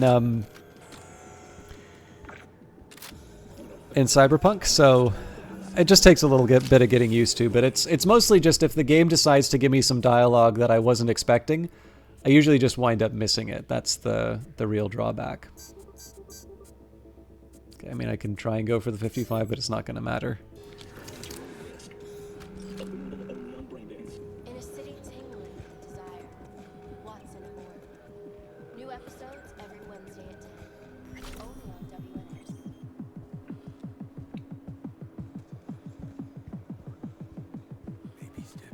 I haven't tried. I don't think so.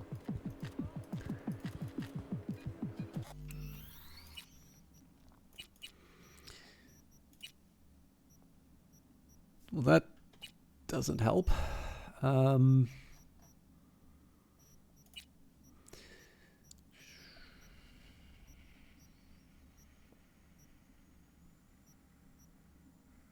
so we've got the right hand or right mouse button for aim. I didn't realize caps lock was a toggle for scan, but that makes sense. I must have accidentally hit caps lock.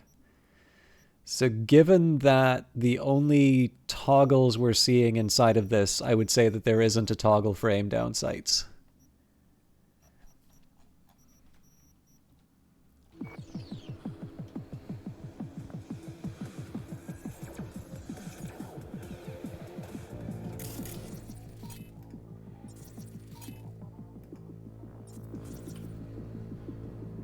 This way! Attention. Code Red has been initiated throughout Kentucky Plaza. Please remain in your rooms and follow all instructions. Well, the Dostman terrace looks damaged. Then take another look.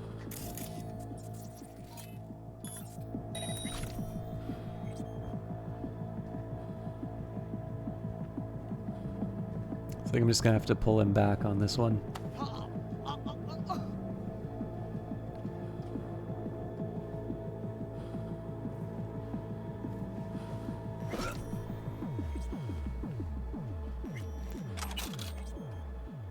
Might get a little complicated with this guy, but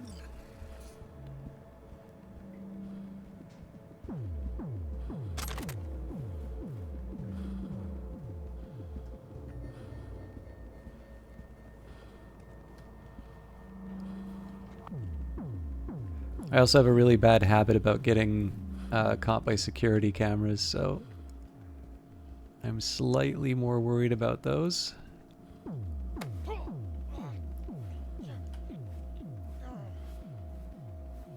Attention. Code Red has been initiated throughout Kentucky Plaza. Please remain in your rooms and follow all I figure I'll, I don't know, where I can, drag the bodies to non-obvious places, but don't spend like all day trying to do storage. Oop, I almost ran right into those guys. Didn't he drop a weapon?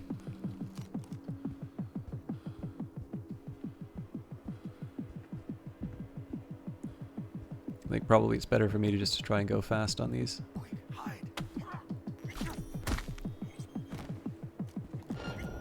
You're kidding me. Doing too bad. Just a little further.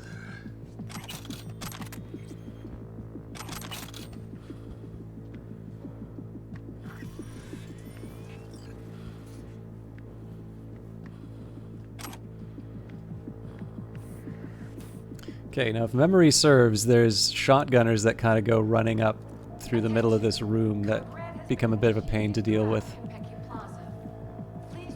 And the fact that I just left some bodies on the other side there. Yeah. Okay.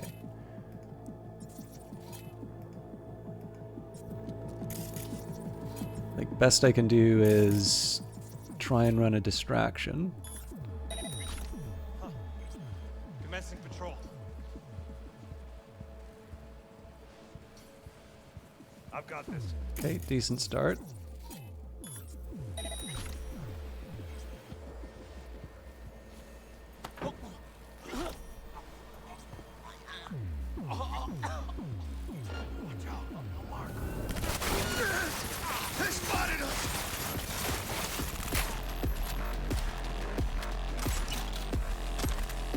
It was close. I don't quite know what set him off, but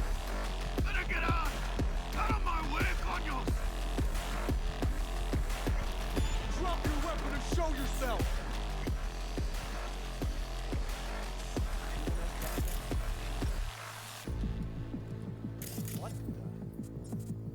Okay, so obviously everybody's going to be on edge, but Initiated throughout Kentucky Plaza. Give up! You got nowhere to run! And follow all instructions. Let's go! that was bad.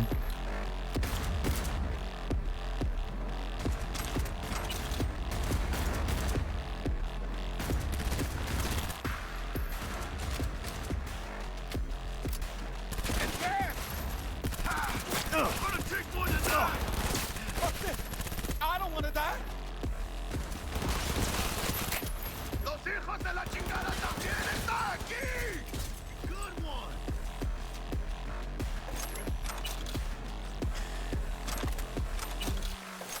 Okay, and looks like I'm using the same ammo for both weapons.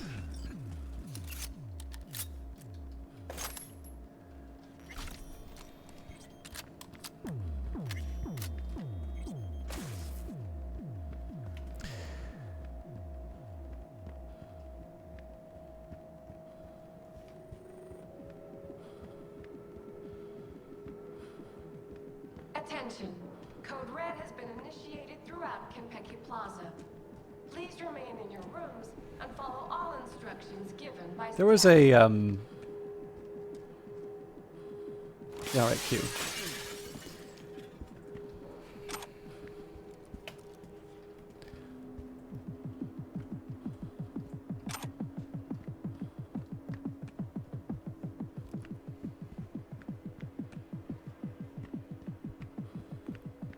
That was it? Really?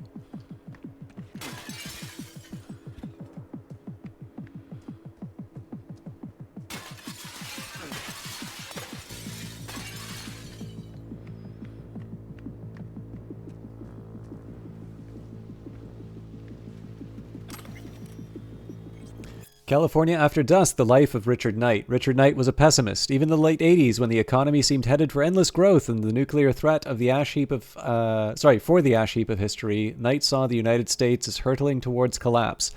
Richard Knight was an optimist. He deeply believed the world could be changed for the better, and that he was the one to do it. Richard Knight was a realist. Aware that he couldn't change the face of the world all at once, he decided to start small, for him at least, by constructing the ideal city. His utopian metropolis was to be called Coronado City. It would stand as a metaphorical city on a hill, a shining example to the rest of the world. Richard Knight was doomed to fail, not because his vision was inherently impossible to realize, but because many important, powerful people wished to make it so. Richard Knight was murdered. The city whose foundations he laid was finished after his death, but his utopian dream soon became a dystopian nightmare. Even the original name was lost. In honor of the city's tragically deceased founder, Coronado City was rechristened Night City. Ironically, the name fits. If anything, the city is a cat. Sleepy during the day, it comes frantically alive at night, and it loves to toy with its prey. I don't know. I don't think there's a lot of parallels you can make with this, but there's actually, it's a little bit, for some reason, makes me think a little bit of Alexandria, in the sense that,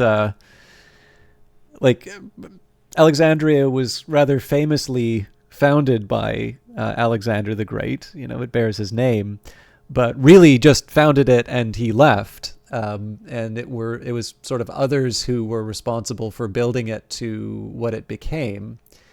And then, you know, Ptolemy was the one to sort of take his body and kind of place it in Alexandria, against his wishes, incidentally, but it was certainly a big political move. But as it happens, it became an incredibly important city, not just one of the largest in antiquity, but also a major center of learning.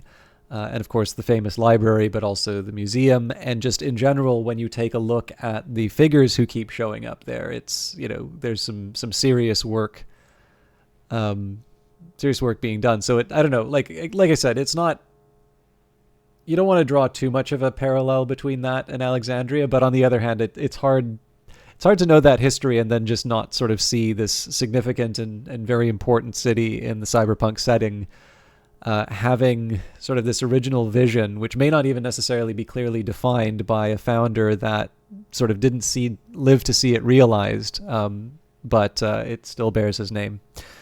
Arasaka and ornithology, 3 Japanese words to know. As conversations over factionalism within Arasaka heat up, many industry insiders wonder about the company's future trajectory. If you struggle to understand the complicated inner machinations of the world's largest arms manufacturer, look no further than the obscure science of ornithology. Yes, that's right, the study of birds can help, at least in a sense. There are 3 Japanese words every corporate player ought to be familiar with: kiji, hato, and taka. Kiji, green pheasant. This bird has long held cultural and symbolic significance in Japan. One can admire the world's last living specimens at Hanako Arasaka's private preserve on the island of Shikoku.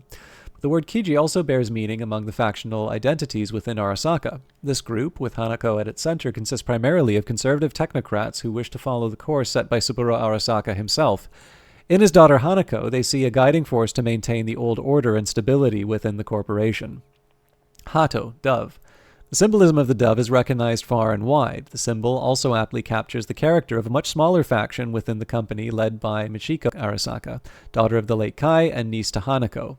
This liberal wing of the corporation has unified those who seek deeper reforms. Although they currently hold little influence, they enjoy growing support, popularly among some politicians and media personalities. Taka, hawk. As symbolic as the dove is the hawk. This faction, headed by Yorinobu Arasaka, often prefers to take the most direct and uncompromising solutions. Both stubborn and temperamental, he resembles Saburo, which has given him wide support among the more militant-minded Arasaka Corp elite. However, his more pro-Western inclinations and ideas that are innovative as they are controversial have weakened his support from the board's loyal traditionalists. And the footnote, you can learn more about Arasaka family genealogy from the 8-book series 2 Centuries in the Clover's Shadow, available in stores soon.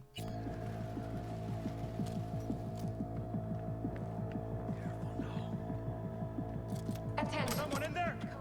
Security! Open up! Please remain and follow all instructions given by staff. My heart leapt out of my chest when I saw Jackie. I thought he was a Arasaka agent. Oh, wasn't expecting to get all 3.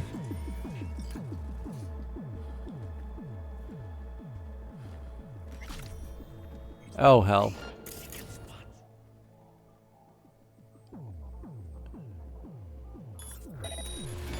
Goddamn optics! I got very lucky. All right. Just like that.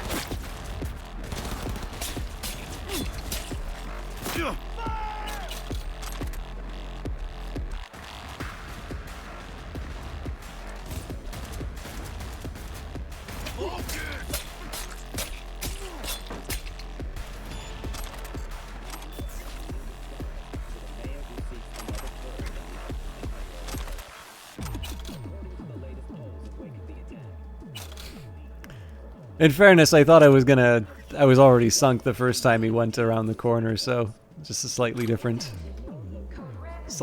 path to the same destination.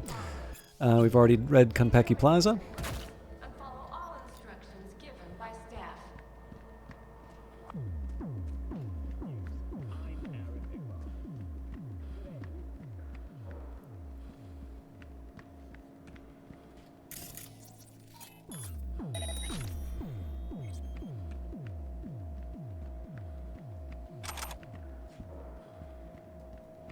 Chica tu madre! Shut down! What about the other one?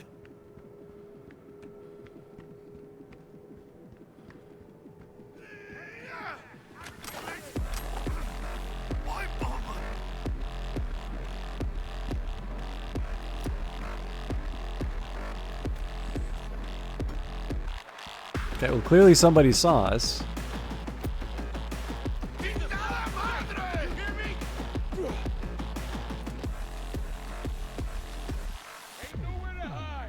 So just come out!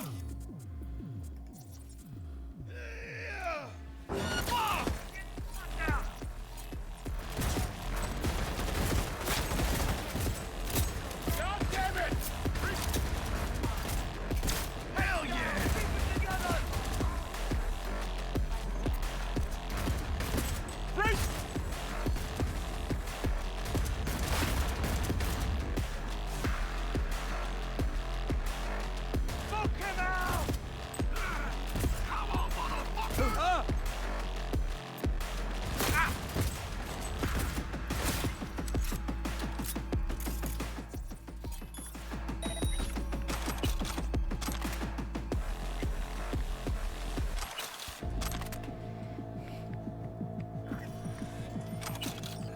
considerably higher body count this time around.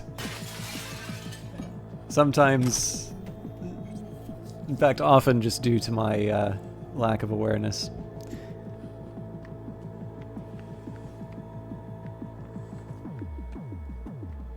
But I suppose in the case of an Arasaka attack, they will not necessarily be grateful that I spared some of the guards, so.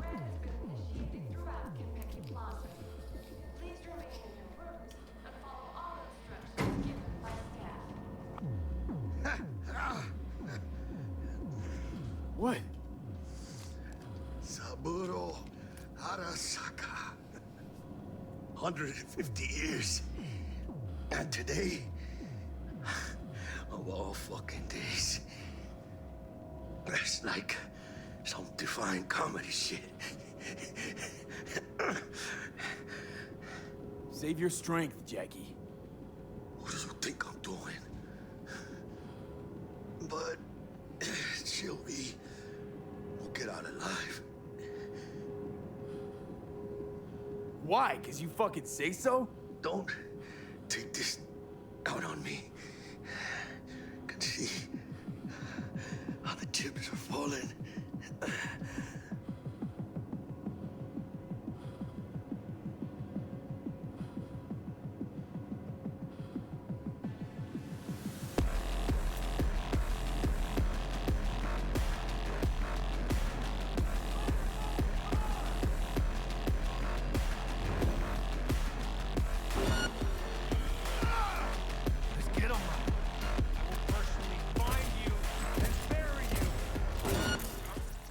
Okay, so he wasn't actually triggered until I did that.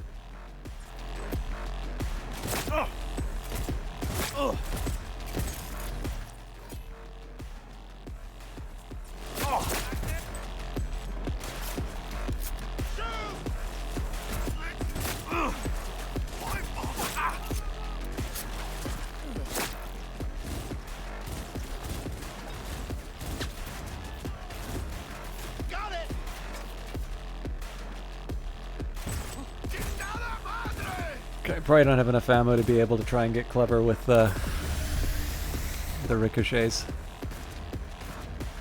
I'll take it if they're like an obvious opportunity, but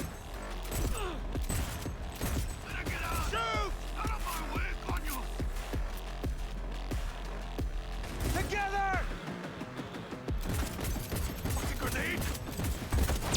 They've got heavy casualties!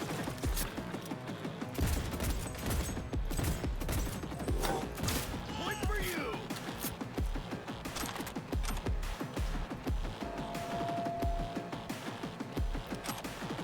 okay, music says that we haven't taken out the last of them, but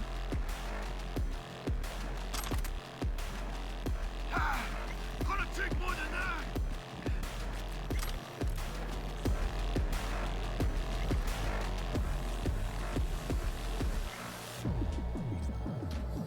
looking for a career change? Join Netwatch. Tracking down Netrunner renegades, combating demons, rebuilding the American net. These are just some of the daily tasks entrusted to the special agents of Netwatch. If you'd rather lose your eyes than your deck, if an encounter with Mephistopheles is just another walk in the park for you, then maybe it's time you joined our team. Here's what you can expect as you contribute as a Netwatch agent.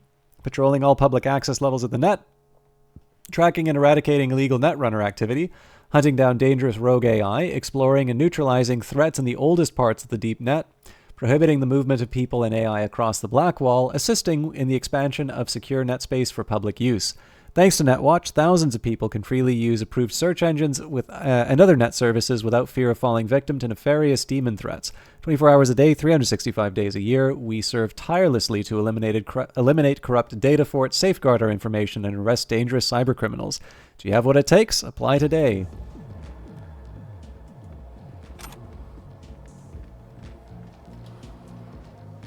Obviously, my priorities are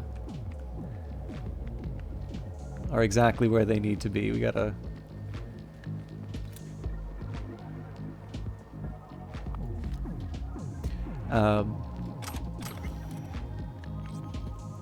the fall of the Etemenaki. The Follow the Anunnaki, manuscript found behind the Totentans. All ye mighty look in despair, for here lived the city in the far-off land of Shanir, where once was clay tamed and wrought, to build a temple among the narrow streets, where the howl of crazed prophets rose from their skiff, and the shadow of the ziggurat fell across the sands. Look in despair here, for here rose the tower, strong as a tongue glazed in spit, held fast on the scaffolding of throats on the vocal cords, up which were pulled buckets of mortar, prayers fragments of code late cuneiform, on tablets plated with copper encrusted with tin.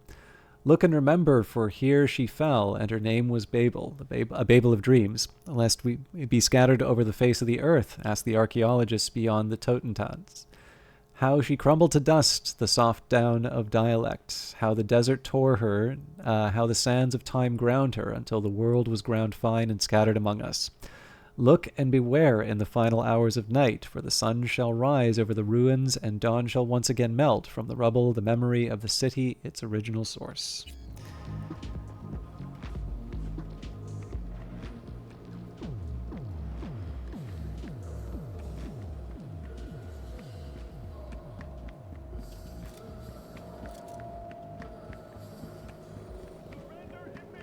Okay, so there definitely is one other person.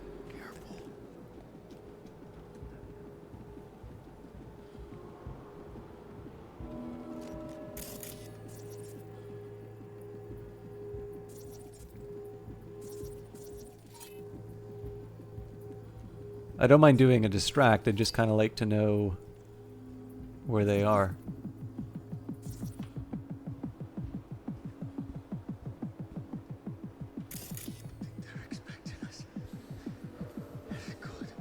Not a sound check. None of the clear yet. Arasaka Academy, best of the best or best for the best. Arasaka Academy emerged as the #1 ranked institute of secondary education in Night City for the 4th consecutive time, according to the Night City Perspectives annual review. The periodical earns the lion's share of its advertising revenue from the Academy's namesake corporation, though their editorial staff claim this financial cooperation does not influence the rankings. The magazine's education experts claim Arasaka Academy's infrastructure has no equal in Night City. Bias or otherwise, we cannot argue them on this point. Lessons are primarily conducted via virtual reality or AI-generated lesson plans suited to a student group's specific needs. Public schools, meanwhile, can only dream. It comes as no surprise, then, that the parents who are not gainfully employed at a megacorp are increasingly willing to incur a lifetime of debt for a chance to give their child a chance at the city's most prestigious education. But there are many uncomfortable truths the Academy is struggling to keep silent. Academy administrators promote a culture of constructive competition among its pupils as a way to forge the world's next great corporate executives, a rat race by any other name with a diploma at the finish line. Night City Perspective factors placement in corporate leadership roles into their calculations, and with this criterion I take no issue. What they don't include, however, is the dropout rate. The enormous pressures these students face inevitably translates to anxiety, depression, and for some, even suicide. These rates are especially high for students outside the Arasaka corporate family, such as the dark side of Arasaka Academy's glowing reputation. Thank you for reading and supporting independent journalism. For more inconvenient truths, visit my blog. Your donations keep the lights on and my coffee mug full. Elevator! Alvy! Move!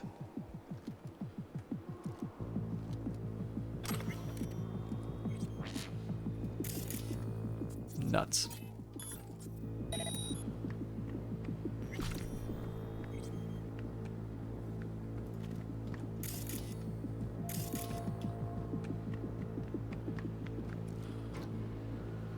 Where's that fucking elevator?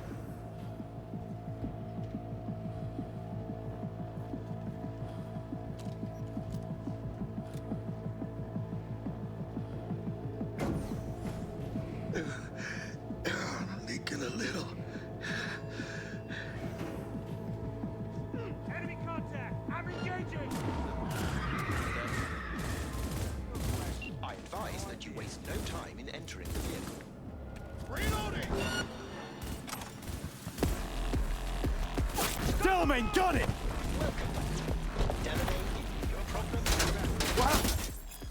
Equipping combat gadgets. Assign a grenade to the combat gadget quick slot in your inventory so that you can make easy use of it in the combat. If you don't fucking drive! Not bad. Client feedback noted. How's our ride looking? Tip-top. Though alas, we are being pursued. Sweet fucking Jesus! Tell me! Please remain calm. Calm! Roadblock ahead. I can't... ¡Ay, mis huevos!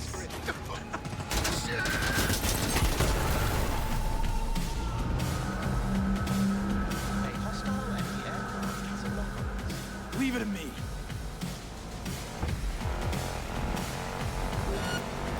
Ah! I can't just give up!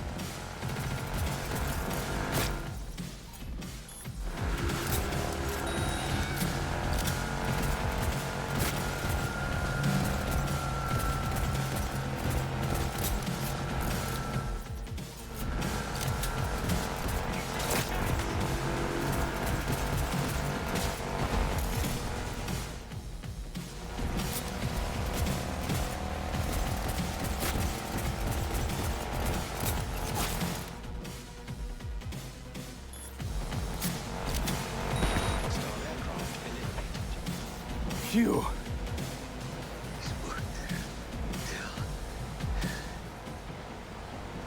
White as a ghost, Jack. See? I told you we'd make it. My medical diagnostics indicate that Mr. Wells's condition is critical. Take us to Ripper Dock, now! Apologies, but that will not be possible. Our itinerary has been pre-arranged and paid for in advance. I am not at liberty to alter it. Fuck your liberty! Do what I say! It's okay, V. Oh, hold out. I suggest you try to keep Mr. Wells conscious. It's gonna be alright, huh? You'll see Misty, your mom, everyone you love. Jackie, don't close your eyes. Misty. Oh, she knew. She always knew.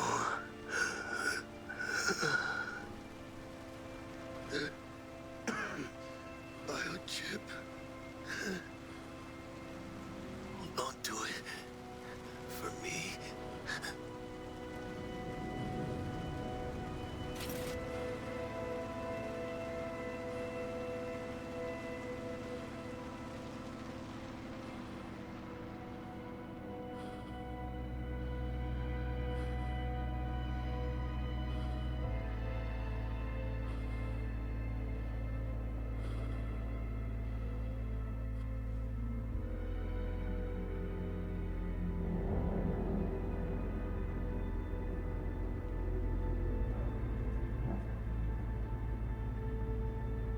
Mr. Wells has passed. Where shall I take his remains? What? The Excelsior package provides for the disposal of passenger remains free of charge. I merely require a destination.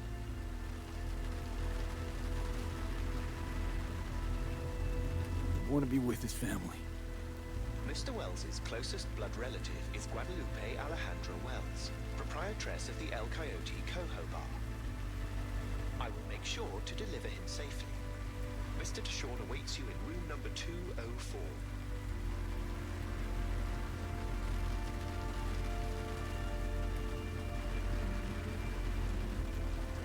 See you in the major leagues, Jack.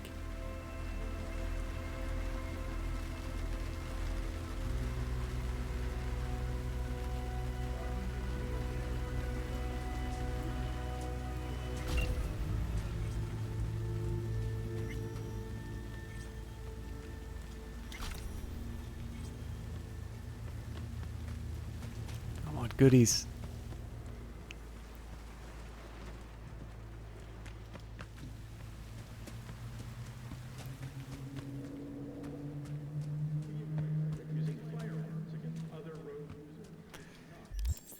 I know this stuff is not going to matter in a minute, but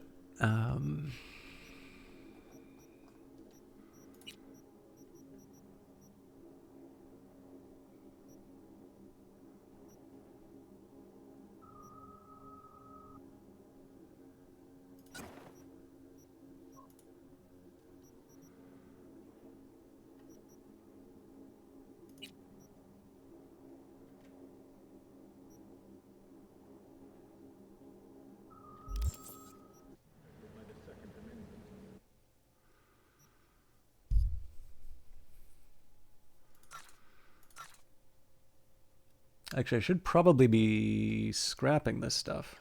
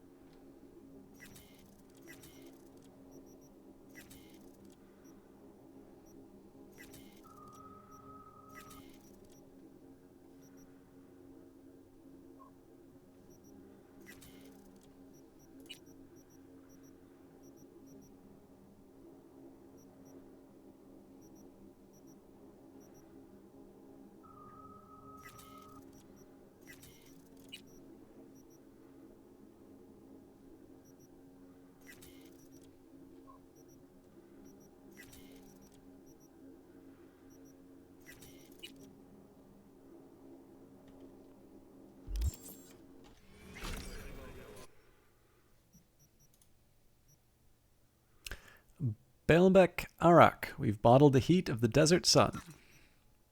Jam Paradise, swallow a load of bliss.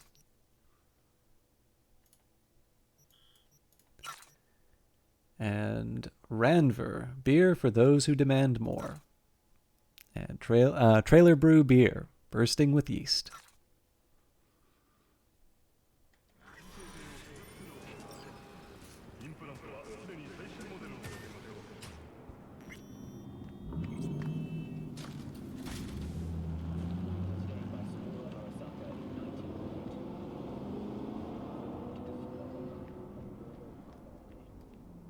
He could now only watch as the empire he defended began to fall.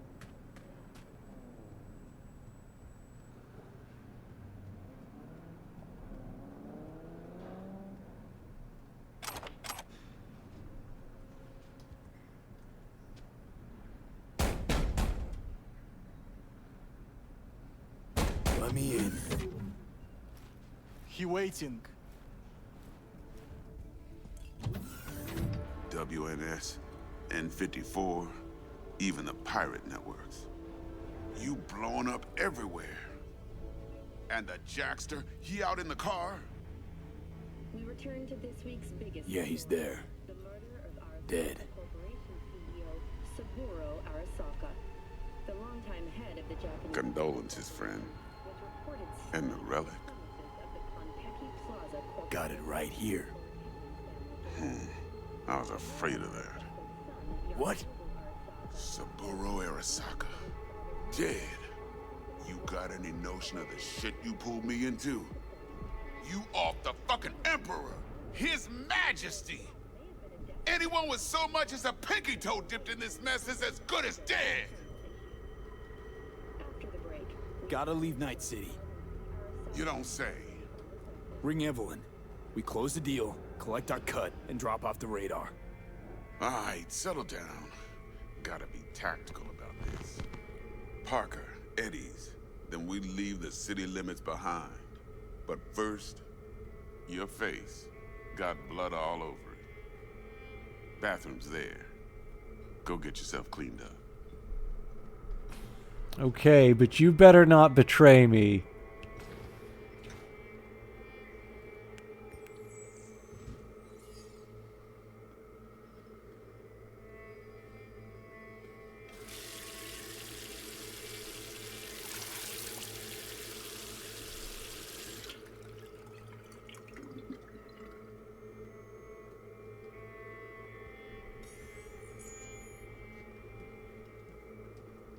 Alright then.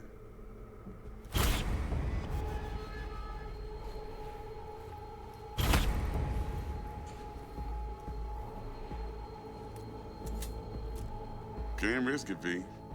Remember our first convo? Dex! Seems What I've the chosen fuck? a quiet life after all. No blaze of glory for me.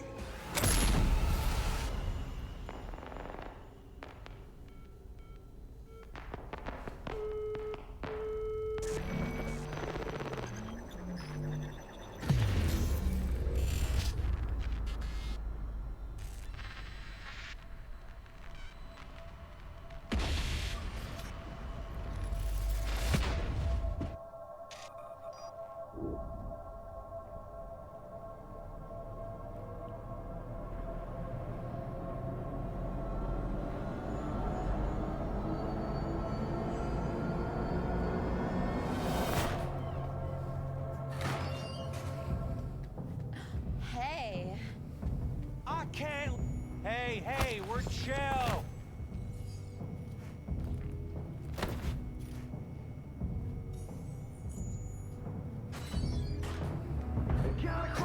Of course you're high.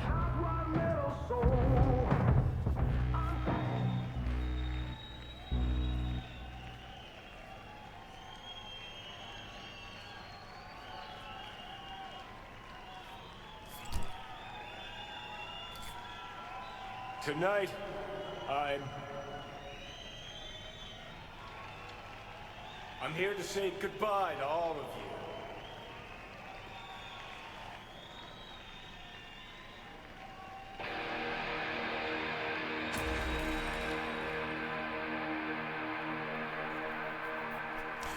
I really like these sequences, incidentally. They did a great job of giving a certain level of gravity to playing Johnny. You're wasting your lives following us around like dogs. What crawled up your ass? Johnny, wait up. Don't do this. You could still change your mind. Get over here, man. Fuck this band. Not your crowd, not your noise. Do your own thing. Bastard. Gonna miss you something awful. See you in the next life, friend.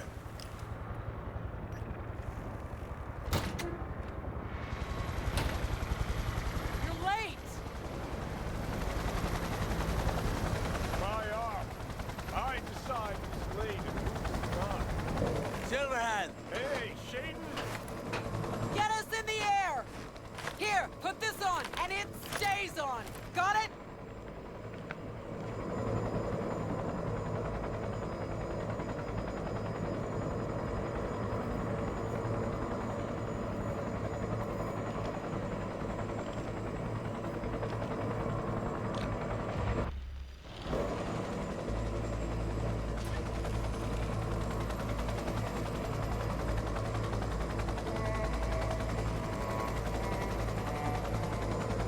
Pierce are on fire. Pacifica's cut off, shut down. APC's on the streets of Watson. Sons of bitches! Skull cracking out there. That us? Johnny's idea. Wayland's drawing Arasaka's attention away from the tower. Collateral damage part of the plan too. This isn't the Cub Scouts, Thompson. Chew it up, spit it out.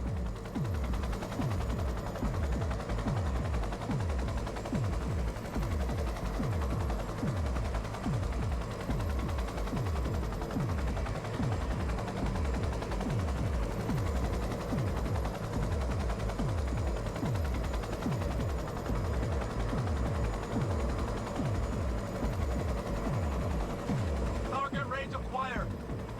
Make it rain.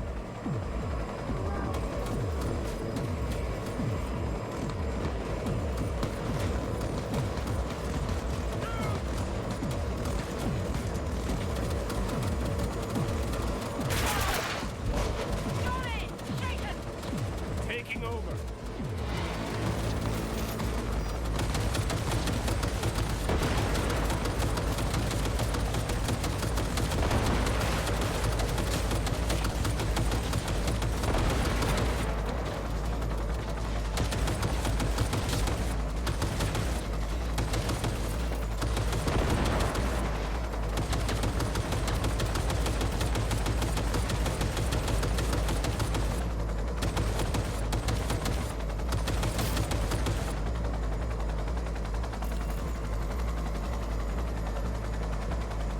I wasn't quite sure what the zoom on this thing was, but I think it starts you off pretty zoomed in pretty far.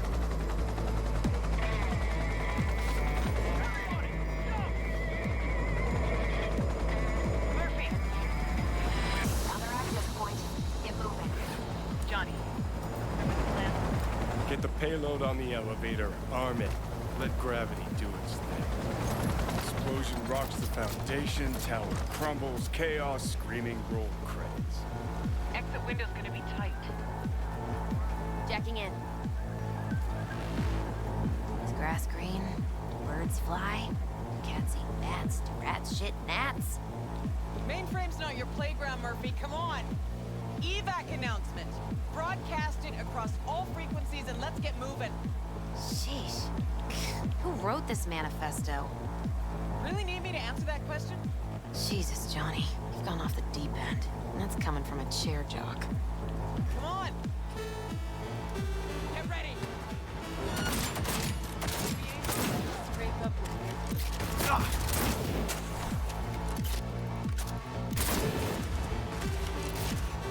Oh, reload already. I'm impressed. Seriously. Shoot it, fuck. She sought it with thimbles, she sought it with care. Pursued it with forks and hope. Johnny, payload. Bushido 2, bomb's name was what? Wrap it up. We got a Delta. The Demolitron. We're good to blow. Shaka Elite's incoming. Run for it. Shoot the cables. Get the rotor spinning. We're on our way. Not done yet. Still need to feed this to their subnet. Fucking knew it. This was never about corporate colonialism. This was about your groupie output, wasn't it? No, you wouldn't understand, Rogue. Giving you 4 fucking minutes. Chopper's not gonna wait 1 sec longer. Door lock breached. Arasaka sons of bitches incoming. Love you, Spider. Whole world loves me.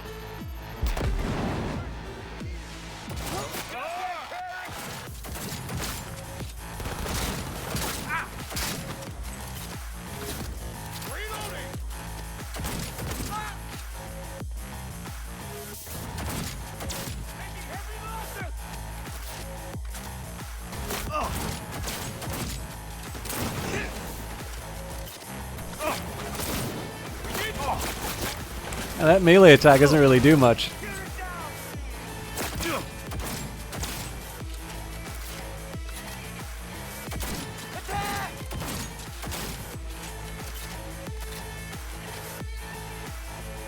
Closing in on the axis.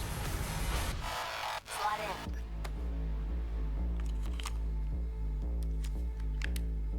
Sweet icebreaker. Foreign, right? Just wonder if we know anyone who can switch the subnet protocol. Hilarious. You gonna help or not? Do spiders spin webs? It's time we caught some flies. Thanks, Murph. Now, just for good measure. Holy cyber cow. We're on TV. Take a look. Return now to Arasaka Tower. Its evacuation ongoing after an unidentified terrorist organization released a manifesto threatening violence.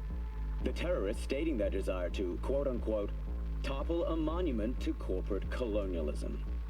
Night City's mayor, Imbole Ebunike, has issued a statement declaring that he will bring the full force of the law to bear in response to any act of terrorism.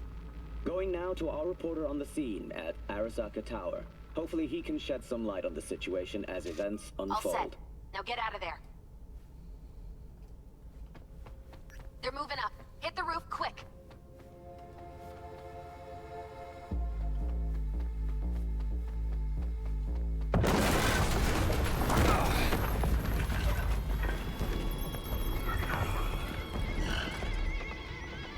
Shit! That's Adam Smasher! Johnny, run!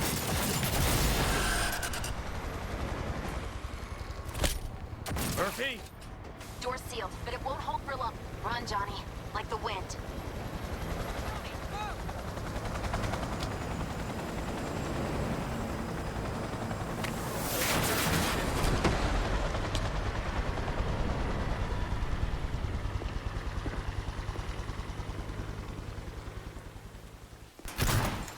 Smasher.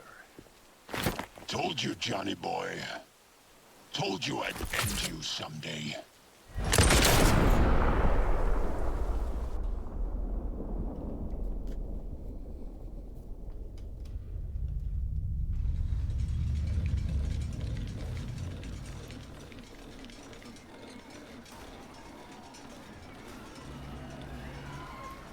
Hi, まだ生きています。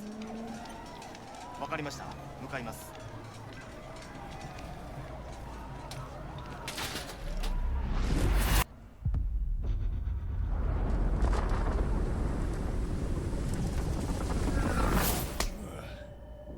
Let us try once more. Your associates. Who are they? How did you acquire fissile material?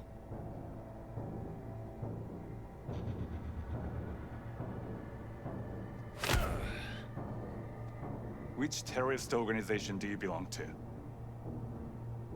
How did you acquire fissile material?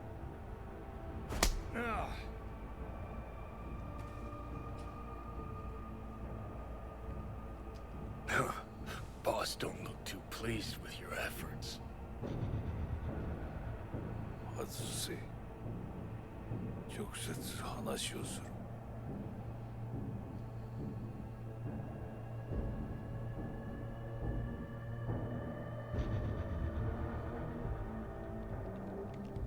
Hot damn. Done and gone. My husband died in that tower.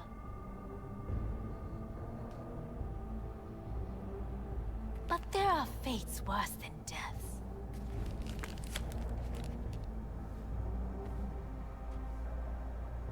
I didn't want him to die.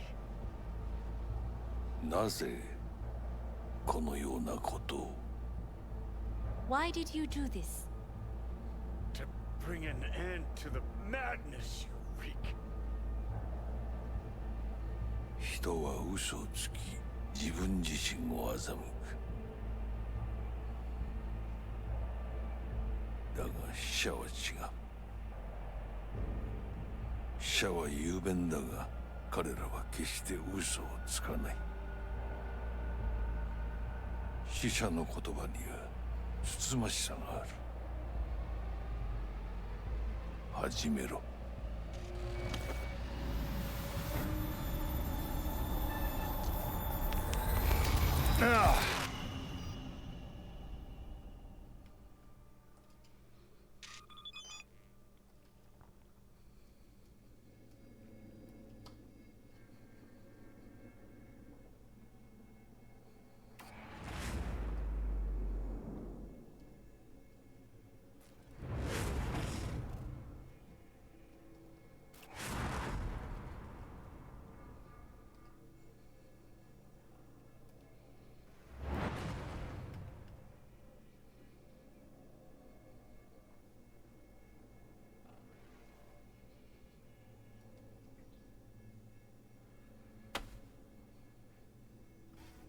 And you?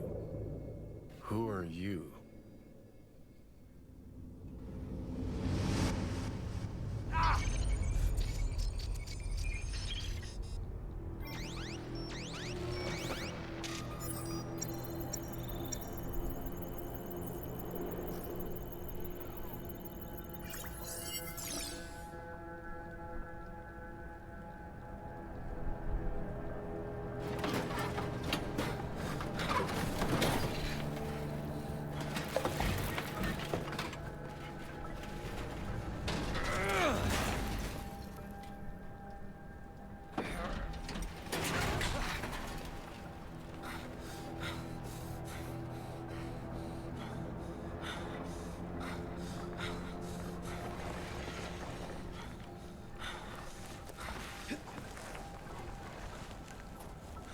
I'm choosing the distortions on the garbage are part of the hallucinations or the visual glitches and not glitches with the game. It's pretty clear for some of these, but those earlier ones I'm not 100% sure on.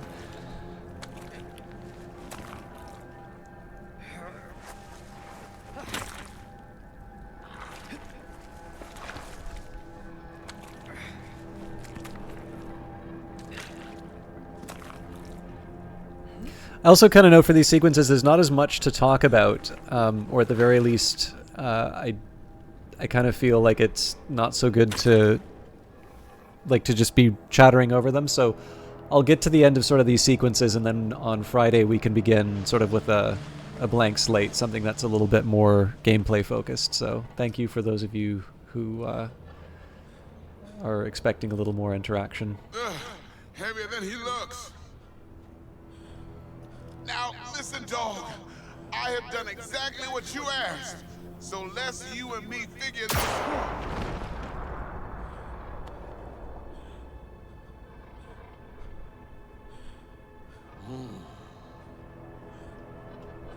荒坂様、お父様の殺害犯を見つけました。この男で間違いありません。はい、1時間後には着くかと。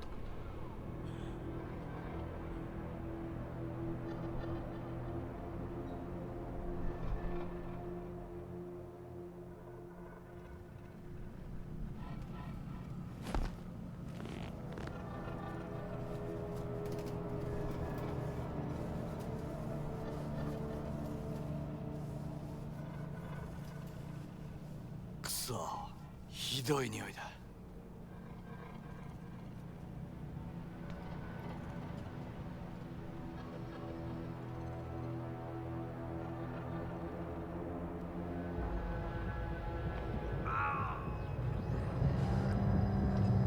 You hear me? I need your help.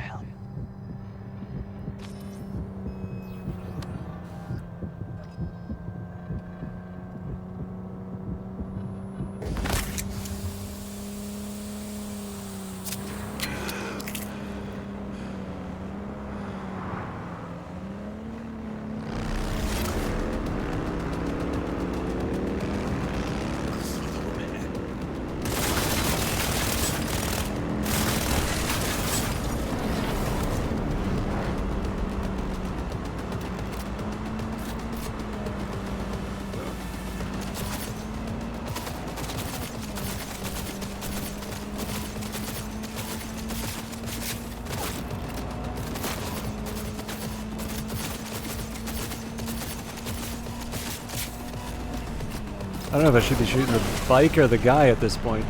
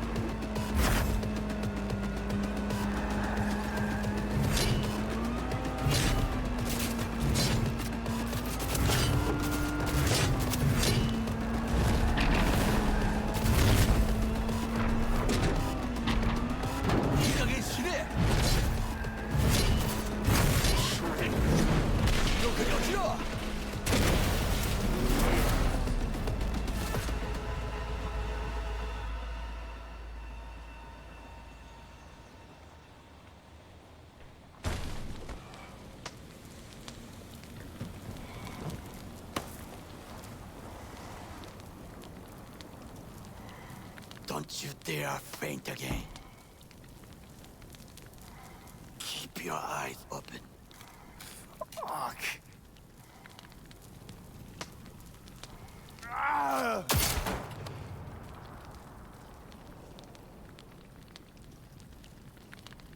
We both could use medical attention.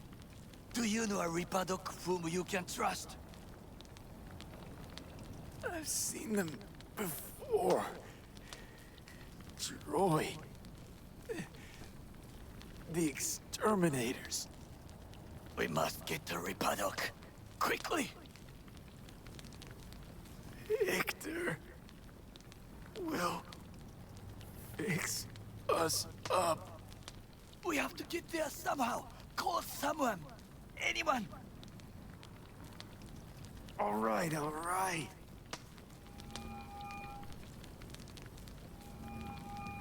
Greetings. My scanner indicates you are outside the service area. Just come pick me up. Need to get to Misty's at Esoterica.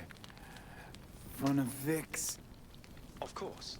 A vehicle is en route. It should arrive in less than 20 minutes. What are you doing? Hey!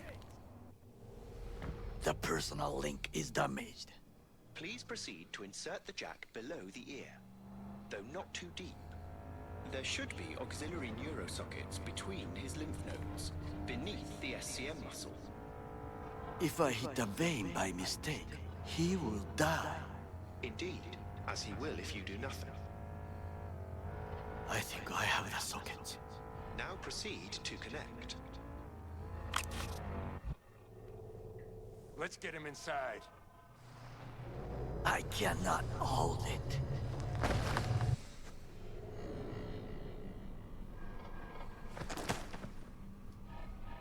I need to rest. That your blood?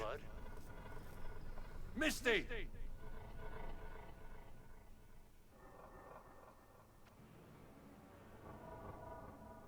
Pressure's tanking. It's neurogenic shock. He's dying. Gotta cut my way through the occipital bone. No other way.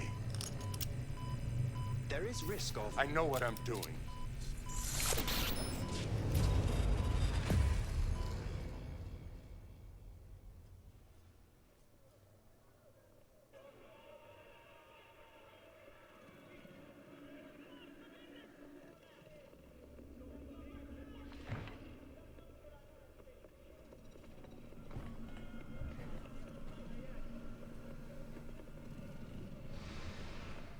Is ultimately to defend the well-being of my family and my employees. That is why I have decided to double the amount of our active Night City security forces. President Myers has called this a breach in the Army Accord. Provocation targeted at the NUSA and Militech. Tell me then, what do we call the murder of... How is he? Slower on the men than you, but looking better every day.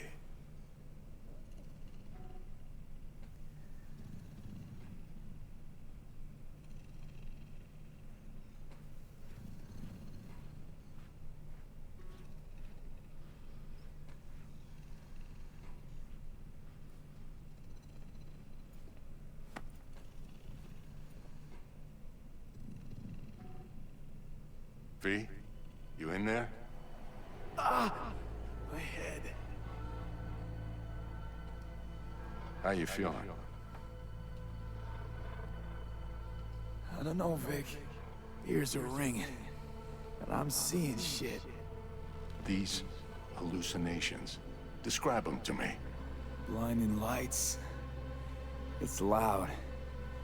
I'm on stage and I almost can't breathe. I'm so damn full of hatred. Then I let it all out into a mic. And I realized it didn't help. I don't feel any better. And then, promise not to laugh. I plant a bomb in Arasaka Tower. Nothing there to laugh about. Night City looked different. Strange. And I hated it.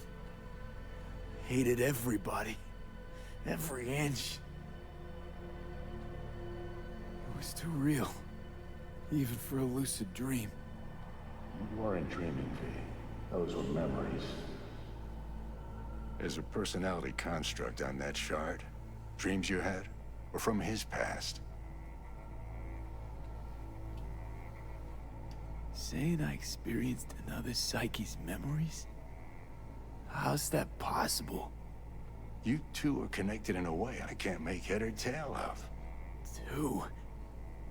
Me and who, Vic? Who's the other? Johnny Silverhand, the terrorist. Real talk of the town back in my day. Anyway, that's not what's important right now. Never given me that look before, Vic. What is it? You, don't got a lot of time left, kid. Say what now? The biochip. It's basically a bomb. Fuse lit already. You don't have much time left. Much life. A few weeks, tops. Silverhand's construct is overriding your consciousness. Gradually taking over your body until One day you'll just be gone.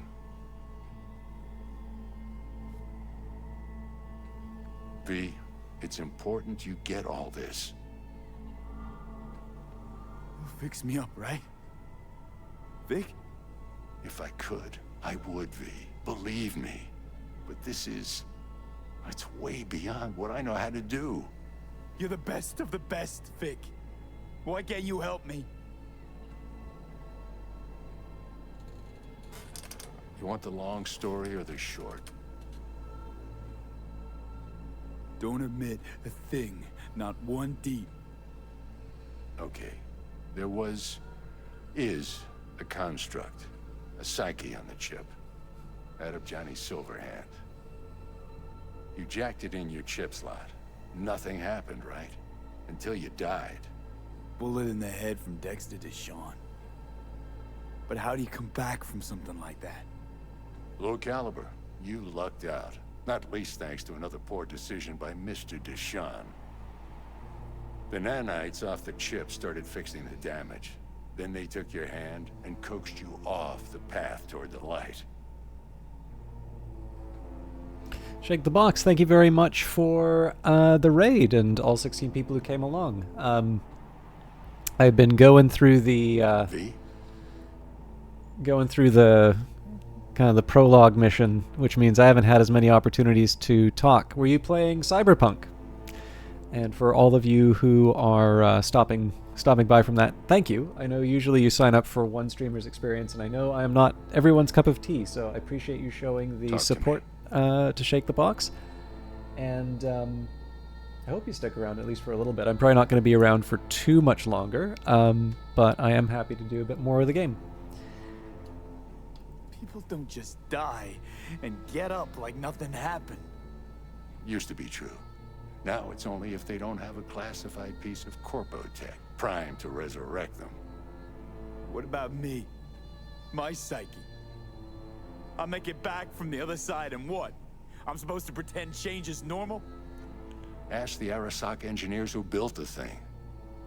All I know is your mind's gonna go. It won't be pretty. From the biochip's perspective, your brain cells are a tumor that needs to be scooped out, while your body's an empty shell to hold the construct. So this fucking terrorist wants to wipe me and take my place, take my body. It's not willful on his part, it's automatic. Inevitable. And neither of you can stop it. How's Timberborn? That looks definitely like my cup of tea, but I haven't had a chance to see it yet. Fuck. I remember this thing. Saw it on TV. What was that stupid slogan? Soul something? Secure your soul. But that's it. It's just supposed to let you communicate with constructs. Maybe, but this is a prototype by the look of things. Somehow made it out of Arasaka Labs.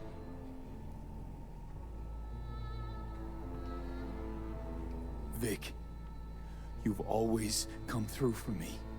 If there's nothing you can do to help me, then... well, what the hell do I do?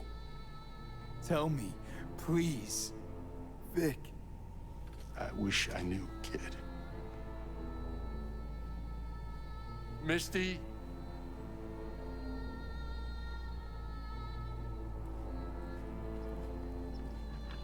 You're asking too much from an old-timer like Vic. Come on, V. Let's get you home.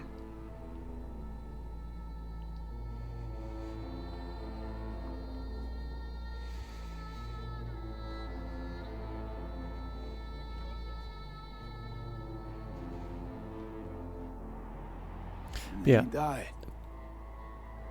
And I thought I was gonna die. With him in my sleep. I'm trying not to talk over the game too much during these bits. A small hint of death. The inevitable. Can't actually tell if I'm awake now. I mean, I could be dead already, right? Not something to focus on, V. Let it go. Here. Got some meds for you. Omega blockers. Taken regularly, they'll keep things from progressing too quickly. Also, they should keep that guest of yours calm and quiet. Pseudo-endotrizines from me. Effect will be opposite. It'll speed things up. Free the demon, so to speak.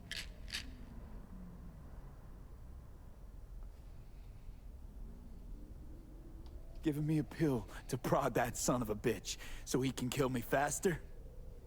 Listen, you're likely to be fine for a while. But sometime down the road, it could turn into pure agony. I'm giving you options, honey. The brain can be tricked.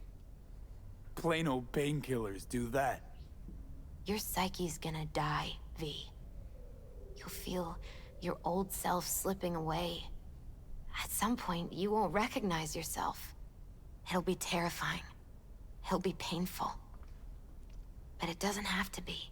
The fuck I need pills for? Ought to just stick a gun in my mouth and pull the trigger. Well, that way you'd kill 2 souls. Is that what you want? I gotta lie down.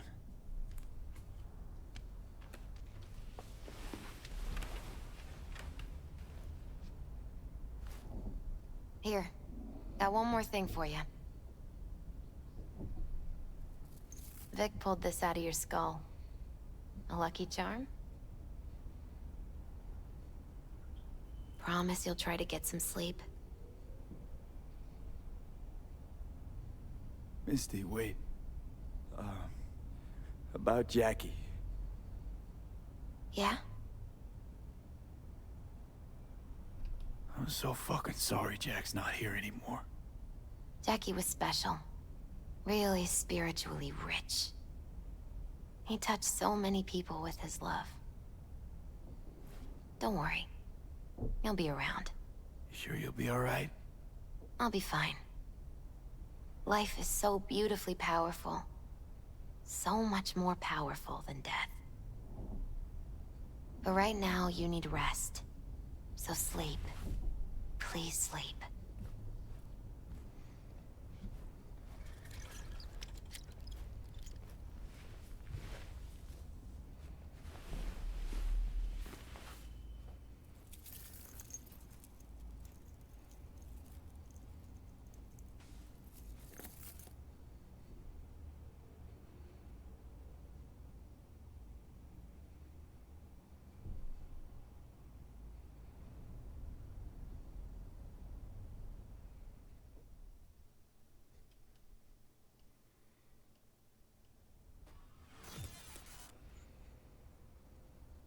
Gotta get out of here, understand?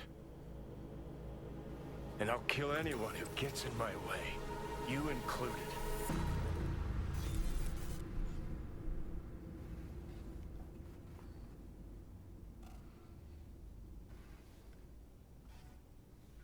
Need a smoke.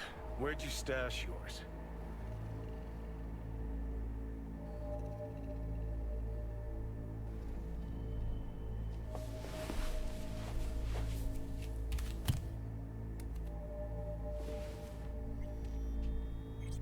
Where'd you even come from?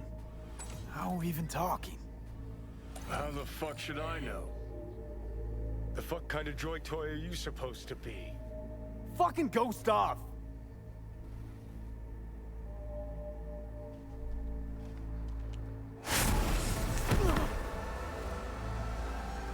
Who you work for, start talking! Fuck.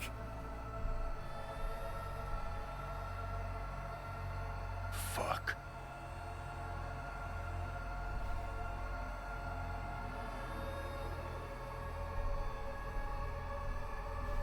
Fucking chip. Rip the thing out myself. No, wait!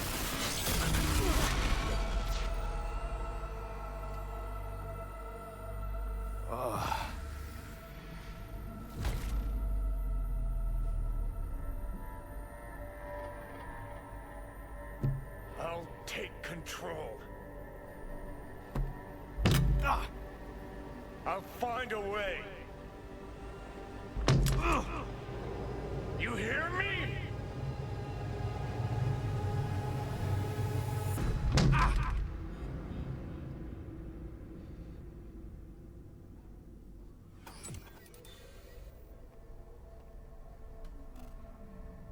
see you never, asshole.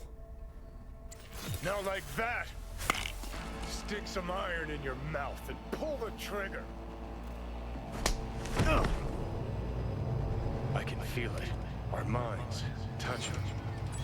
I'm like mold on fruit, creeping into you. Nothing I can do about it. You hear me? I'd puke if I fucking could. It's just a copy of the engram. I'm out there somewhere. Gotta be.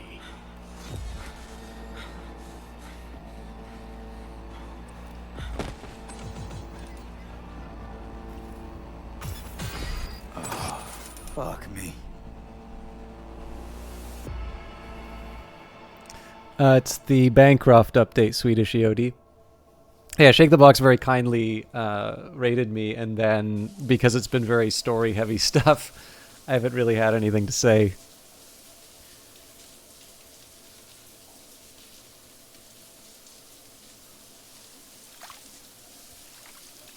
Yeah, the plan, for those of you who are here for Book of Hours, so specifically, I was given a copy of this, the Phantom Liberty expansion from GOG for promotional purposes on Monday.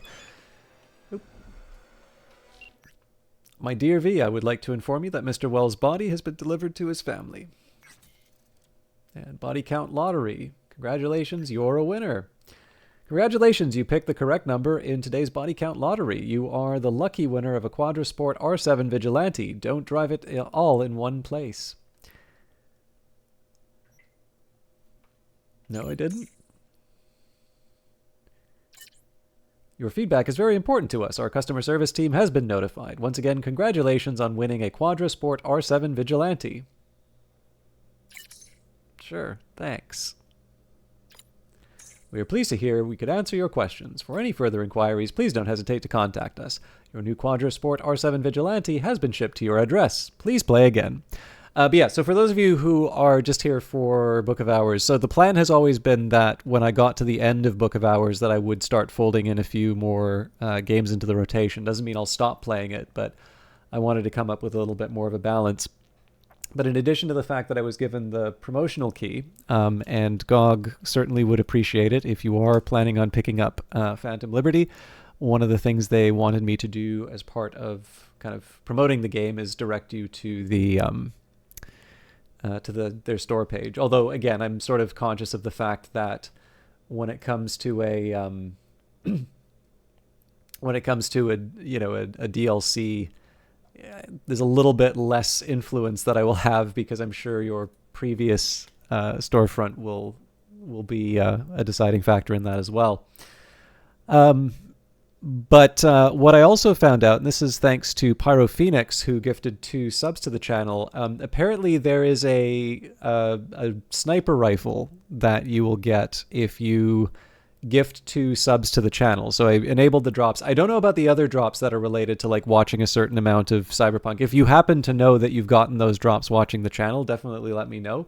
But so far as I can tell, at least reading the Cyberpunk website, the not an IRL sniper rifle, no. But the basically the they're doing a bunch of promotions related to Phantom Liberty, and I wasn't aware that I was on this list saying, you know, if you watch this broadcaster and you gift a couple of subs to their channel, you get this, you get this special. I'm pretty sure it's a I don't know if it's actually a special weapon or if it's just a cosmetic, but either way, it does actually seem to be something that people want and have been going to different channels as a result. So that did lead me to want to be a bit more, a bit more aggressive up front in terms of getting through Cyberpunk and specifically getting to the Phantom Liberty content. But I'm also conscious of the fact that I still have to finish Book of Hours, and there may be some other things to play as well. So this week is a little bit weird. So this week I'm actually just going to spend the week playing Cyberpunk, and then next week we're going to be back to Book of Hours.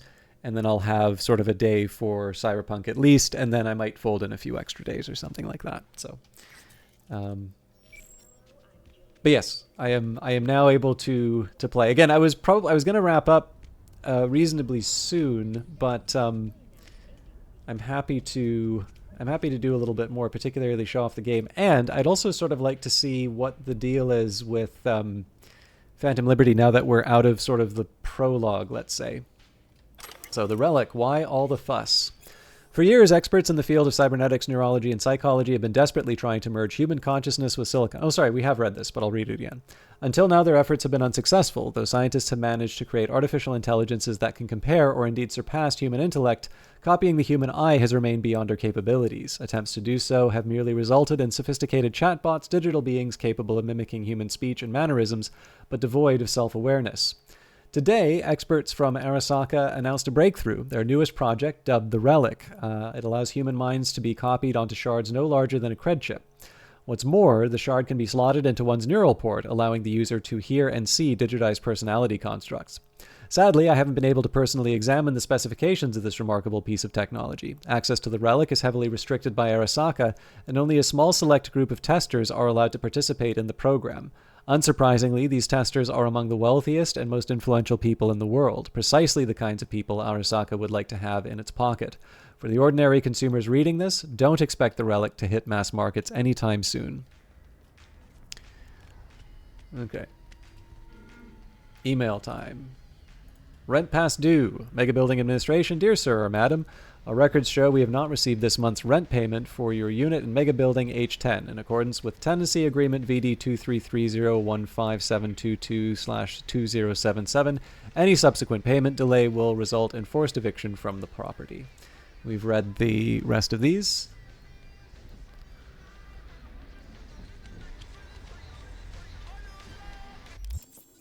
Do I not already have... I feel like I should have something to eat and drink. So Mr. Whitey applies the nourishment status. Faster, faster, faster. And copy with Sin Milk. That creamy, velvety texture? Thanks, Sin Milk.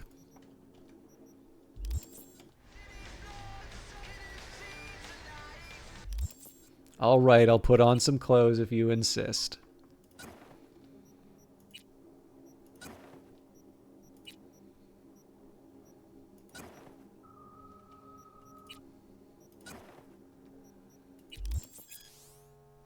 You change your appearance. All right, I think I can live without the bandage wrapping.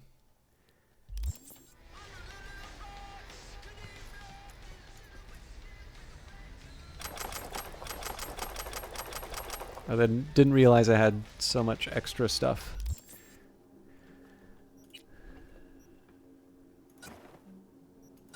No.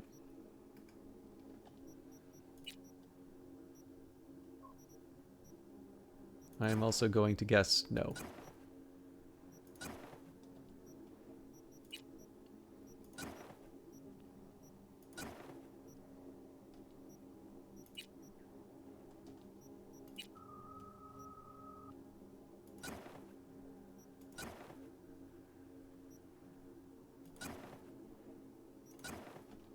I'll settle for the sneakers. Okay, and then I need to pick pistols. So 24, 38. Yeah, so this is a better pistol overall. I think I was happy with the submachine gun.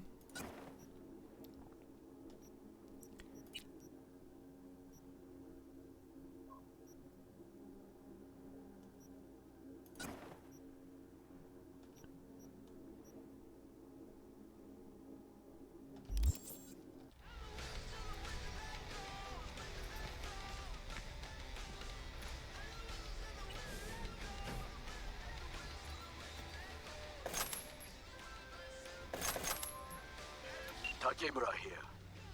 We must meet. Come to Tom's Diner. Why would I do that? Because I am the one who saved your life. Haven't managed to get my head straight yet. Not after everything that happened.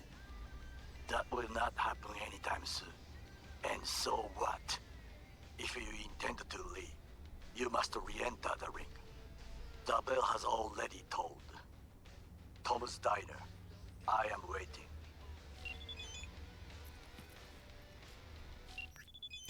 Listen, cars are like underwear. I mean, you don't gotta change them every day, but it's better for everyone if you do. Got a few new sets up on my net page, Toggin' Wheels, not Tidy Whities. head on over to AutoFixer and grab a different model for each day of the week. All right, Mega Building H10 Administrator. Mega Building H10 Administration informs you that your vehicle is available for collection in the nearby parking garage. We wish you a pleasant day. And the best weapon against capitalism is uninterrupted meditation.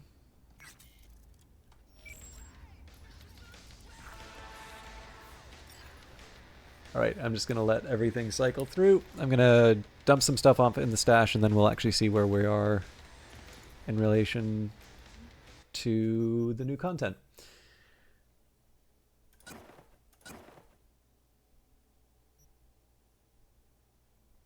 I think this I'm probably just going to break up.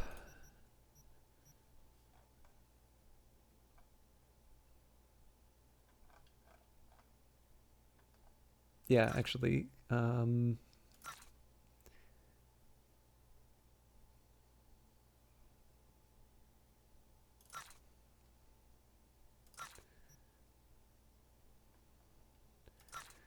a few of these things I don't think I need to keep.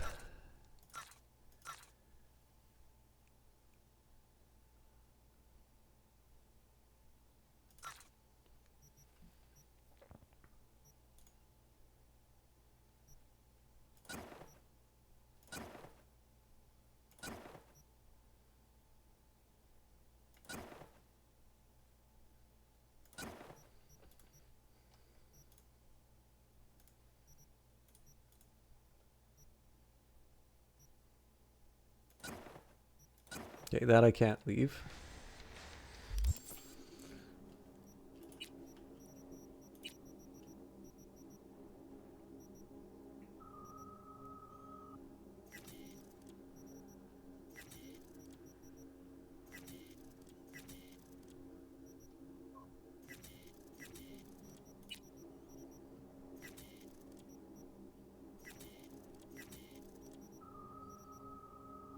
Right, 34.49 versus 20. Okay.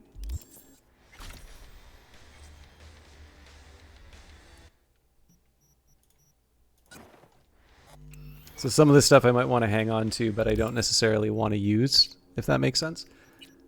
Okay.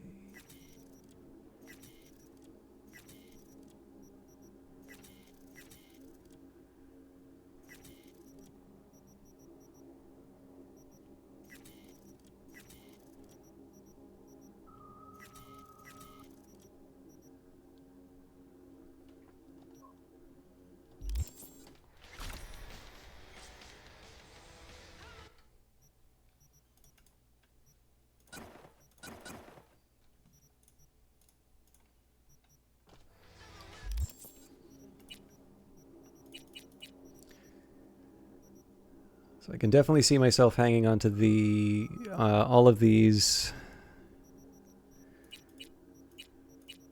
Then there's the Cyberdeck components, and I feel like some of these, and that's interesting.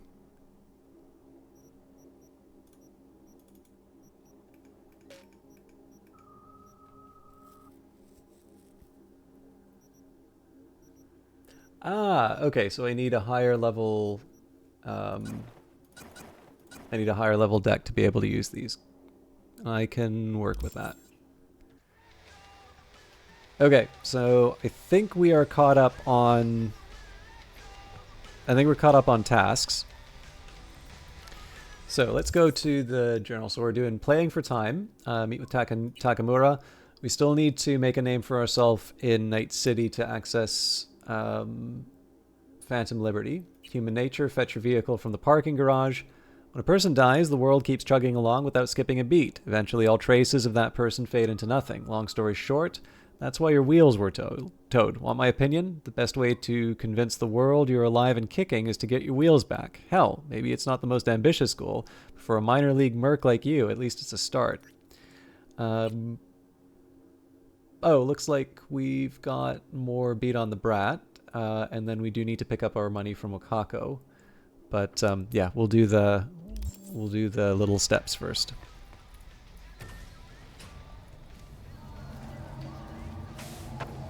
And at some point I will sort out what's going on with the vehicles. I don't know if I'm actually going to be able to travel across the map to be able to pick them up now.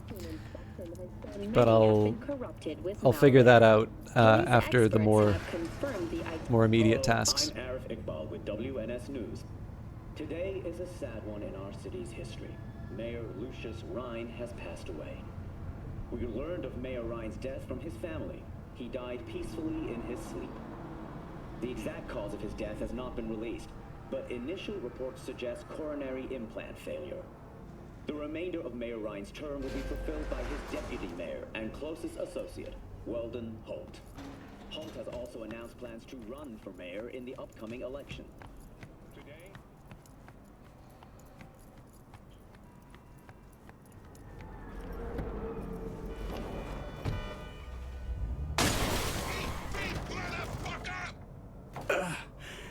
What the hell happened? Looks like everyone in this fucking town's out to end you. Makes me feel like an amateur. A hack. Ugh, shut up. Gotta find out why Night City's most courteous is upgraded to hit and runs. Probably couldn't stand you anymore either. I said, shut up.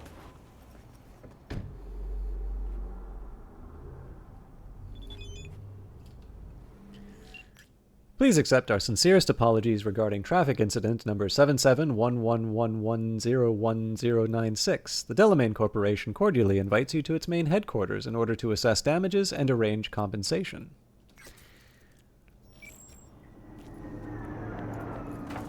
Okay, probably not the main thing I want to follow up on right now, though.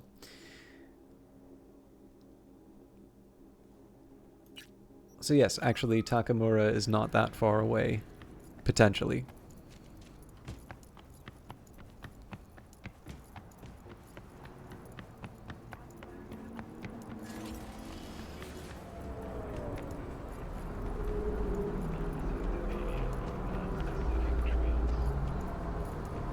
So one of the segments, I was going to read this in Misty's, but I forgot that we don't actually go to Misty's during that sequence we were talking about. There was a shard that we picked up, which means quite a bit more after the sequence that we just went through. So I don't want to spend too much time going down memory lane on this, but under religion and philosophy. So it has a quote from The World is Will and Idea. But besides all this, death is the great opportunity no longer to be I, to him who uses it. During life, the will of man is without freedom. His action takes place with necessity upon the basis of his unalterable character in the chain of motives. But everyone remembers everyone remembers much that he has done, and on account of which he is by no means satisfied with himself. If now he were to go on living, he would go on acting in the same way, on account of the unalterable nature of his character. Accordingly, he must cease to be what he is in order to be able to arise out of the germ of his nature as a new and different being. Therefore, death looses these bonds. The will again becomes free, for freedom lies in the esse, not in the operari. So, you know, I don't want to... I think most people are probably familiar with the plot already, but where I can, it's sort of nice. And especially because I'm going to be playing the game, I'm going to be experiencing certain things in a sequence. It's kind of nice to just highlight where certain passages may have a little bit more relevance at certain times. Another example of this would be that there are passages from the Iliad specifically dealing with Achilles and sort of his choice between a short and glorious life or a long and, comfortable but ultimately inauspicious one. And this has quite a bit of relevance if you've had the conversation with Dex rather than if you haven't. Sit. You do not look so bad. Then, in the car, I doubted you would survive. I just want to see if there's maybe a way that I can... I'm feeling like the game needs to kind of catch up.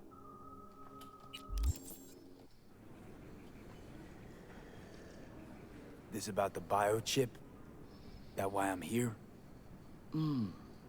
I hear it's damaged beyond repair. Any attempt to extract it would be disastrous. Fatal for you. Vic likes to talk, I guess. Not many could do what he did. You should be thankful. Why'd you help me anyway? I needed you to leave. That hasn't changed. What's it you actually want from me? To begin, you must tell me where to find Evelyn Parker. Evelyn? What's she to you? She and Yorinobu Arasaka had intimate relations. She knows how to get to him. I'm thinking I ought to have a word with her myself. She promised to help me get rid of the chip. I would not count on that. She's likely gone, very far away. Just answered your own question about where Evelyn is. Long gone. Why do you believe she could help you remove the chip? Does a corporation help her? Got no clue. Evelyn was knowledgeable about the relic. Had a large chunk of classified info. An enigma to be sure. But she showed that slyness you get in corpo agents. You know the kind. I too possess this slyness you speak of. You got tossed out, lumped with the outcasts, easily. Or have you forgotten?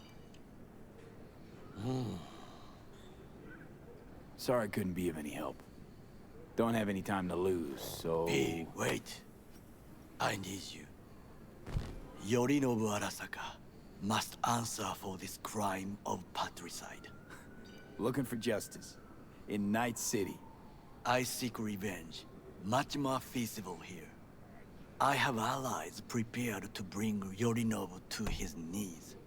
The only thing I need is proof. And you think they'll trust the word of a merc? I have nothing better now. Also, I know no one here. And I am a fugitive. I am hunted. What if I say no? Then I will tell you what rewards await if you help me. So what? We stroll into Arasaka HQ and announce that Yorinobu's a kin killer? That he murdered Saburo? We'll get the hearing before reasonable people, in a neutral location.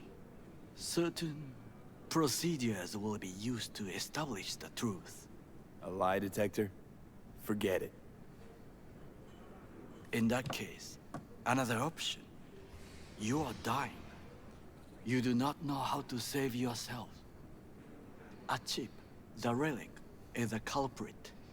Technology made by Arasaka. Technology they alone know. This corporation can save you as easily as it can make you disappear. It is merely about getting the right people on your side. Politics. Exactly what kind of people are we talking about? People who hold Arasaka dear are its heart. People interested in the corporation's stable growth. You mean people like Anders Hellman? You know this name? How? Prepped for the heist, thoroughly. Relic is Hellman's design, his creation. Untrue. He's a pawn. I was thinking of one much more powerful. Besides, Anders Hellman escaped to Arasaka. Betrayed it.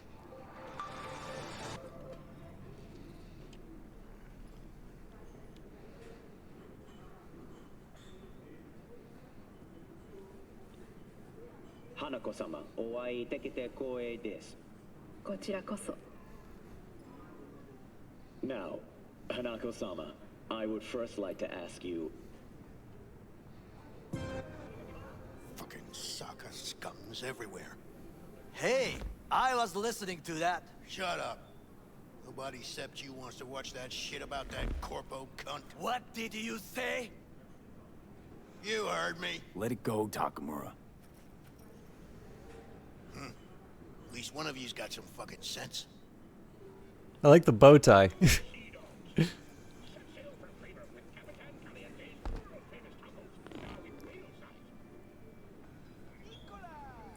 Last thing we want to do is to draw attention. I'm sorry. A stupid reflex. Thanks for the offer. Need to think about it. Get back to you. I need time to plan, organize. You stand to gain much if you help me. All I ask is that you do not leave the city. Leave? Why would I leave? Need help. Best chance I'll find the right person here. Someone other than Arasaka specialist? There's no one. No alternative. Actually, we just talked about some. With a bit of luck, I'll track down Evelyn. If she could not help you before, she will not manage to now. Honor among thieves. Ever heard of it? Yes, I thought it ironic.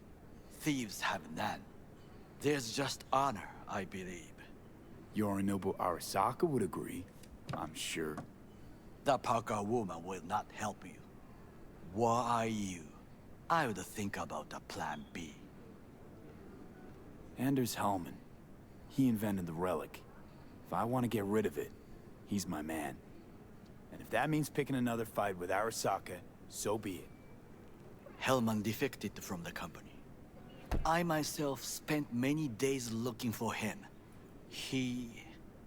What's the expression? Dropped off the face of the earth. Defected? Where to? Some other corp poach him? As far as I can tell, he acted alone. A meticulous man. He planned it. Covered his tracks very well. Any idea where he took off to? None. Somebody's been busy the last few days. I will not sit and do nothing when there is information to be found. Things to prepare. Your job, basically. It was my job. Why are you looking for Hellman? He was the one to alert Saburo-san to Yorinobu's schemes. He knew both of them well and could be an important witness. Corporal rats will squeal when hanging by their tails. For several days, I collected the information. All leads point to one place, the club called the Afterlife. I was quickly dismissed by the queen of fixers there, Rogue. She take you for a suit? No, she saw me as Saburo-sama's killer. Rogue's well informed. Gets wind of most things that happen in the city. Might be worth asking her about Hellman. I wish you luck. The woman is choosy, expensive, and rude.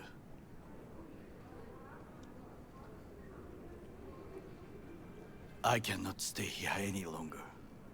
Do what you want. Look for Parker, Hellman, whoever. I must see some friends, call in some favors. When my people in Arasaka are ready to listen, I will call you. Till then, I guess. If by some miracle you find Hellman, please notify me. He and I have unfinished business. I really want to know what's being advertised here. Some stock thing, I'm assuming, but... Zapper dumples and filth. In some ways, Night City never changes. Arasaka's still a despotic machine and the world's on a collision course with chaos. But hey, at least Rogue's still alive. You know, you got some nerve. First you had to kill me, now you want to be my pal. Make like nothing happened. You know you don't gotta speak out loud to talk to me. What do you want? And I've processed some shit, changed my mind. Don't want you dead anymore. Go fuck yourself, dickwipe. Hey, wasn't easy for me either. Hello, You woke Timeline. up in a landfill, I woke up in your head. Wrestling with your thoughts, memories. Think we're even. And I've taken a step back, looked at things. Think we might be able to help each other. We could start with Rogue. Her and I go back to the Stone Age. Why should I trust you? Remind me again. Trust me, don't trust me. I don't give a fuck. It's the least of our worries, anyway. You're the ghost of Christmas past, asshole. Any friends you had are either dead or so old their memory's gone. Johnny Silverhand died a legend. Nobody forgets that. So you fucking know Rogue. What do I say to her? Got a talking brain tumor claims it's her old friend Johnny? Trust me, Rogue's heard dumber shit than that. Way back when you weren't even an itch in your daddy's ball sack. Don't need convincing. Seeing your memories, gross. Rogue will dance to any tune I play, or just get us to the afterlife. I can show you the settings in just a second. I will set this up. There is no us.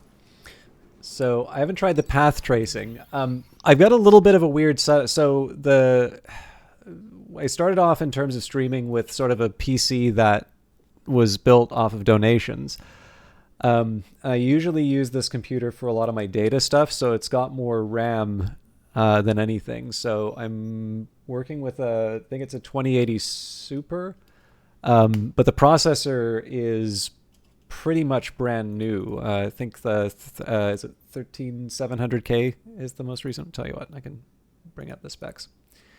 But yeah, so like obviously it's an older, like it's still a fine, it's a perfectly fine video card. But compared to the processor that I have inside of it, it's obviously it's a bit of a mismatch.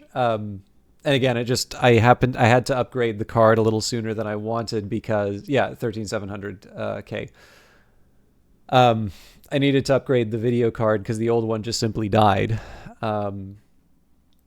And so in this case here, I have a bit of a gap between my my system setting, or between my graphics and my processor, and obviously the graphics would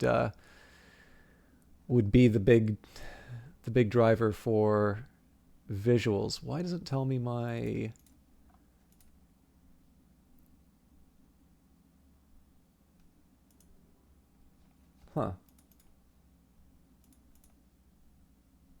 Isn't actually telling me my graphics card. What's going on here?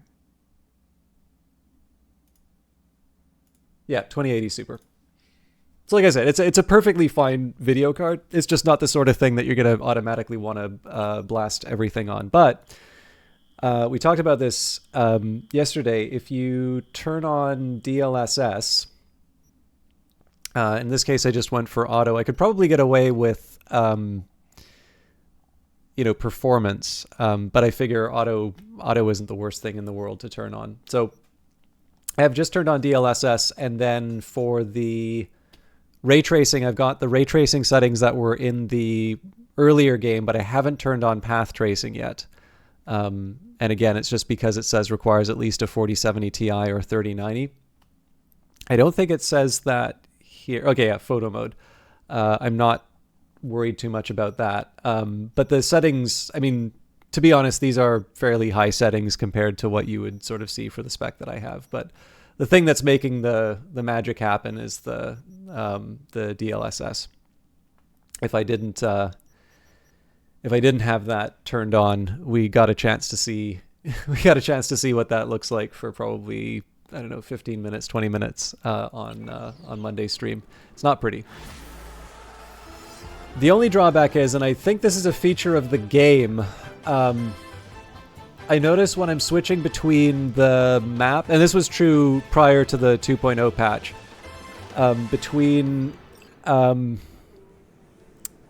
between turning on, that's probably Phantom Liberty. When switching from the like the map or the inventory, and then the basic game, sometimes there'll be like a bit of a lag while sorting those things out. But anyways, I want to find the card, and I have a feeling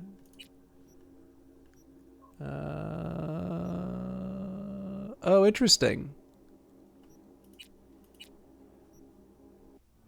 Okay, I'll follow up on that when I can, but before I do that, let's get the tarot card.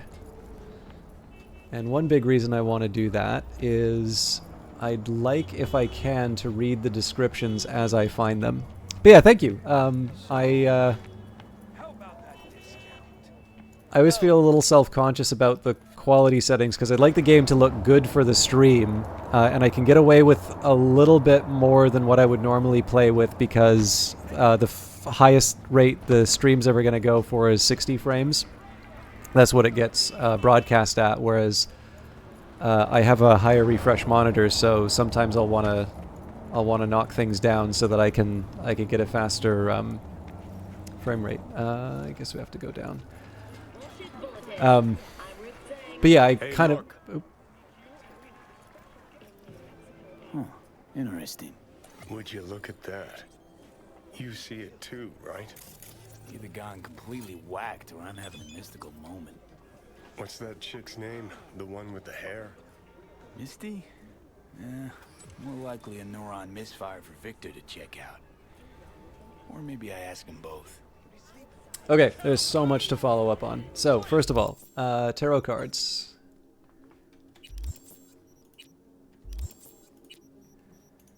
The Chariot. The Chariot is always charging ahead despite being pulled by its steeds in opposite directions. The rider who steers it constantly reins in the light and dark sides of the soul with the help of reason. To ride the Chariot is to experience highs and lows, ups and downs. Incidentally, for those of you who are here because of the Secret History setting, the Chariot, if you have the Tarot of the Hours, the Colonel's card is the Chariot, so make of that what you will. Okay, so much stuff to go through. Let's just go to the phone and see what I've got in messages first. Okay, El Capitan. V, heard you're making a name for yourself out there. How about some new digs too? My chum over at Easy Estates told me there's a few fresh units for rent. They could give you your current pad a makeover too. Go check their net page or visit them in person before some gonk grabs the best one. I think this one's right up your alley. Thanks, I'll check it out. I do actually have a lot more money than I did the first time I ran through this at this point, so I'm not going to spend too much time messing around with apartments and such, but that's what I'm talking about. V, you'll love what I have in store for you. Guns, rides, digs, only the best for my people. I don't think I've actually met El Capitan in game yet, but Evelyn Parker, we need to talk. It's important. Unable to deliver message. Recipient may be temporarily unavailable. Robert Wilson, banging sale. Hey V, need a favor, Chumba. I want to hold a clearance sale. No junk, pre-merch only. You know me. Problem is, hardly no one else does. Business slow. But that's where you come in. Next time you're around, why don't you stop by, browse around. Won't find better deals anyplace else. And if you could really put a good word to your chums, I'd really appreciate it. So I think that's the gentleman I got the gun from. And Mama Wells, V, we need to talk. Please pick up. Sorry, I was in the middle of something. I'll call you later. Okay, we're caught up on messages. Let's take a look at the missions that we have. So, seems to get to Phantom Liberty, we want to follow up on Automatic Love first. I do want to talk to Misty, who's not too far away, and I do want to call Mama Wells sooner rather than later. So let's start with Misty. Then I'll call Mama Wells, and then we'll follow up on Evelyn.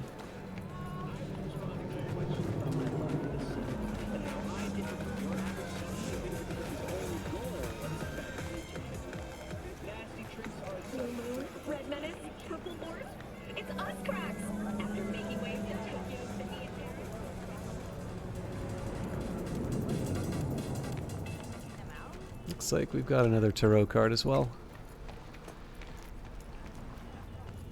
Oh, that's right. That one involves a little bit of a journey. One I'm happy to take, but I think I need to find the right spot for it first. So if I recall correctly, there's an elevator here. Yep.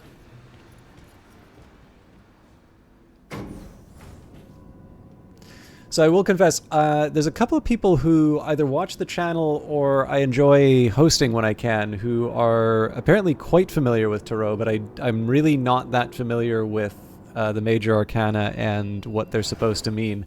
I actually probably know more about Tarot as an actual card game as opposed to cartomancy.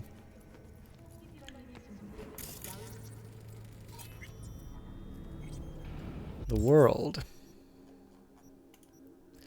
The world lies at the end of the fool's long and winding journey, wiser and more world-weary than he started out. The fool faces a moment of reckoning. Some of us accept where our journey has led us to, while others embark on a new challenge. one thing in this world is certain: you can't have it all. Incidentally, one I thought fairly compelling account of the sort of the meaning of the Arcana that I read was Alan Moore. He had this series called America's Best Comics. I'm not 100% sure what the full story behind that was, but it had one really standout entry called Promethea. And apparently, I think it wrapped up the entire run of the different series. So there's a bunch of different series in it. Like, I think Tom Strong was one of them. I remember there were a few other ones, but I don't immediately remember the title. But I remember there was sort of this big apocalypse which ran over all of the different series, or like all of the different sort of comics universes, whatever you want to call them, in that series. It definitely got very meta at points. But there is this period, the best description I can give, I highly recommend, if you like comics, I mean, I'm sure if you like comics, you probably already know Alan Moore and you probably have already decided if it's your thing or not. But what I thought was very interesting about that one was the premise is basically a student who is doing this research project on sort of this mythical figure Promethea. I'm assuming that's just sort of applying a feminine version of Prometheus. She's researching this mysterious figure that kind of keeps coming up in world myth. And by mistake, I suppose, winds up sort of bringing this person into the world, but through herself. Effectively, she is transformed into this this mystical superhero. And there is this sequence where she learns sort of what it is to be Promethea, and particularly learns the lessons that she needs. And I mean, there's this whole start in Alexandria with the daughter of this this mystic and philosopher. There's a reference to sort of the murder of Hypatia and all of that. There's a whole sort of esoteric through line through all of this. But during this whole sequence in which she is being instructed in sort of her powers, she has this kind of caduceus, which is that's part of her sort of hero's getup in that.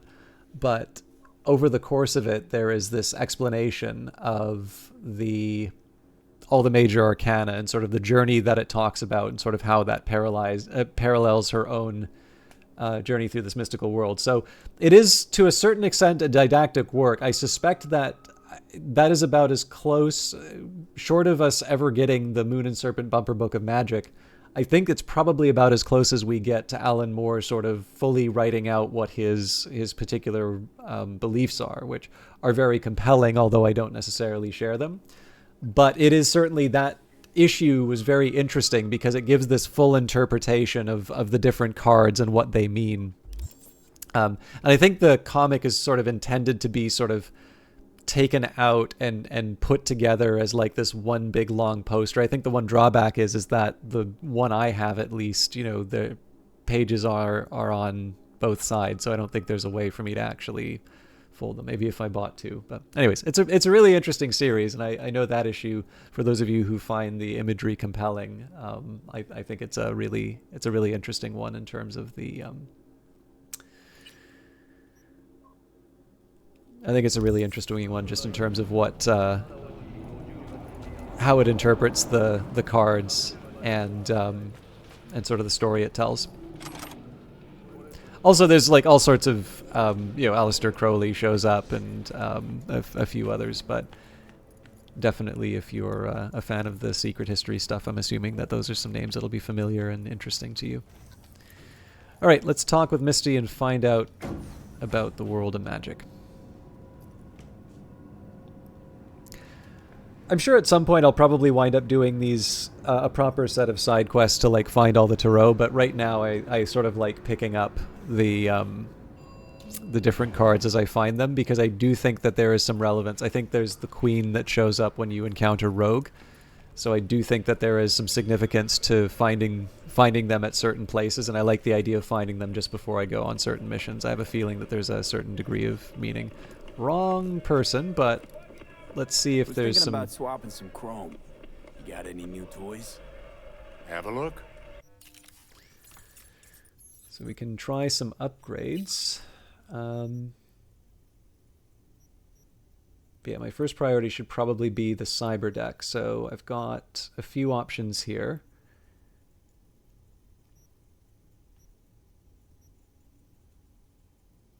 Okay, enemies take longer to trace me with the Arasaka. Better duration for combat, quick hacks, better damage.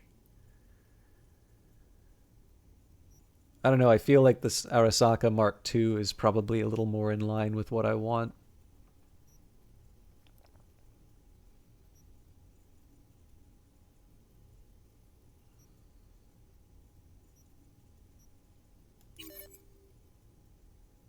You don't meet the requirements to install this implant, so what's the deal here?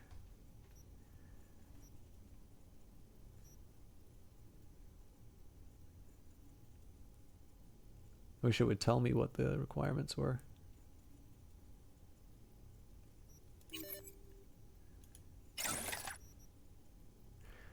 Well, apparently I can, so...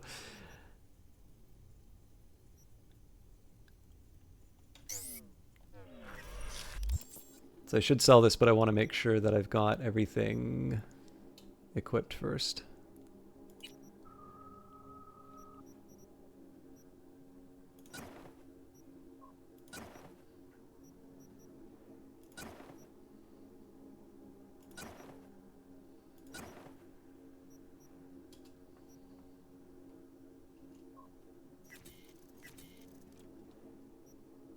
Okay, so I should be good to sell the Paraline.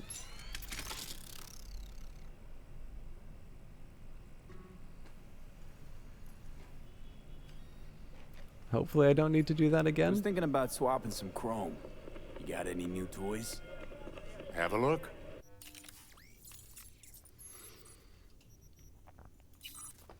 Okay, right. Let's...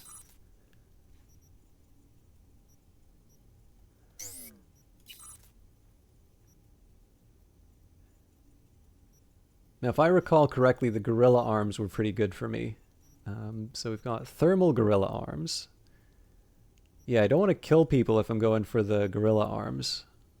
I think just the good old-fashioned... I mean, the mantis blades seem really cool, but it would seem to me that those are lethal, as indeed the monowire would be.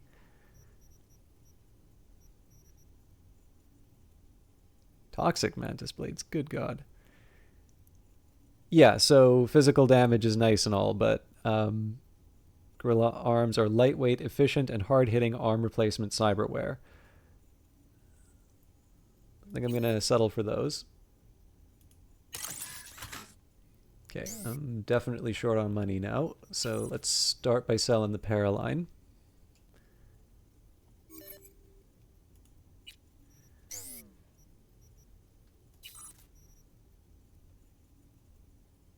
Now, I'm intrigued by the fact that I seem to own one of these already, but I don't see how it could be equipped.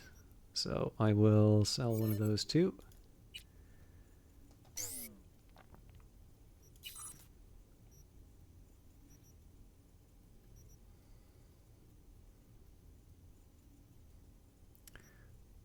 I think probably upgrading what I have already makes a little more sense.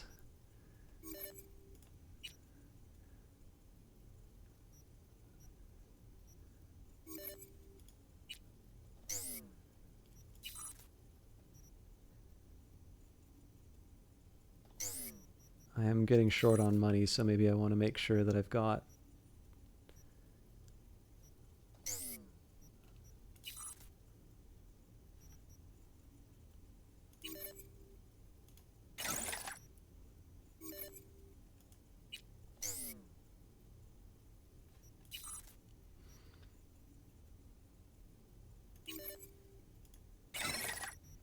Yeah, so I figure there's probably some basic upgrades that I can do before I go any further. Right, we're too poor for...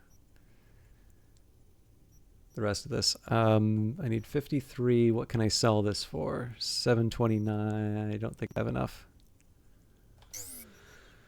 Okay, I'll have to learn to live within my means. I do like the idea of some better Kuroshi optics. And I've definitely decided, so Doomsayer, Sentry, all of these things seem very interesting, but I do rather like the idea of just making enemy devices worse at doing their thing. So the job now is going to be to upgrade. Yeah, well, what I wanted to do was move. So the reason why I do it in this specific order is that if I think about doing material-based upgrades first, what's going to happen is I'm going to wind up upgrading something that I immediately sell and waste the materials. So what I do usually is I sort of triage my individual upgrades. So the OS was like priority number 1, and everything else is sort of following. And then now that I've sort of drained my available cash, I can sort of say, okay, so what's the biggest priority for me right now? You know, being able to get some more. And that's interesting. Yeah, I've been getting more headshots than normal, so maybe the Kuroshi. I wasn't originally gonna go for the Kuroshis, but maybe I would upgrade that.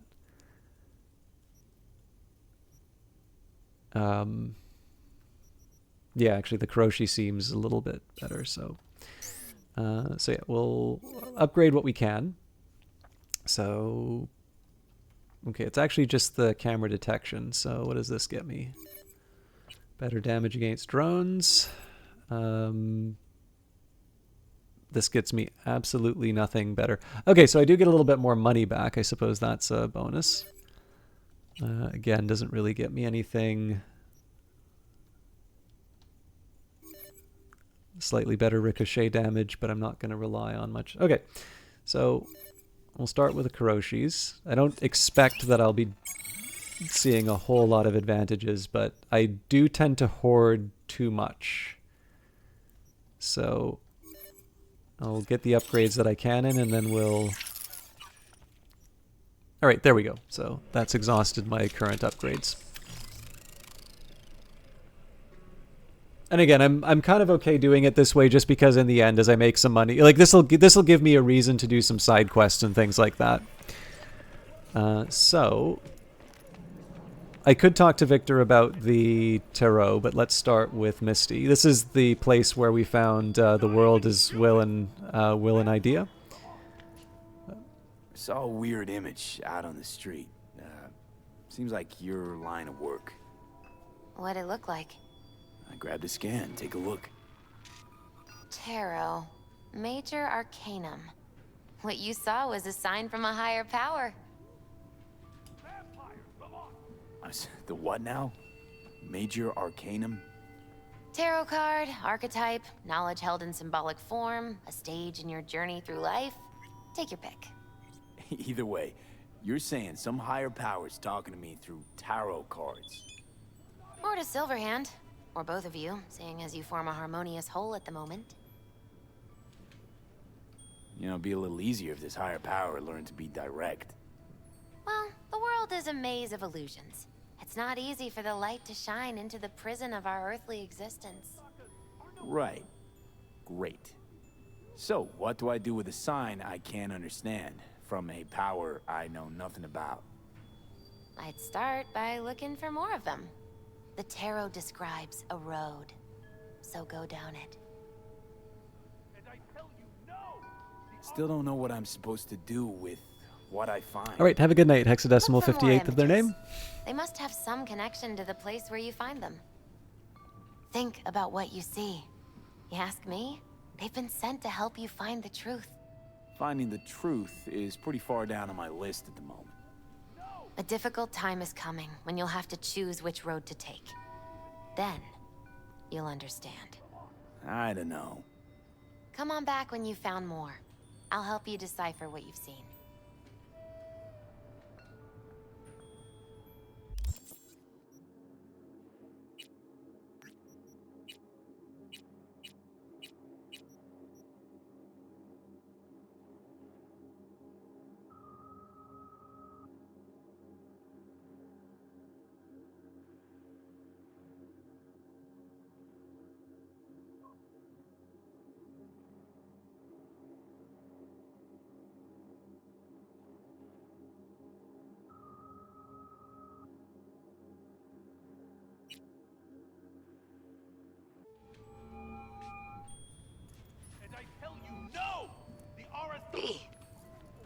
to hear you. Finally. Been a long time since we talked. Since when Jackie passed away. How are you doing? How you think? My son is dead. But I am hanging in there. Calling to offer my condolences. Offer your condolences. Ay, eso. Cristo V, you lived under our roof.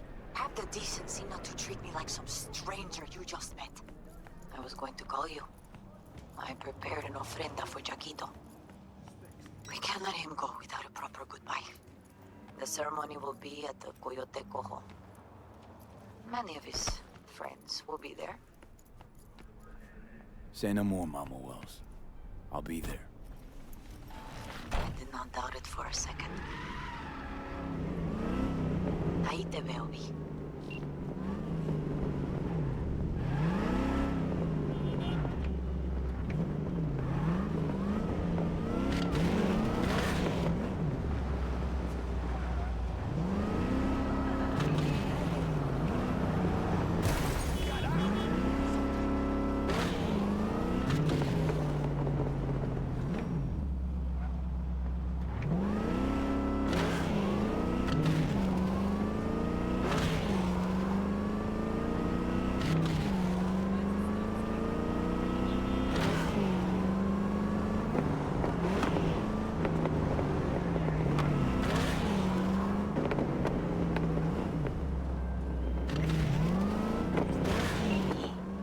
It's been a long time.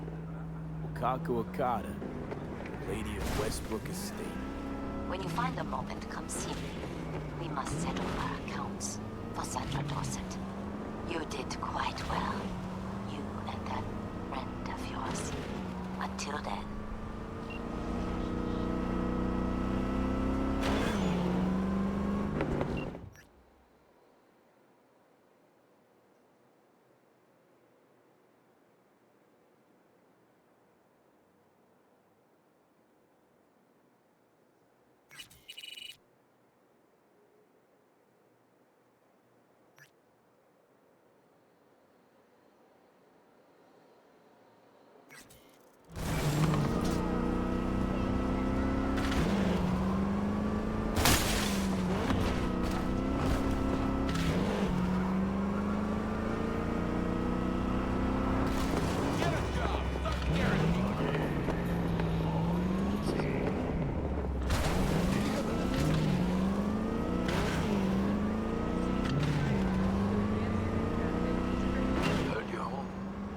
Already.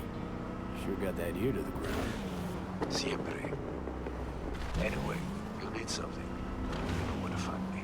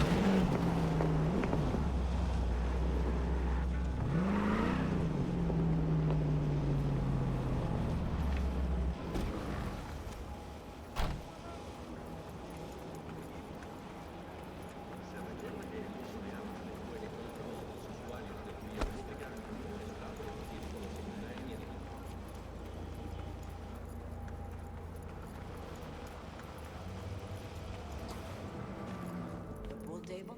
We got to get rid of it. Really? He's pretty massive. V, nice to see you. Oye, sit. Sit. You want a beer? I'm good, thanks. No hay bronca.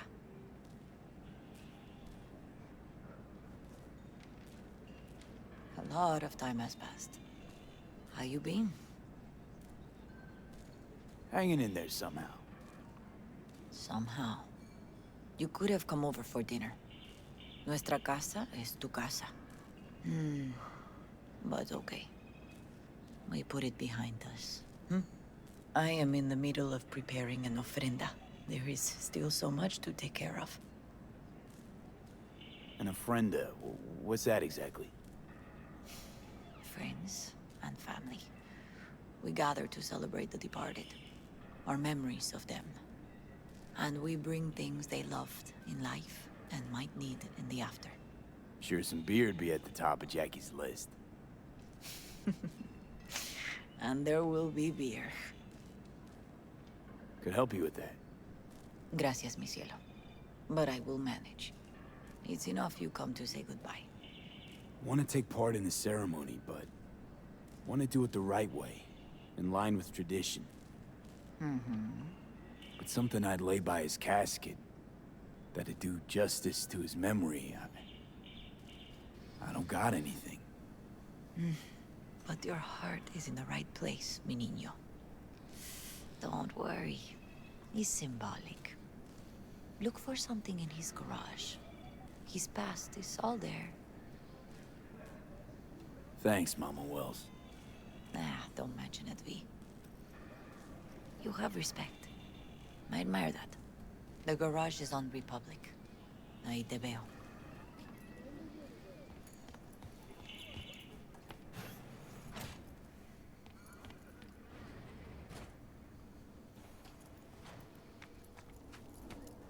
It is going to feel a little weird to run into Misty so quickly after a conversation about the tarot, but I always like this a little bit.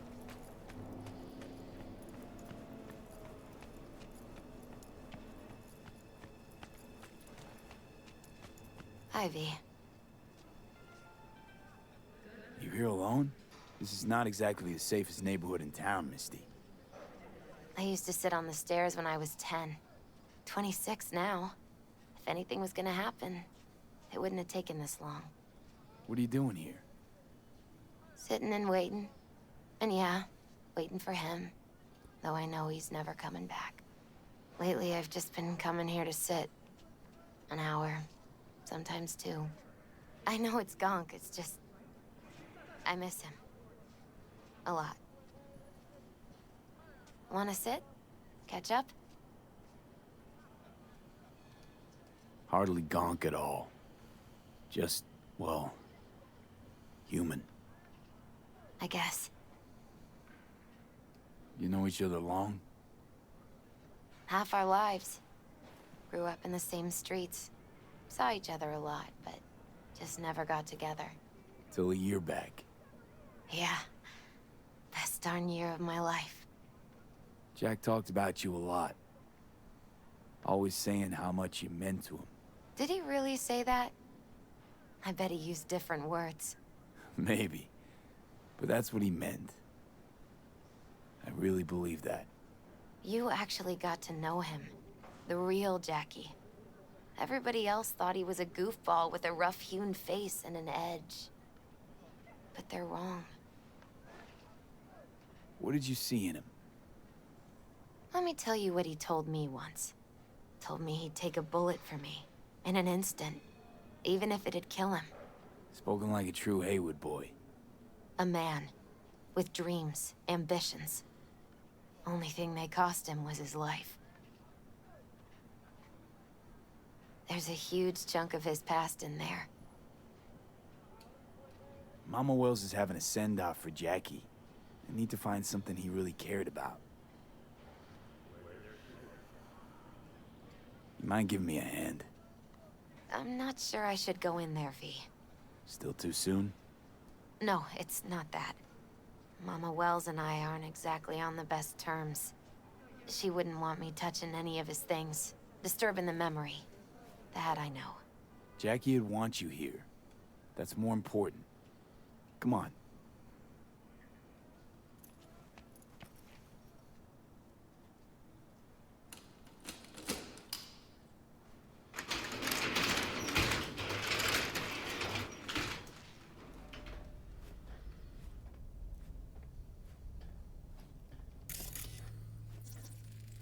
Love to poke around engines. He was 15 when he first got on a bike. Knowing him, It's a miracle he never wiped out. Guess no man cave's complete without some of those, huh? He said they're collectibles. They don't print them anymore. That's definitely why they're up there. Yeah. For whom the bell tolls. Ernest Hemingway. Jack read it a dozen times. Always right before a big job. He said the guy who wrote it was tougher than Morgan Blackhand. Have you read it? Is it any good? I never got the chance. It'd be a good tribute for the Ofrenda, though.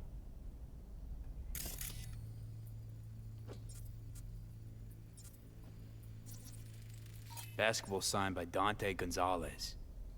He was from Haywood, too. Everyone here shot hoops. Dante ran circles around him. I think he might have been the first kid to ditch the Valentinos. Like Jackie. Mm-hmm. They both wanted more out of life. Dante's captain of the NC Blackouts now. Still full. His favorite. Strategic reserve. No touching. How come? ¿Por qué no puedes tocar una reserva estratégica, va?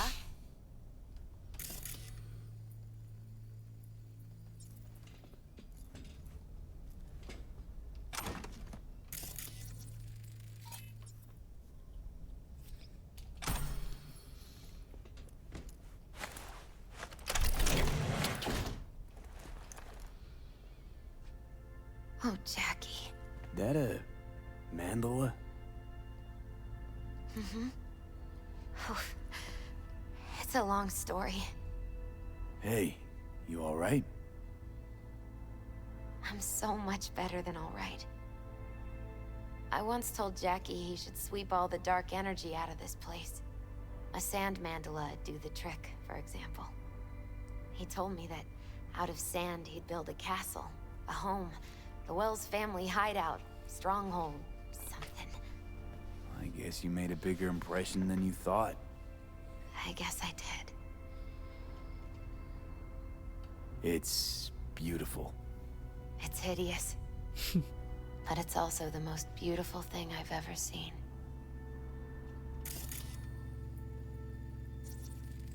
An aquarium. It used to be tacos. And Taco was... His fish. A dwarf shark. Like, mini. Sounds like a mighty expensive fish. Oh, I don't think he bought it.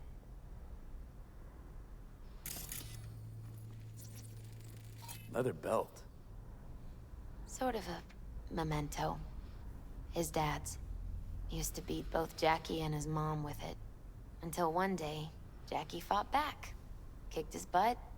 Told him he'd kill him next time. Old man was hospitalized, and then he left. Why'd he hold on to it? In case his dad ever comes back. Jackie's favorite tequila. Oh, still sealed. It's his lucky charm. One of the first bottles ever made by Jesus de Abajo. The founder of Sensan Tequila. Only 100 of them left in the world. All owned by the 1%. How'd Jackie get this one? Some shriveled abuela in Mexico sold it to him. Told him de Abajo had stolen her recipe. I'm not taking the tequila. I just want the item.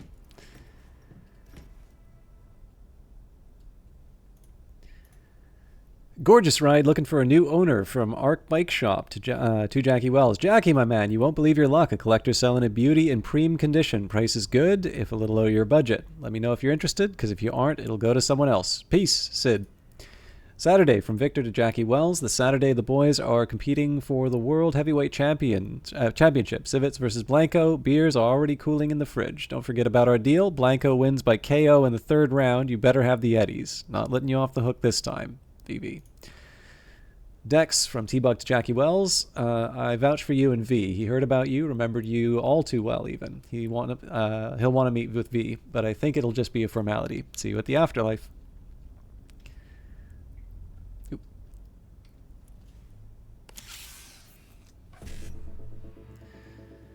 Okay, E9 1C55, or I could try a 1C E9. Yeah.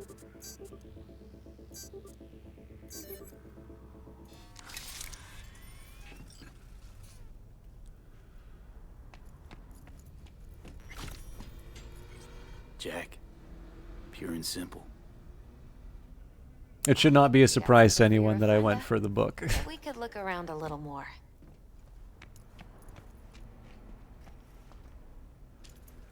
There's no way I'm gonna get that item. It's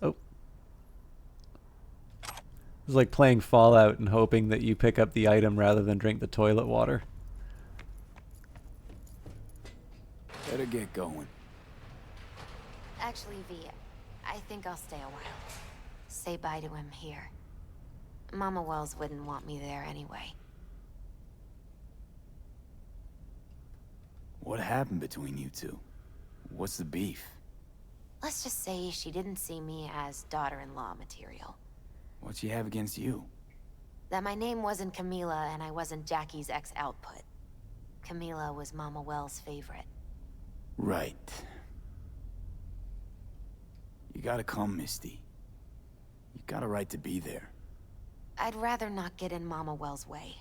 It's for family. You were family to him. I guess you're right. Thanks, V.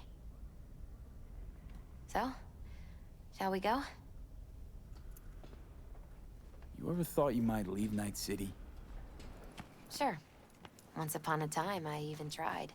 Seriously? Meaning... Packed my bags and hopped on a plane to Nepal. Thought I'd stay there. After a week, I realized I couldn't live without the traffic outside my window and my neighbors hollering.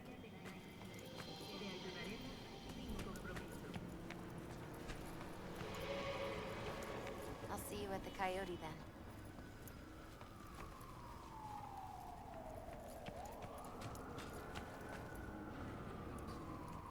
My deepest condolences. He was a fine boy. Then go raise a glass to him, Padre. A few glasses. De acuerdo. P, it's good you're here. We're about to start. Sit down, please. Hey, V.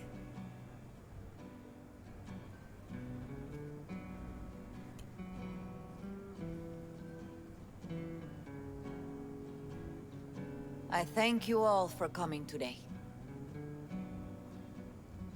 I'm not going to tell you what kind of man my son was, or lament about how much I miss him. Instead, I'll tell you a story. When he was about 19 years old, Jackie was in the Valentinos. They were at war with Maelstrom back then. I get a call from the hospital. They tell me he got shot 3 times, just by the heart. He was conscious when I get there. So many tubes coming out of him. He looked like a pulpo, like an octopus or something. He tell me, he said, "No te preocupes, mama. Look, I'm bulletproof. Nothing bad will ever happen to me." And when I go, he take off his Valentino's ring. He swear he won't need it anymore. But he was not scared. He just didn't want me to worry. Descansa en paz, mi hijo.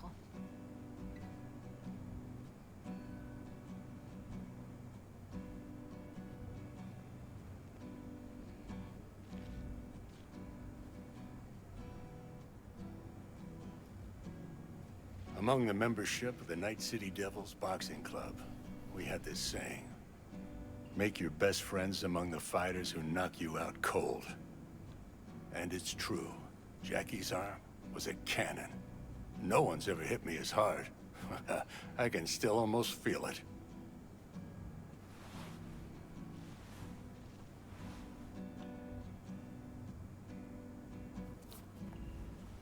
"12 rounds, buddy."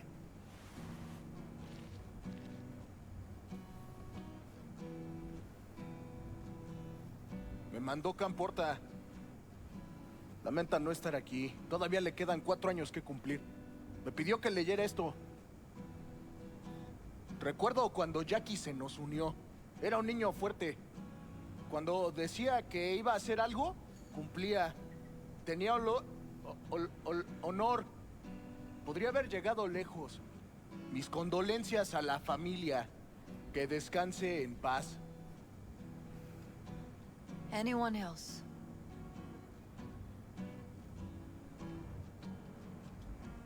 I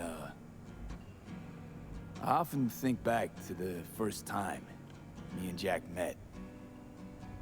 Feels like it happened a century ago. At another time. In another place. Jackie saved my life. And then, years later in Night City, he saved it again. At a time when I thought I'd lost absolutely everything. I found my own freedom then. But it would not have happened without him. Jackie Wells. Always hungry for more. And never gave up. Not once.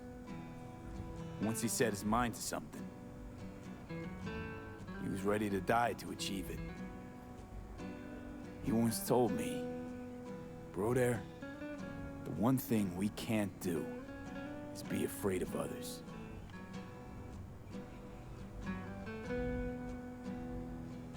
For his loved ones, he'd sacrifice his life without hesitation. But most importantly,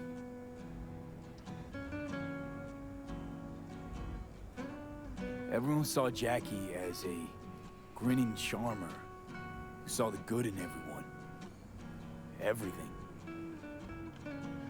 But they were wrong. Jackie Wells was a hell of an ambitious chum who never gave up, and whose drive cost him his life. But he did in life what he said he'd do. Reach for fortune and fame. No fear in eyes or heart.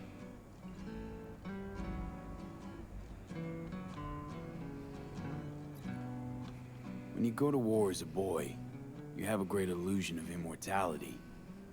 Other people get killed, not you. Then, when you are badly wounded the first time, you lose that illusion. Rest easy, chum. I would like to say a toast.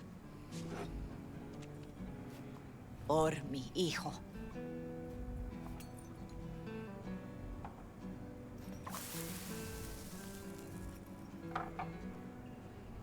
Thank you for your kind words, V. I'm glad you're here. It was a beautiful ofrenda we gave him. A lot of people come today. Even that putica Jackie was messing around with.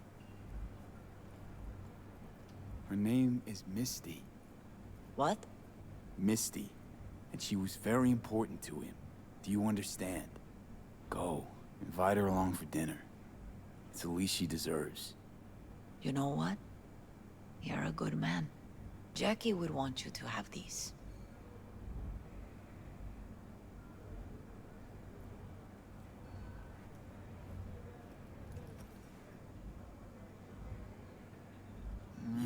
Rayito de You sol. sure? What's wrong? Jackie would kill me if I got so much as a scratch on it. So don't get any scratches on it. Thank you. I'll take such good care of it. Cuídate, V. Yeah, I like this sequence quite a bit. Campos all torn up. Hey, you! Have a drink with us, hmm? To Wells? How'd you meet Jackie? We started out together. In the Valentinos? No, in the fucking Bible book club. I got only good memories of him. Rest easy up there, brother. Think we might know each other. Gustavo Horta. V. Yeah, I've heard about you. Well, heartfelt condolences, friend. From me, Campo, and all the Valentinos. Thank you. Pour you another? For Jaquito? Weird being here without Jackie. Can't shake the feeling I'm gonna turn around and see him sitting at the bar. In his favorite spot, where he always used to sit.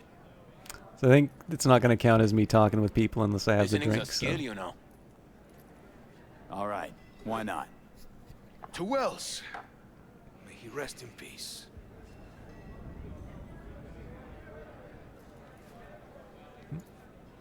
Good for now, thanks. See? You gotta know when to stop. Nah, give me a break. All right, let's go. Need you to focus now, okay? Pour. For Jackie. Amen, brother.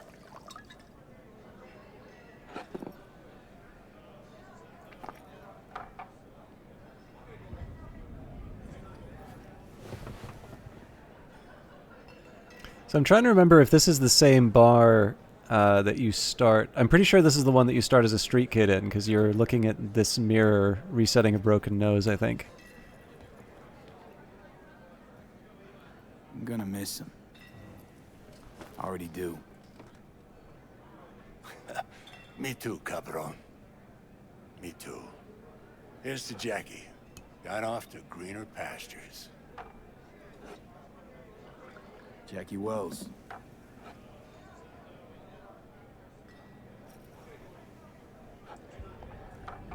A proud son of Haywood.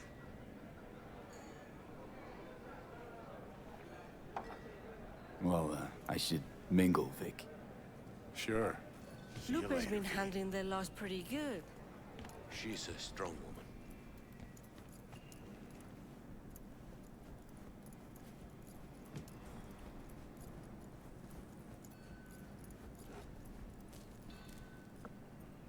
You, here to say goodbye to one of your own, Padre? I'm here to say goodbye to a good man. So, Padre, you think Jackie's looking down upon us? From up there? I believe he has met God, stood before him. That's it.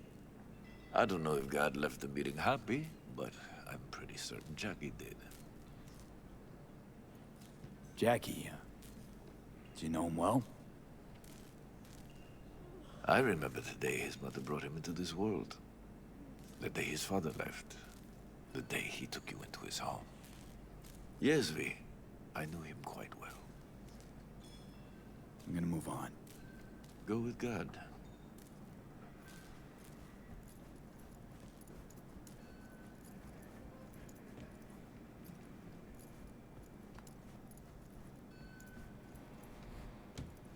It's a much more dramatic exit if I actually know where the stairs are.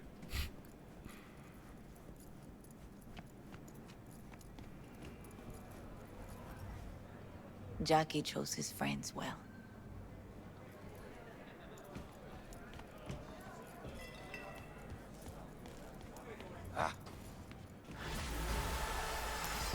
Cool.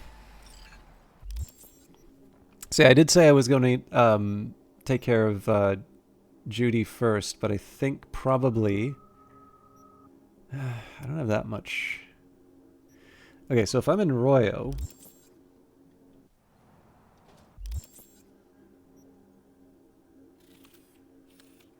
Okay, so first of all, there's a police scanner mission. Beat on the brat. Okay, it's not that close. But I figure I can at least deal with a little adventure. I figure I'll still pick up the cash from Wakako. And then...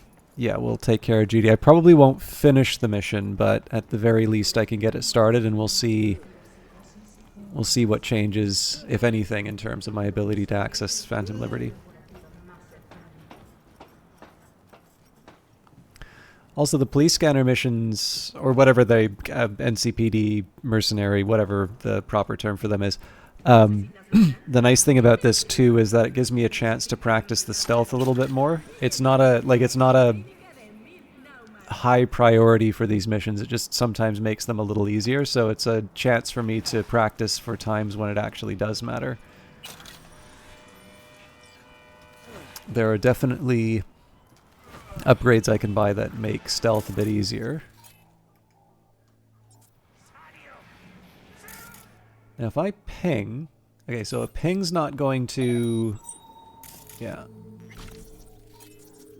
So first thing I need to do is use that a lot more frequently.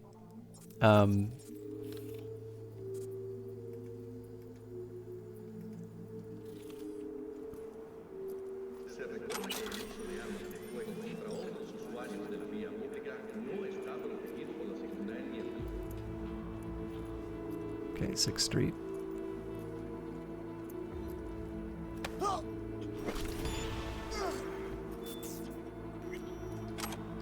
Okay, I don't like that movement I see. And then there are 2 people I couldn't get eyes on. There's one of them. Okay, it's 2. I need to do something to distract. Not again.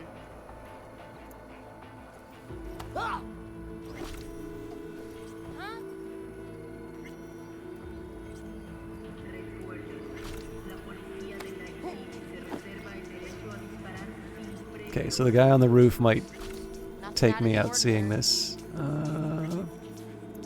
I can't believe I got away with this. And he's probably going to see the body.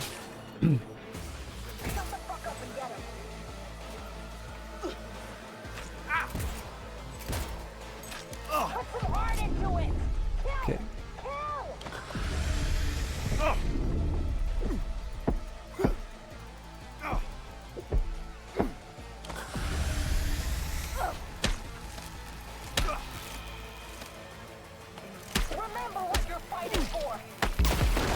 Whoa!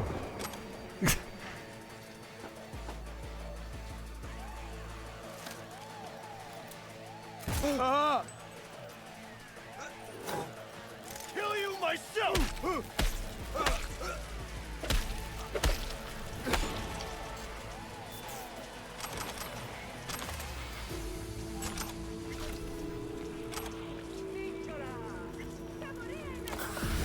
Nope, didn't mean to do that.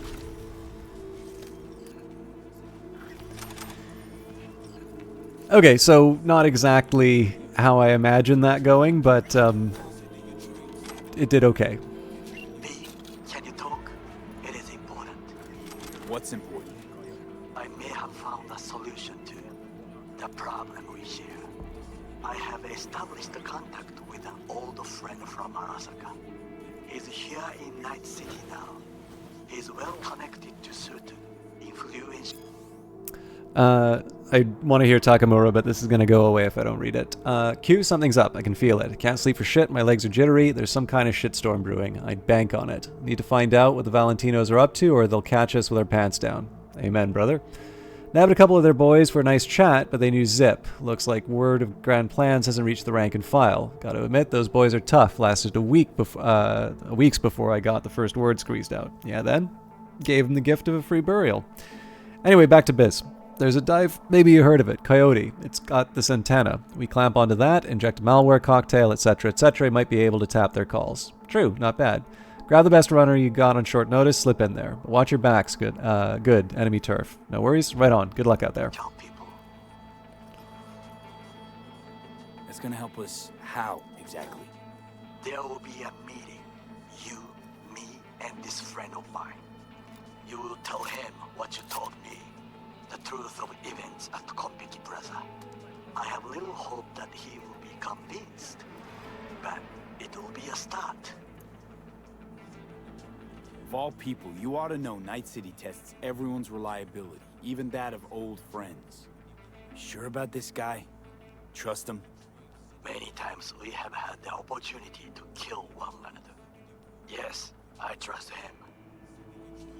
If Fine. Where's the meet and when?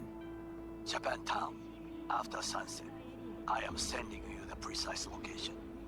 I'll see you there.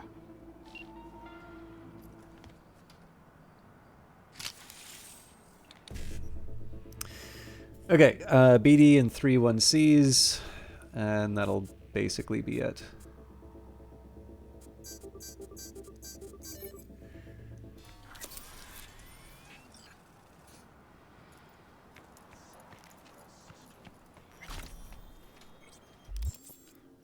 Okay, so that was recreational. Let's pick up a...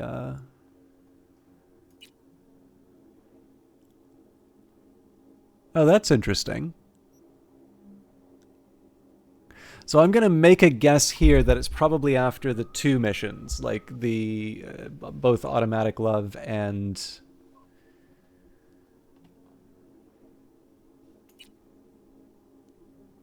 Nope, maybe... Sorry, maybe I was mistaken. No, it still has to be Call of Duty. Okay, that's fine. Again, it's something I'm going to do anyway, but... we are doing the gig.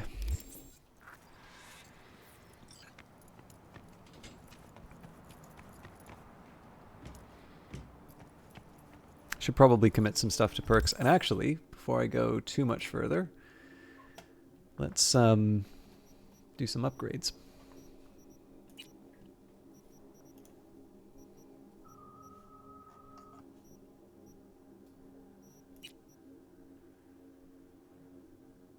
Okay, never mind.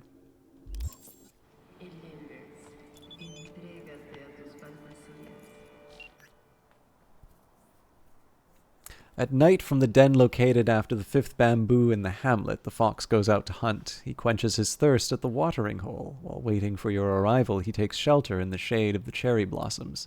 The fox is cautious. It shall emerge when it is sure that the water was not poisoned. Takamura? Amateur merc. Yes, this is Takamura. I'm using a burner via a secure location, but I figured it would be best to use the secret code I created. I suspected it might be beyond your abilities. Meet me at the docks on Channel Street, Japantown. Come at night. If nobody has followed you, I will show myself. I trust this was understood, not too complicated. I got it, Goro. See you.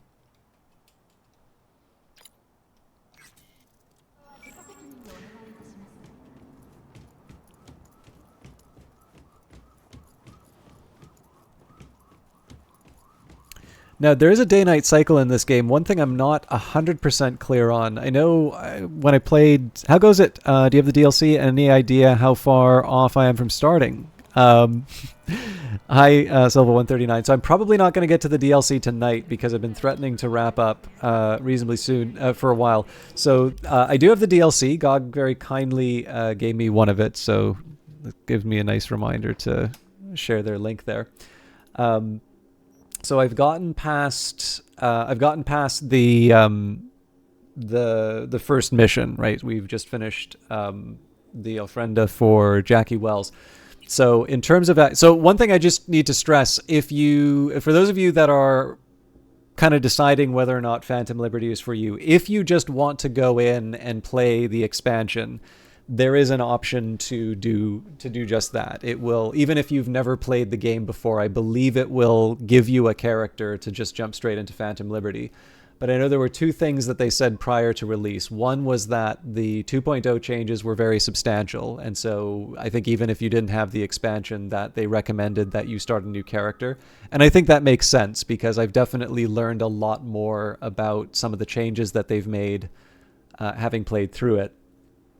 But when I take a look at the game settings, it does say, like, in regards to whether or not you start Phantom Liberty, you will, like, it says, okay, we can start you off straight at the Phantom Liberty stuff, or you can start at the beginning, and then starting at the beginning, it says at the very beginning. So, yeah, the changes are really good. I'm also noticing, like, subtle changes as well. So in that initial mission, if you investigate Arasaka's body, Saburo Arasaka's body, as opposed to the other Arasaka body in the building for some reason. He actually has a weapon on him, which is not true for, at least I'm 90% sure, was not in the base game. I'm not quite sure what the implication of that is quite yet, but I do think it's interesting, right? Because in the end, it is a life or death situation he finds himself in, and ultimately he chooses not to use that weapon. And obviously that is something that changed between, the first version of the game and this update. So I'll be interested to see if they make anything of that. But more meaningfully, like I can't quite put my finger on it, but the combat just feels quite a bit more satisfying. Like the cyberware stuff, the really obvious stuff is perfectly fine. It's very interesting, but I just, in terms of the gunplay, I've actually felt that I'm doing a little bit more in terms of the action. I'm performing a little bit better as well, I noticed as well.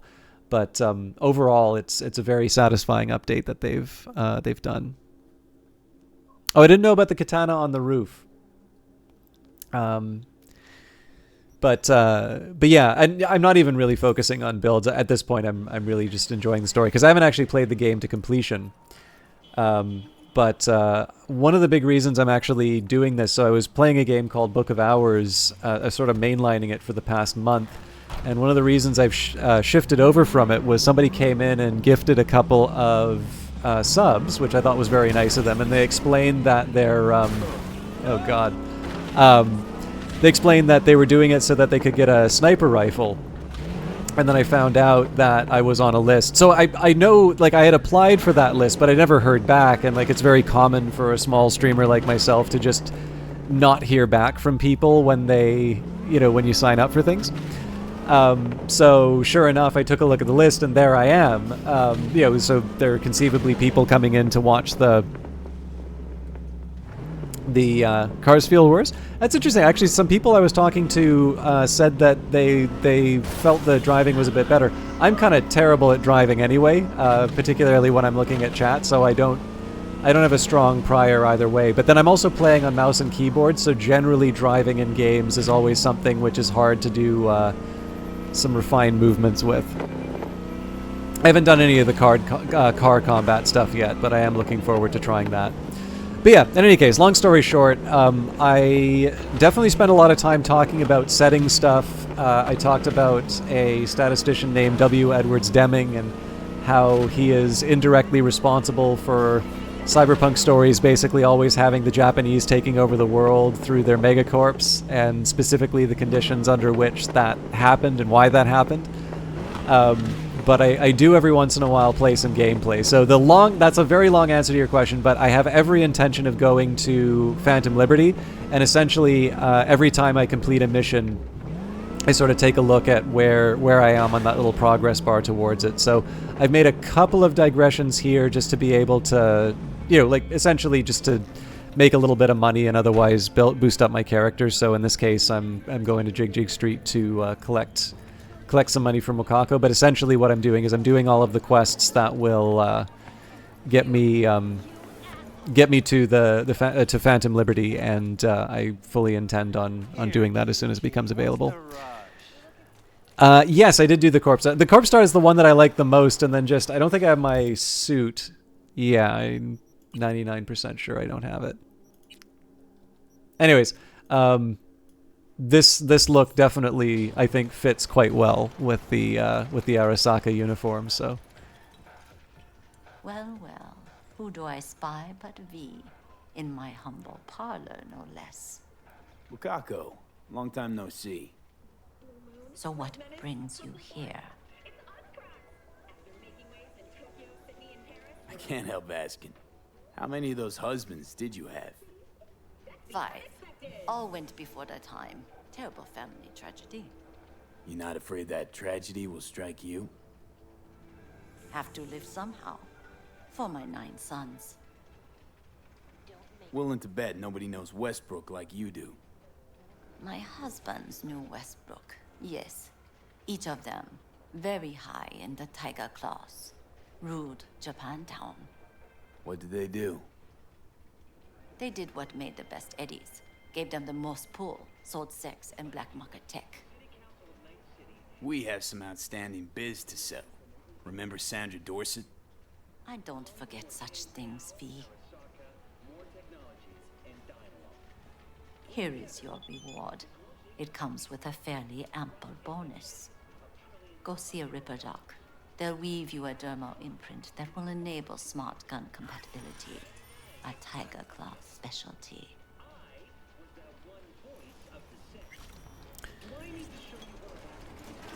I should probably pick that up.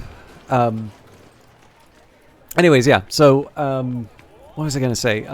Something about the corporate... Well, we talked about the corporate start, talked about Phantom... Oh, yeah. So, I definitely don't want to be the sort of gamer that, you know, gets new DLC for a game and then just sort of gobbles it down as quickly as possible and, you know, immediately says, okay, where's the next bit of content? It is kind of nice to establish some context for what's going on. But I'm as interested in seeing it. I will confess, like, I kind of like spy stories, so I've been watching the TV show The Americans for a bit. I think it's very well done, and, you know, like John le Carré and things like that. But I also happen to like sort of techno thrillers. Like, I kind of feel like technical thrillers are almost like science fiction, just the president's the main character. So when I saw that Phantom Liberty is dealing with sort of this shadow war between the NUSA and their expansionist agenda, and particularly that President Myers was a character inside of it, I was obviously very interested. And then they kind of put out that teaser showing the Idris Elba character after a mission and the betrayal and things like that, and all of this is very much in my my set of interests, just in terms of stories on their own. And then in terms of setting, I think some of the most interesting things that you can encounter in... That's madness that it doesn't... Alright. Hey, B! You hear me? Loud and clear, you don't need to yell. What's up? Doing a little competition. Shoot, prizes and all. You know, over here with the range. Yeah, that'd make sense. Well, you in? I didn't think big parties were your thing. Yeah, well, it ain't a big one, but, you know, we're low on heads. Gotta bring in the clients. Attract them and shit. Could try selling iron straight from the factory. Skip the whole part where you tinker for hours on each little shooter. Vic, my dignity, please. Sure, I'm in. When? Well, right now. We'll wait on you. See ya. I'm not doing that anytime soon. But yeah, so anyways, it's like it's a DLC that basically hits on every single subject I'm interested in. A couple of things that I think are interesting in the Cyberpunk setting, groups like Trauma Team or the Shadowrun equivalent, that would be really interesting. I also thought the journalist class in the RPG seemed really interesting. Again, just sort of the idea of trying to get to the truth in an environment where you have these large conglomerates sort of controlling the news agenda. It reminds me a bit of a sort of a... I think probably people would call it post-cyberpunk, but I'm honestly not well read enough to know the difference between sort of cyberpunk and post-cyberpunk, other than the fact that the traditional cyberpunk villain or like anti-hero in the Diamond Age dies in like the first few chapters. That's about all I know about post-cyberpunk. But there's a comic called Transmetropolitan, which has this really interesting kind of journalist kind of character. So I think that's another interesting one for the setting. But yeah, and then the last one is spies, because spies are just inherently interesting. So anyways, all NCPD subcons, APB out for a suspect accused of organized crime activity near Ross Street and Shipyard Way. Scavengers led by Elena Sidrova, presumed to be armed and dangerous, have assaulted multiple homeless persons. Night City officials are offering a reward for neutralizing the threat. Well, if there's scavs, I'm not going to feel nearly as bad about taking them out. Maelstrom, that's different.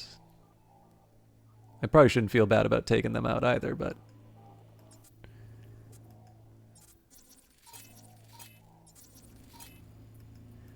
I suppose the difference I would say here would be with Maelstrom, we have a boss that owes us.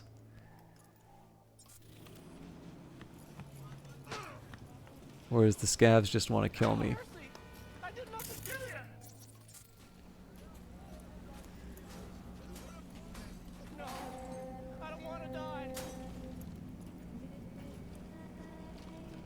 Oh, come on.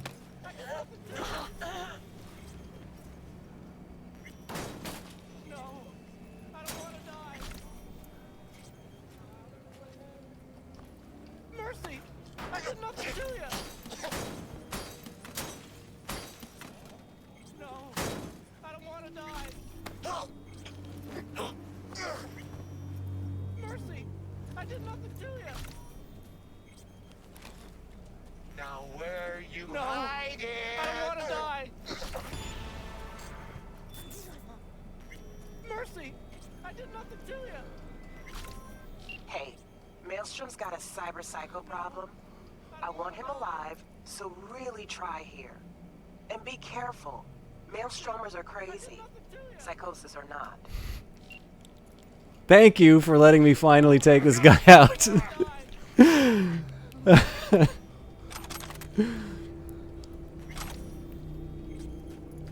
Oh, actually, there is one other big change. Oh, Bloody Ritual. That one was a real pain for me to try and sort out. I will do that one later for sure. Actually, one other thing I can do, I can probably switch to a lethal melee weapon, seeing as my fists are a bit stronger now. Anyways, I think I got the reward. At the end of the mission where you get the flathead from Royce, when the Militech vehicles sort of go down onto the street, the absolute chaos that this unleashes in terms of like just what the traffic does is absolutely hilarious. How's biz treating you, Cassius? Lately, can't complain. MaxTac raided a black clinic not long past. Since then, custom accounts gone up, and so my prices. Coincidence? You decide. Let's see what's good. Take your pick. Alright, this is just about getting the freebie.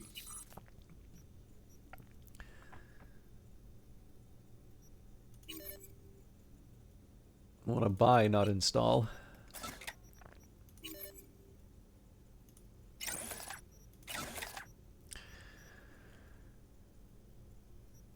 I mean, I suppose the thing that's nice about it is that it doesn't take a cyberware slot, but it also doesn't do that much. Okay. I am inclined to go for the upgrade first.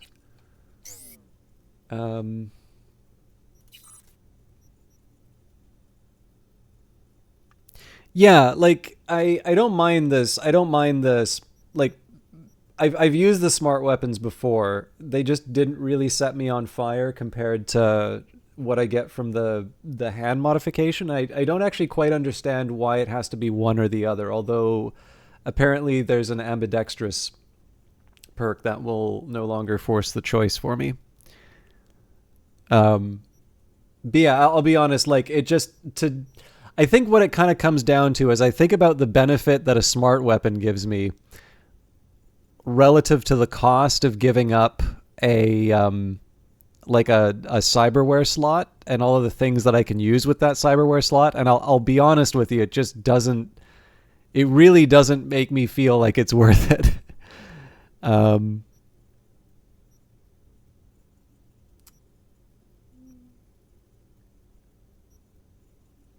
I feel like there was one that was RAM oriented that I was holding out for here.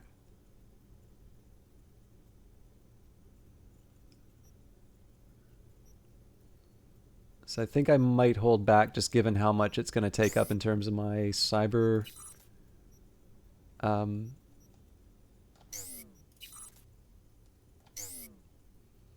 In fact, most of this stuff I think probably I shouldn't be messing around with. So I suppose the last question for me is, do I want to spend the points on upgrading this stuff or just waiting? And I think I'm just going to wait for a little bit because I don't know how... I just don't know how much I'm going to run into components. And it's hard for me to say that my current setup is keeping me from accomplishing what I want. Okay, so I think we've got the basics down that we wanted. We picked up the cash from Wakako. We're obviously going to have some gigs to run in between. Yeah, I mean, at some point it would be fun to do Shoot to Thrill. Apparently the Bloody Ritual is a lot closer than I thought it was. I'll worry about that later. But let's call Judy, but let's read about her first. One of Braindance's most gifted editors and a skilled techie. If she wanted to, she could get hired at any corpo entertainment studio and make bank, but Judy values her independence too much to sell out. She rejects every offer that comes her way. Her anarchist spirit drew her to the mocks in hope that they could improve the lives of the people in Night City. Her biggest flaw is that she can't keep her mouth shut in the face of injustice, something that always gets her in trouble. For some, though, it's her greatest virtue. Yeah, I think there was a body one that had a RAM component as well, which surprised me a little bit. But that one's always been empty. I think it was at Victor's. I'll see it. I'll be in that area again. But I kept that slot open for that very reason, that it seemed weird and that there's probably something more appropriate there. But anyways, it's not a big deal. V? That you? Shit. Thought you were gone. You're not alone in thinking me dead. Thought it was game over for me too. Things went ass up, huh? Not as planned. You heard about the heist, I take it. Must have, talked to Evelyn. Didn't need to. Whole damn city's hurt. Listen, need to find Evelyn. I really don't want to talk about her. You know where she is? What'd I just say? Drop it. I won't tell you again. Judy, you're my one hope. You know that Wild Screaming at Totentaz isn't headline news. Could just be some Screamo band set a rehearsal, that, or something a shade more sinister. I don't need to remind you that this is the Maelstrom hotspot. If you confirm a cyber psycho's behind this, please do try to keep them alive. Thanks. I have no intention whatsoever of following up on that. I gotta find her. And I know you can help me do that. Who told you I won't? When we meet, let's meet, please. You at Lizzie's?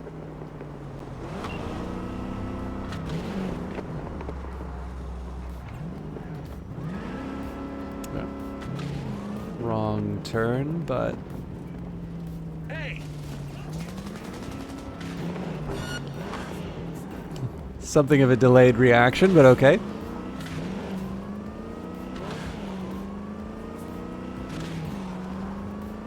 So yeah, the other thing that I'm not 100%, I think the one thing I'm not 100% sure about is with this new new website that El Capitan is running. I don't know if I'm supposed to be, like, if I'm not going to have the option of going out and picking up the cars, if I have to do it all through a website now, or if it's just because I'm early in the run and nobody's offered me a car yet. I suppose we'll find out.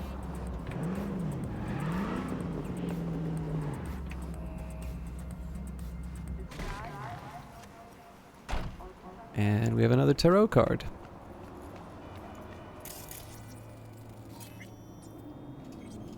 The Magician.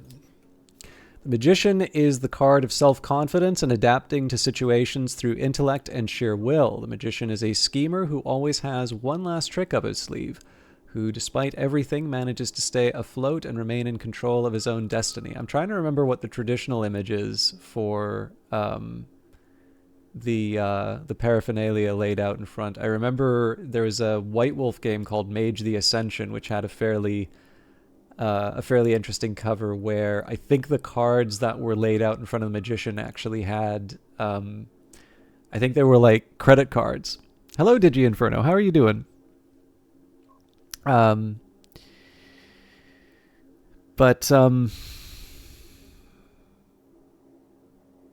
yeah. And then I think the other one is that the magician traditionally, I think, is holding up a torch of some kind. But again, I don't know enough about sort of the iconography and what, or would iconography be appropriate in that term? In any case, I don't know enough about it to say from memory. Haven't I seen you here before? Got a good memory for faces. Here for a good time. Yeah, no worries. I don't take attendance, Digi Inferno. I've been threatening to wrap up for probably about 2 or 3 hours now. Oh my god, it's actually 7 hours. Okay, I do actually need to seriously consider. Yeah, I didn't realize how late it was. I do need to consider wrapping up, but let's at least make some progress on the Judy meeting, and then hopefully that'll give us an idea about how close we are to Phantom Liberty. I'm looking for Evelyn Parker. Know where I might find her? Used to come round. Haven't seen her in a while, though. Need to talk to Punch and Judy. She in her den? Yep. Take the stairs down. I'll let Judy know you're coming. My, what a sweet little face you have. One of my favorite, I guess it kind of counts as a bug, but when I, oh yeah, you mean at the end of Automatic Love? Yeah. Or is it Automatic Love that happens in, or is it a little bit later? I think there might be a different mission. One of my favorite bits here is like, you know how every time you run in, she always says, you know, my, what a sweet little face you have. One of my favorite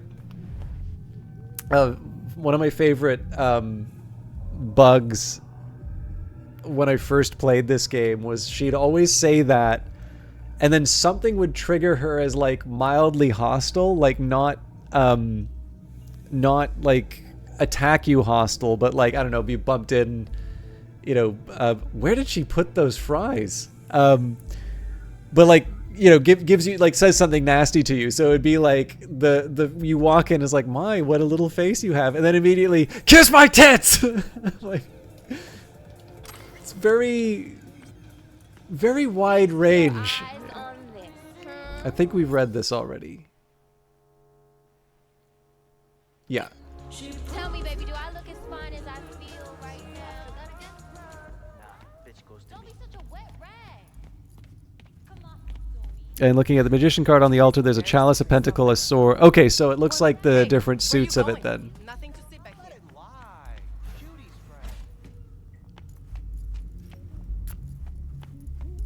Yeah, that makes sense.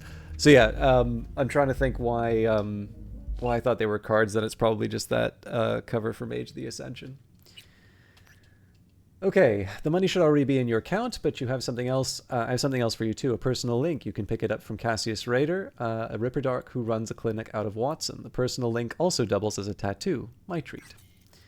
And Robert Wilson, about the sale, V. The shop's closed until the competition's over. Not happy about that, but a man's only got one pair of hands, you know? So drop by the shooting range and we'll talk when the shooting stops. Stop telling every Joy toy you meet to come here. The hell I'm supposed to do with them all? If you're so concerned about strays, go take care of your guests. Suze, we're not done here. Oh yeah, we fucking are.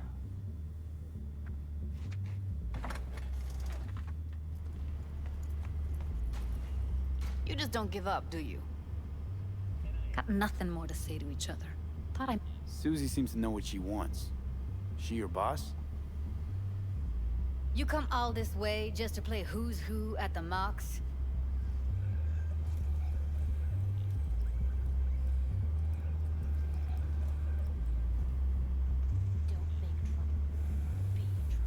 Oh, interesting. What's up with you?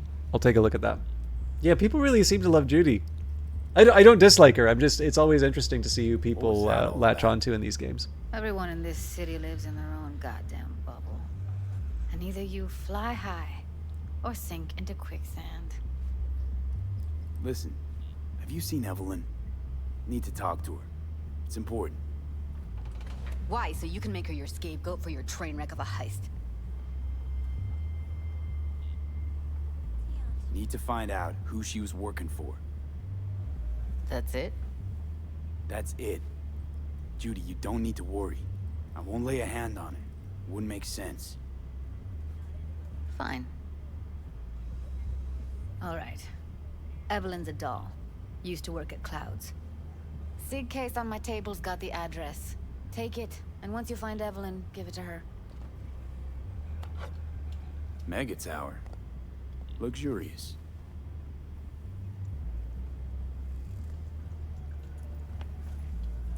And now we loot. One of the biggest contrasts Wait. that I... Just let me know how she's doing. Okay? I'll give you a call, okay? Thanks. Yeah, Thank you, V. I'm on your side on that Digi Inferno. I think one of the reasons why I value that is when you consider a city like Night City and its whole the idea and what it represents. There will be a certain type who maybe does well as a runner, but I think the whole idea of Night City is a fairly cosmopolitan city. It's supposed to be one, and I mean just in terms of the sorts of if any of the source books and that, when you read about like the different poser gangs and things like that, it sometimes actually gets quite silly, but the diversity is even wider than what you would necessarily see inside of the inside of this game. And there's reasons for that. Like, it's not, I don't want that to be some sort of like closet criticism of like, oh, they didn't include the crossover with Paranoia, they didn't stay true to Tolkien's lore. So it's not just like, I don't think there's a lot of people who are really, it's not really worth spending a lot of time thinking about these people. But obviously there's a type of rhetoric in gaming now where a game is quote unquote political if it includes a single character that comes from a particular ethnic group or sexuality or what have you, right? But clearly when you consider the settings for so many of the games where that complaint gets made, it's actually much more appropriate to have this big kind of this big melting pot. And again, I think specifically of Night City, and then I mean you can also compare it when you look at the types of books and movies that would be informing it, like Strange Days or Blade Runner or Neuromancer, all these different things. So I mean, like I said, I'm not entirely sure it's the best contrast to make, because just in the end, these are people who are not going to be like, they're obviously angry about something, and they're angry about something that is quite secondary to what the to what the intention for the game was, right? Like, the game developers should make the game that they want to make, and in the end, people are going to have to decide whether or not they want to get mad about that. But in terms of the setting, like, it's one of these things where, particularly in a role-playing game, when you want to create some degree of believability and you want to create stories of people who are interesting and believable, that kind of diversity that you're talking about can be quite important, because it's, I think part of this also just comes from the fact that I came from Vancouver, so that certainly has more than a few, like, there's definitely a few points of history that have led it to be the way that it is. There's a different kind of diversity that I've noticed in Ottawa, in the sense that, like, French was something that I kind of had to learn for a few grades in school. I'm not good at French at all. I'm trying, but languages don't come easily to me. But, again, it's Vancouver, so I'm much more likely to, of the languages my social circle is going to be speaking that are not English, French is quite low on that list. Whereas in Ottawa now, it's quite literally, I'll go out on the street and it's about a 50-50 chance. If some stranger starts talking on the street, it's about a 50-50 chance that I will be hearing English or French. Now, again, that's more linguistic diversity than anything, but you notice the difference when you move around. And the thing is that any of the Canadian cities I've been in are relatively small. Like compared to when I visited London, that was certainly eye-opening. Like I don't have a very good conception of what a big city is, just because at least Vancouver has the virtue of being quite dense because of the mountains. But, something like a New York is kind of, that's unfamiliar to me. And I've only ever been in Toronto in an airport. So, even some of the largest cities in Canada are unfamiliar to me. But again, there's just there's definitely a certain type of experience and a certain set of things that you take for granted. And again, I don't mean to harp on this. I do want to get to the Relive at Braindance Quarterly, but I value that sort of stuff because what matters. So like when I have something like the Valentinos and Maelstrom, and as you say, they have their own different practices, they have their own different slang, you have certain expectations in terms of what encounters with them are going to be, and neither of those groups are necessarily good people, right? These are gangs, these are vicious. You are in danger if you encounter either of them. But I much prefer the way that Cyberpunk handles it, because I don't wind up with some opening crawl, in a world in 2077, Night City is divided among 5 factions, and then, you read that sort of thing, and then you are scared to death that there is going to be a quiz sometime later, where you need to know who the third, leader of the, of Maelstrom was after its founding. Now, the exception to this would be the Mox and Lizzie's Bar, and that's because that's this important foundational moment. And Lizzie's Bar is an important place, and it is specifically because of Lizzie. And that's why I know the history of it. But I don't necessarily know who the founder of the Valentinos was and why that sort of stuff is important. Because in the end, it's displayed through the characters and how they behave rather than...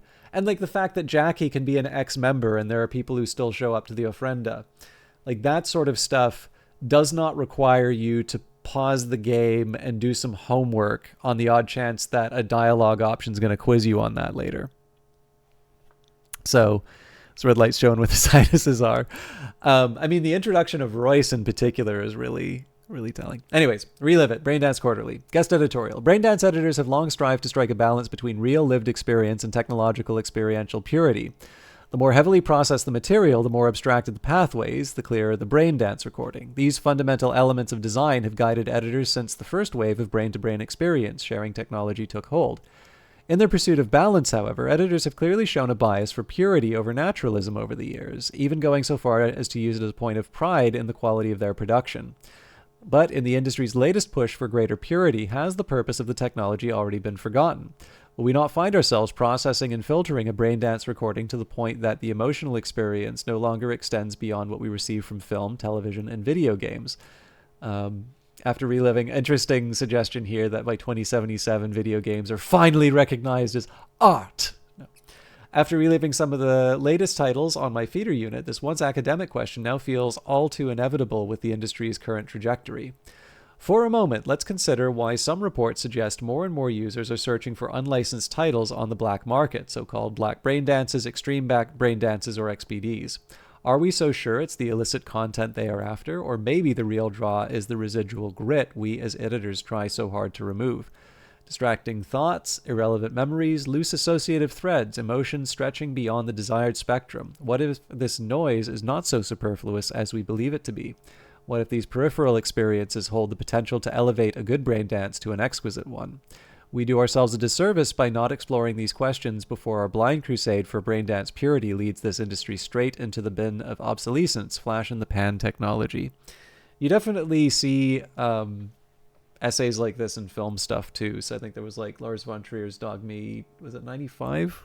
I don't know. I never watched those movies, but and then there was I guess neorealism was like an Italian. Well, see, the thing about like neorealism though for the Italians was that it was also, I suspect, a function of the war. and the fact that nobody had any money or studios. So I think that's probably as much of a question of necessity as sort of an aesthetic requirement. Anyway, something for film scholars to worry about. Relive It, the quarterly magazine for braindance editors, amateurs, and enthusiasts. Volume 478, December 2076. On a roll.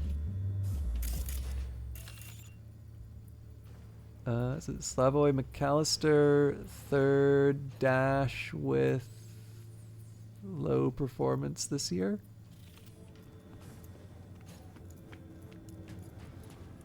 A doll.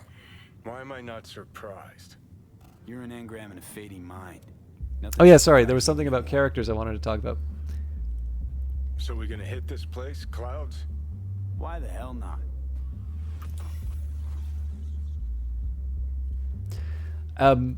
So one thing that kind of surprises me, Johnny Silverhand is obviously such a big character in the cyberpunk setting. I was a little surprised. I have such a huge difference between how much I enjoy the Johnny sections and how little I like Johnny as a character. So I absolutely love the sequences where you get to play as Johnny. I think they're great. I think they have a certain degree of gravity for... Forget Evelyn. Admit it. This is about Judy's virtues, isn't it? Good shit, Actually, if I say so myself. I seem to remember there was a... Hello. The name is Hands, Mr. Hands. If you're looking for work in Pacifica, I'm the man to call. I'm V. No, nice to meet you. All right. How very nice to meet you. If you have business, you know my number.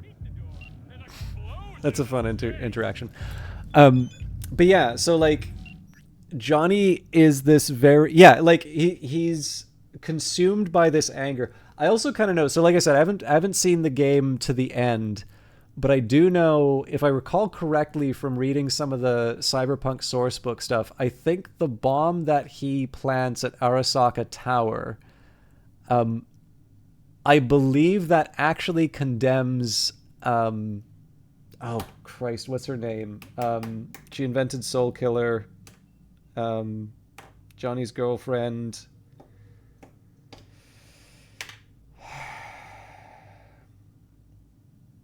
This is why I shouldn't stream late. Alt, thank you. Alt Cunningham. But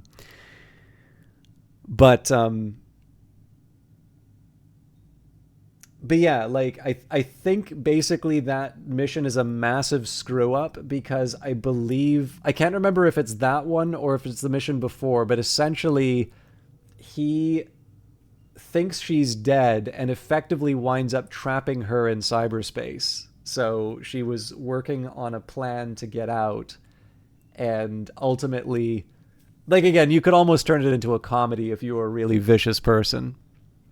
But I'm trying to remember the specific thing where I read that. I'm pretty sure it's in one of the core rule books. But yeah, and I mean, again, like some, you know, in these cases, sometimes this can be a great tragedy, right? You know, the things that we do to, you know, to prevent a terrible thing from happening are the things that bring them about, right? This goes all the way back to Oedipus, but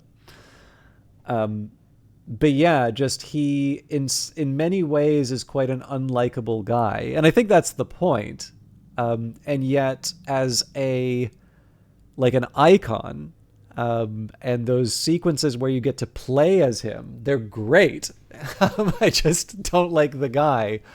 Although obviously he does gain a few more dimensions as the game progresses. I think the only problem is that it is very difficult for me to see this as anything other than him, you know, trying different tactics to take over.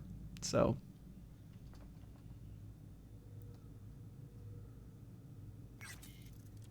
yeah, I don't explicitly role play. Like, it's not like I sit down and work out a whole, you know, I'm not going to do the world building thing.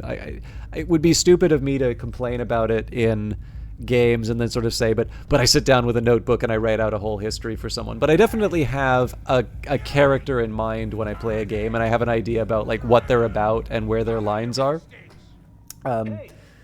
So I totally get what you're saying to G Inferno. milady. Staring at. Got something to say? Say it. Heated exchange there with Judy. What was that all about? How's this any of your business? Gonna follow up with your own sermon on responsibility for others? Go on, your high horse is waiting. I'm just curious. One thing I know about curiosity, won't get you shit unless you got the fists and the ass to back it up. You know what happened to Evelyn Parker? Why are you asking me? You talked to Judy about her already. Sure, but you're the boss. You might know something more. Evelyn jumped the Mox ship a long time ago. And anyone not a Mox is not my damn problem. I'm guessing the club brings in a lot of biz. Pisses its share of cost, too. Why, looking to invest? Nah, I'm just admiring your operation. We took over this place way back when. Every day I wake up and wonder how it's still standing. We get... Vision without action is a dream. Action without vision is a nightmare. We should remember this.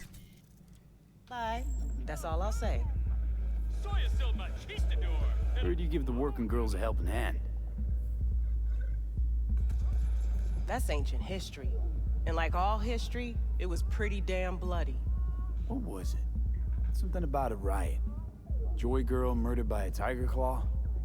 Not the first, just the one that tipped the scales. Folk went ballistic.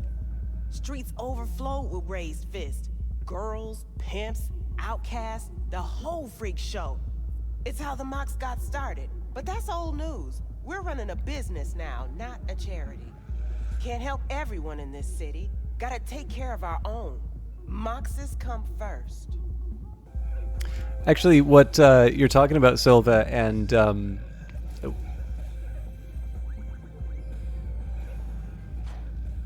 Nobody can hold a candle to Judy. She cuts virtues like they were diamonds. Damn straight. So sorry, we were talking about Judy and her romance options. So we talked about this for a different game as well. I actually kind of like the way the game handles it, because you can get a little philosophical about this. This might actually be the last... I think probably I should leave it here, because I'm going to assume that it's going to tell me, yeah, to continue on Mega Building H8. But yeah, so one of the things I find kind of interesting is I like how Cyberpunk has what it would kind of consider to be, for lack of a better term, the truth, right? There is a state of the world, and beyond things that the player changes, these things will be true. So part of that is a character's sexuality, right? So in this case, Judy has her preferences, and if you don't conform to them, you're not going to have that romance option. And that's I would say probably a controversial choice for some players, because to a certain extent, players buy a video game so they can have a set of experiences, and they sort of want that world to be shaped around them.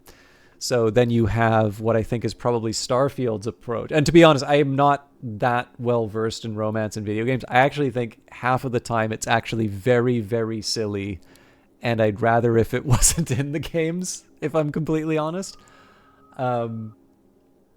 But I think kind of the way that Starfield does it, I think it's like effectively every character is bisexual.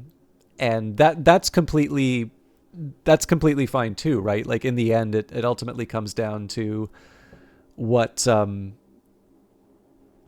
of experience the developers want the players to have. But essentially, at that point, it's sort of each playthrough is kind of unique, and each one will create a different sort of state of the world. But what I kind of thought was interesting was, I'm trying to even remember what game we were playing. There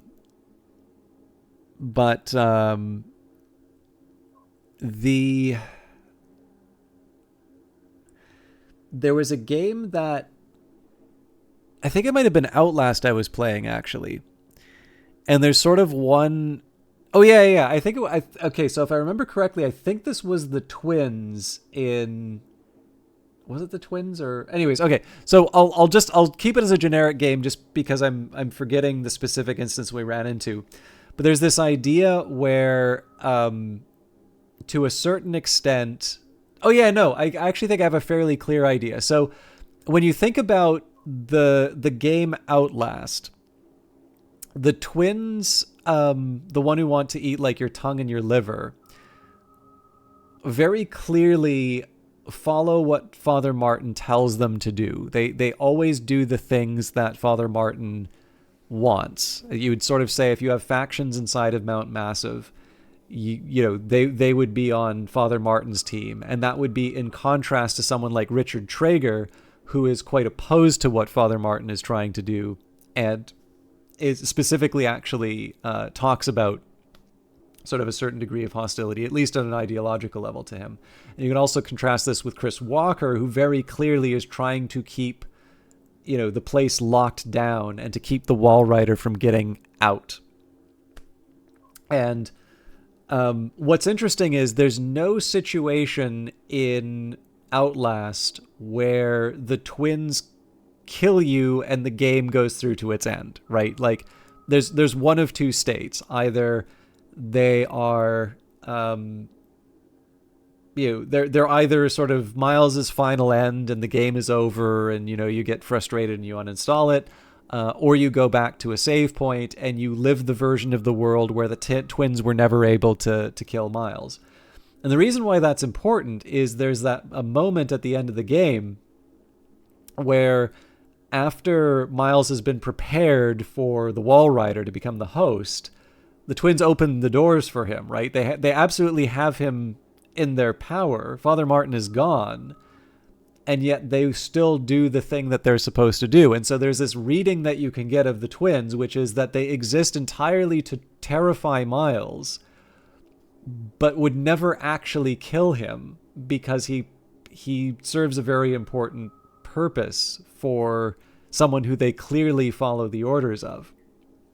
And in that case, that's kind of, like I said, where you get a little philosophical, is like, is the fact that these characters can kill you in the game, is that the truth? And so these people are in fact genuinely hostile towards Miles, and that, you know, even though there's no continuity inside of the game under which they successfully kill Miles, the intent is still there.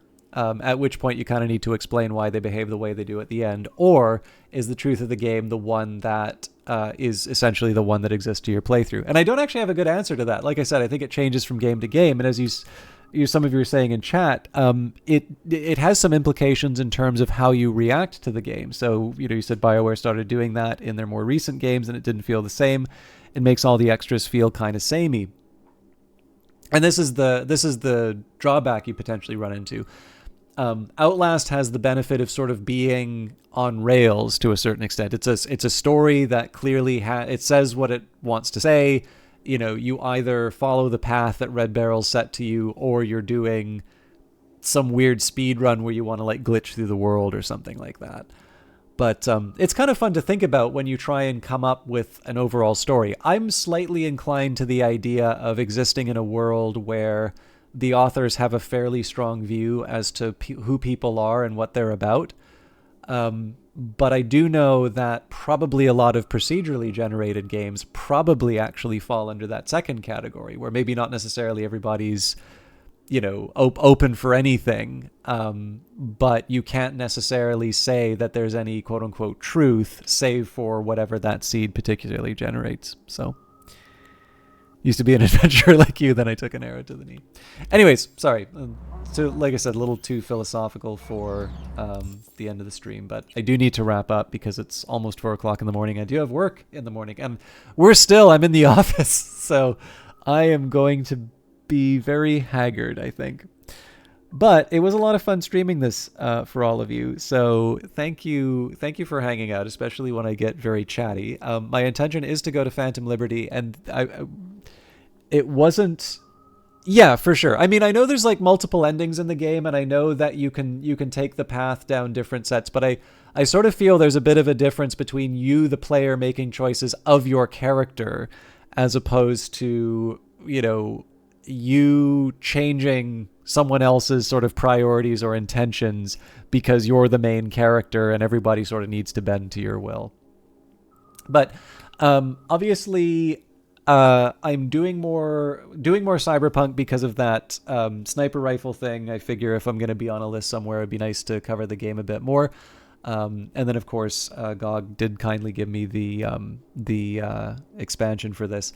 I am going to come up with a little bit of a better division between Cyberpunk and Book of Hours, but for the rest of this week, I'm going to be doing Cyberpunk. Next week, I'm going to be back to some more Book of Hours, and then I'll probably do Cyberpunk at minimum on the Friday.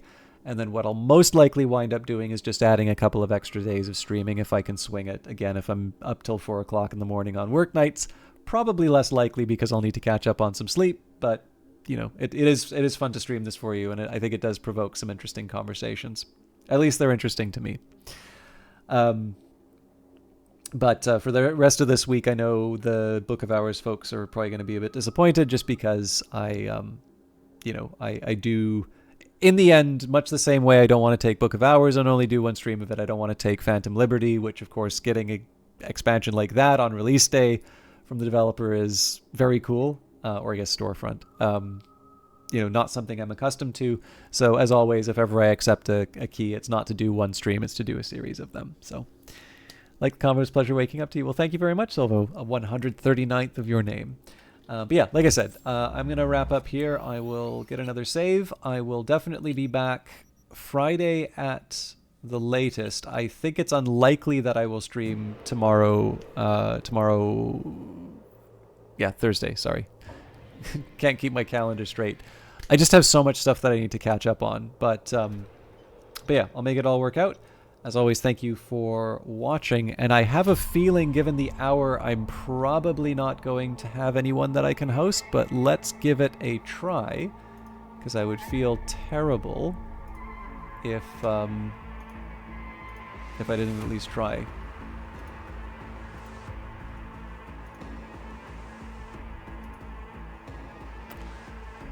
All right. Where on earth are we? Also, I didn't realize there were a few follows over today. So, Diziabatsu, hexadecimal 58th of your name, and Silva, 139th of your name. Thank you all for hanging out. It's I mean, let's be honest here. This is a really popular game. My usual expectation is that I'm going to have all of like 2 people watching me for the whole evening. Okay, so I don't really know anybody who's streaming right now. I have a very weird AI-driven, it's mostly just pre-recorded stuff, stream that I can host. If anybody knows somebody broadcasting, I'd be happy to raid them, but otherwise I should probably just close it off and leave you all to click on the Cyberpunk button and see what you're interested in. So, I don't know, does anybody have interest in the AI channel, or should I just leave it there?